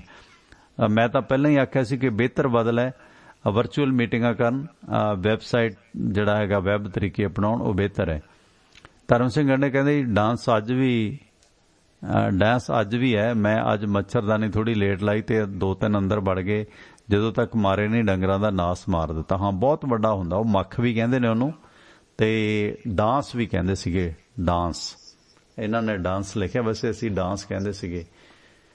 ਤੇ ਦੁਆਬੇ 'ਚ ਸ਼ਾਇਦ ਬਿੱਲ ਕਹਿੰਦੇ ਨੇ, ਜਿਵੇਂ ਸੁਰਿੰਦਰ ਵੀਰ ਨੇ ਦੱਸਿਆ। ਤੜਫਾ ਦਿੰਦਾ ਮਤਲਬ ਵੱਡੇ ਤੋਂ ਵੱਡੇ ਪਸ਼ੂ ਨੂੰ ਵੀ। Nirmal Singh thank you. Surjit Singh captain want president rule in Punjab. ਡੰਗਰਾਂ ਦੇ ਲੜਨ ਵਾਲੀ ਵੱਡੀ ਮੱਖੀ ਨੂੰ ਸਾਡੇ ਡੈਂਕੀ ਮਨਦੀਪ ਚਾਲ ਡੈਂਕੀ ਲਿਖਿਆ ਇਹਨਾਂ ਨੇ, ਇਹ ਨਵਾਂ ਨਾਮ ਹੈ ਮੇਰੇ ਲਈ। ਡੈਂਕੀ ਲੜ ਗਈ।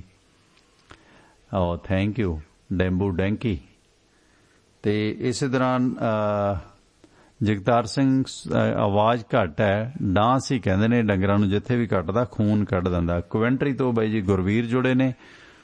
ਡਾਂਸ ਹੈ ਸੀ ਫਿਰ ਧੂਣੀ ਲਾਉਣੀ ਪੈਂਦੀ ਸੀ। ਹਾਂ ਬਿਲਕੁਲ ਗੁਰਵੀਰ, ਸਵਾਗਤ ਹੈ ਤੁਹਾਡਾ, ਵੈਲਕਮ ਵੀਰ। ਹੈਲੋ ਗੁਰਵੀਰ ਜੀ, ਕਾਲ ਕੱਟ ਗਈ ਤੁਹਾਡੀ, ਮਾਫੀ ਚਾਹੁੰਦੇ।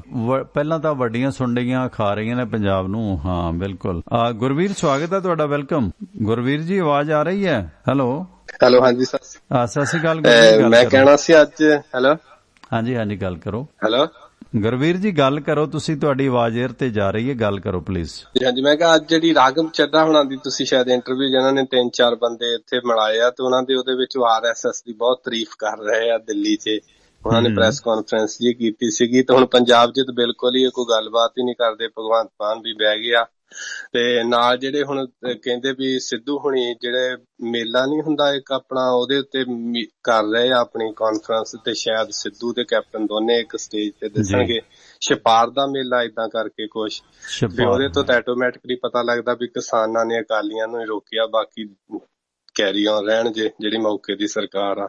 ਸੋ ਇਹ ਕਹਿਣਾ ਸੀ, ਬਾਕੀ ਬਹੁਤ ਵਧੀਆ ਪ੍ਰੋਗਰਾਮ ਸੀਗਾ। ਥੈਂਕ ਯੂ ਗੁਰਵੀਰ ਜੀ, ਥੈਂਕ ਯੂ। ਬਿਲਕੁਲ ਬਾਈ ਜੀ, ਪਤਾ ਲੱਗ ਜਾਣਾ। ਦੇਖੋ ਹੁਣ ਜੇ ਕਪਤਾਨ ਇਦਾਂ ਦੇ ਬਿਆਨ ਦਿੰਦਾ ਕਿ ਮੈਂ, ਉਹ ਭਾਈ ਤੂੰ ਕੌਣ ਆ, ਕਹਿੰਦਾ ਮੈਂ ਖਾਮਖਾ, ਇਹ ਠੀਕ ਹੈ ਕਿ ਤੂੰ ਕਿਸਾਨਾਂ ਨੂੰ ਮੁਆਵਜ਼ਾ ਦਿੱਤਾ, ਪਰ ਕੀ ਸਟੇਟ ਐ ਡੱਕ ਸਕਦੀ ਹੈ?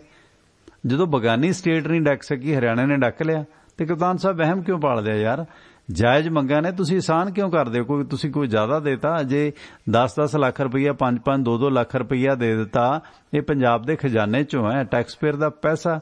ਜੇ ਮ੍ਰਿਤਕਾਂ ਨੂੰ ਦੇ ਦਿੱਤਾ, ਜਿਨ੍ਹਾਂ ਦੀ ਡੈਥ ਹੋਈ ਹੈ, ਕੋਈ ਆਸਾਨ ਤਾਂ ਨਹੀਂ ਕਰ ਦਿੱਤਾ, ਲੋੜਵੰਦ ਸੀਗੀ ਅਗਲੇ। Ghazal Sharma thank you. Dalvir Singh Randhawa thank you. Gian Singh thank you. Gian Singh, ਇੱਕ ਤਾਂ ਗਿਆਨ ਸਿੰਘ ਜੀ ਤੁਹਾਡੇ ਕਮੈਂਟ ਨਹੀਂ ਸਮਝ ਆਉਂਦੇ, ਕਿਹਨੂੰ ਕੀ ਕਹਿਣਾ ਚਾਹੁੰਦੇ ਹੋ ਪਤਾ ਨਹੀਂ ਲੱਗਦਾ ਤੁਹਾਡਾ। ਬਲਜਿੰਦਰ ਮੋੜ ਕਹਿੰਦੇ ਬਾਘਾ ਪੁਰਾਣਾ ਰੋਡ ਤੇ ਚੰਦ ਪੁਰਾਣਾ ਟੋਲ ਪਲਾਜ਼ਾ ਤੇ ਵੀ ਪੱਕਾ ਸ਼ੈੱਡ ਬਣਾ ਲਿਆ। ਬਿਲਕੁਲ ਬਣਾਉਣਾ ਚਾਹੀਦਾ, ਕਿਉਂਕਿ ਇਹ ਕਾਨੂੰਨ ਆਵਾਮ ਦੇ ਲਈ ਬਹੁਤ ਘਾਤਕ ਨੇ। ਸੁਰਿੰਦਰ ਢਿੱਲੋਂ ਕਹਿੰਦੇ ਜੀ ਕੰਡੇਦਾਰ ਚਾਹ ਨਹੀਂ, ਚਾਹ ਤਾਂ ਛਕੀ, ਅੱਜ ਤਾਂ ਆਵਾਜ਼ ਠੀਕ ਸੀ। ਵੈਸੇ ਮੇਰੀ ਪਿੱਚ ਮੈਂ ਥੋੜਾ ਸਲੋ ਬੋਲਦਾ ਤੇ ਆਵਾਜ਼ ਥੋੜੀ ਸਲੋ ਹੋ ਜਾਂਦੀ ਹੈ, ਕਈ ਵਾਰੀ ਸਿਸਟਮ ਦੇ ਵਿੱਚ ਦਿੱਕਤ ਹੈ। ਤੇ ਇਸੇ ਦੌਰਾਨ Aryan Manhas, Ranveer Singh, Kuljeet Maan thank you. Darshan Singh thank you. Pappu ਪੜੋ ਤੋਂ ਥੈਂਕ ਯੂ। ਐਡਿਕਸ਼ਨ ਹੋ ਗਈ ਕੁਲਜੀਤ ਕਹਿੰਦੇ ਬ੍ਰਹਮ ਮਾਨ ਸਾਹਿਬ ਥੈਂਕ ਯੂ। ਹਰਜੀਤ ਲੈਟ, RS ਮੱਲੀ ਸਾਹਿਬ ਕੁਵੈਤ ਤੋਂ, ਗੁਰਮੀਤ ਸਿੰਘ ਸੰਧੂ ਬਾਈ ਜੀ ਆਪਣੇ ਸਬਸਕ੍ਰਾਈਬਰ ਨੇ ਚੁੱਪ ਕੀਤੀ ਵਾਲੇ, ਸਰ ਬਰਾੜ ਮੁਕਤਸਰ ਤੋਂ thank you. Jora Singh thank you. Mandeep Singh thank you. ਸਭ ਸੱਜਣਾ ਦਾ ਧੰਨਵਾਦ। ਸੋ ਇਸ ਦੇ ਨਾਲ ਹੀ ਹੁਣ ਵਕਤ ਵਿਦਾਇਗੀ ਦਾ, ਸੋਮਵਾਰ ਤੋਂ ਲੈ ਕੇ ਸ਼ਨੀਵਾਰ ਤੱਕ ਭਾਰਤੀ ਸਮਾਂ ਸਵੇਰੇ 6 ਤੋਂ 8 ਤੇ ਸ਼ਾਮ ਨੂੰ 6:30 ਤੋਂ 8:30 ਪਟਿਆਲਾ ਸਟੂਡੀਓ ਤੋਂ ਮੈਂ ਤੇ ਐਡਵੋਕੇਟ ਸੁਰਿੰਦਰ ਸਿੰਘ ਆਪ ਨਾਲ ਜੁੜਦੇ ਹਾਂ। ਸਾਡੇ ਇਹਨਾਂ ਪ੍ਰੋਗਰਾਮਾਂ ਨੂੰ ਸਾਡੀ ਵੈਬਸਾਈਟ tivanaradio.com ਦੇ ਜ਼ਰੀਏ ਆਪ ਸੁਣ ਸਕਦੇ ਹੋ। ਉੱਥੇ ਆਈਫੋਨ ਤੇ ਐਂਡਰਾਇਡ ਐਪਸ ਮਿਲਣਗੀਆਂ, ਇੰਸਟਾਲ ਕਰੋ। ਤੇ ਕਾਲ ਟੂ ਲਿਸਨ ਨੰਬਰ ਹੈ 6679309260 667-930-9260। ਉਸ ਨੰਬਰ ਤੇ ਡਾਇਲ ਕਰਕੇ ਪ੍ਰੋਗਰਾਮ ਸੁਣਿਆ ਜਾ ਸਕਦਾ। ਪ੍ਰੋਗਰਾਮ ਨੂੰ WhatsApp ਤੇ ਮੰਗਵਾਉਣਾ ਤੇ ਸਟੂਡੀਓ ਦਾ ਨੰਬਰ ਤੇ ਮੇਰਾ ਸੰਪਰਕ ਨੰਬਰ ਹੈ 9876309655। ਸੋ ਇਸ ਦੇ ਨਾਲ ਹੀ ਵਕਤ ਤੁਹਾਡੇ ਤੋਂ ਵਿਦਾਇਗੀ ਦਾ। ਸੋ ਆਪਣੇ ਦੋਸਤ ਪਰਮਿੰਦਰ ਸਿੰਘ ਟਿਵਾਣਾ ਨੂੰ ਅੱਜ ਦਾ ਪ੍ਰੋਗਰਾਮ ਇੱਥੇ ਹੀ ਸਮਾਪਤ ਕਰਨ ਦੀ ਹੁਣ ਦਿਓ ਆ ਗਿਆ। ਸਵੇਰੇ ਫੇਰ ਭਾਰਤੀ ਸਮਾਂ 6 ਵਜੇ ਤੋਂ ਲੈ ਕੇ 8 ਵਜੇ ਤੱਕ ਤੁਹਾਡੇ ਨਾਲ ਮੁਲਾਕਾਤ ਹੋਏਗੀ। तद तक तुहाडा ते साडा रब रखा। शब्बा खैर। सत श्री अकाल। जुड़े रहो टिवाणा रेडियो।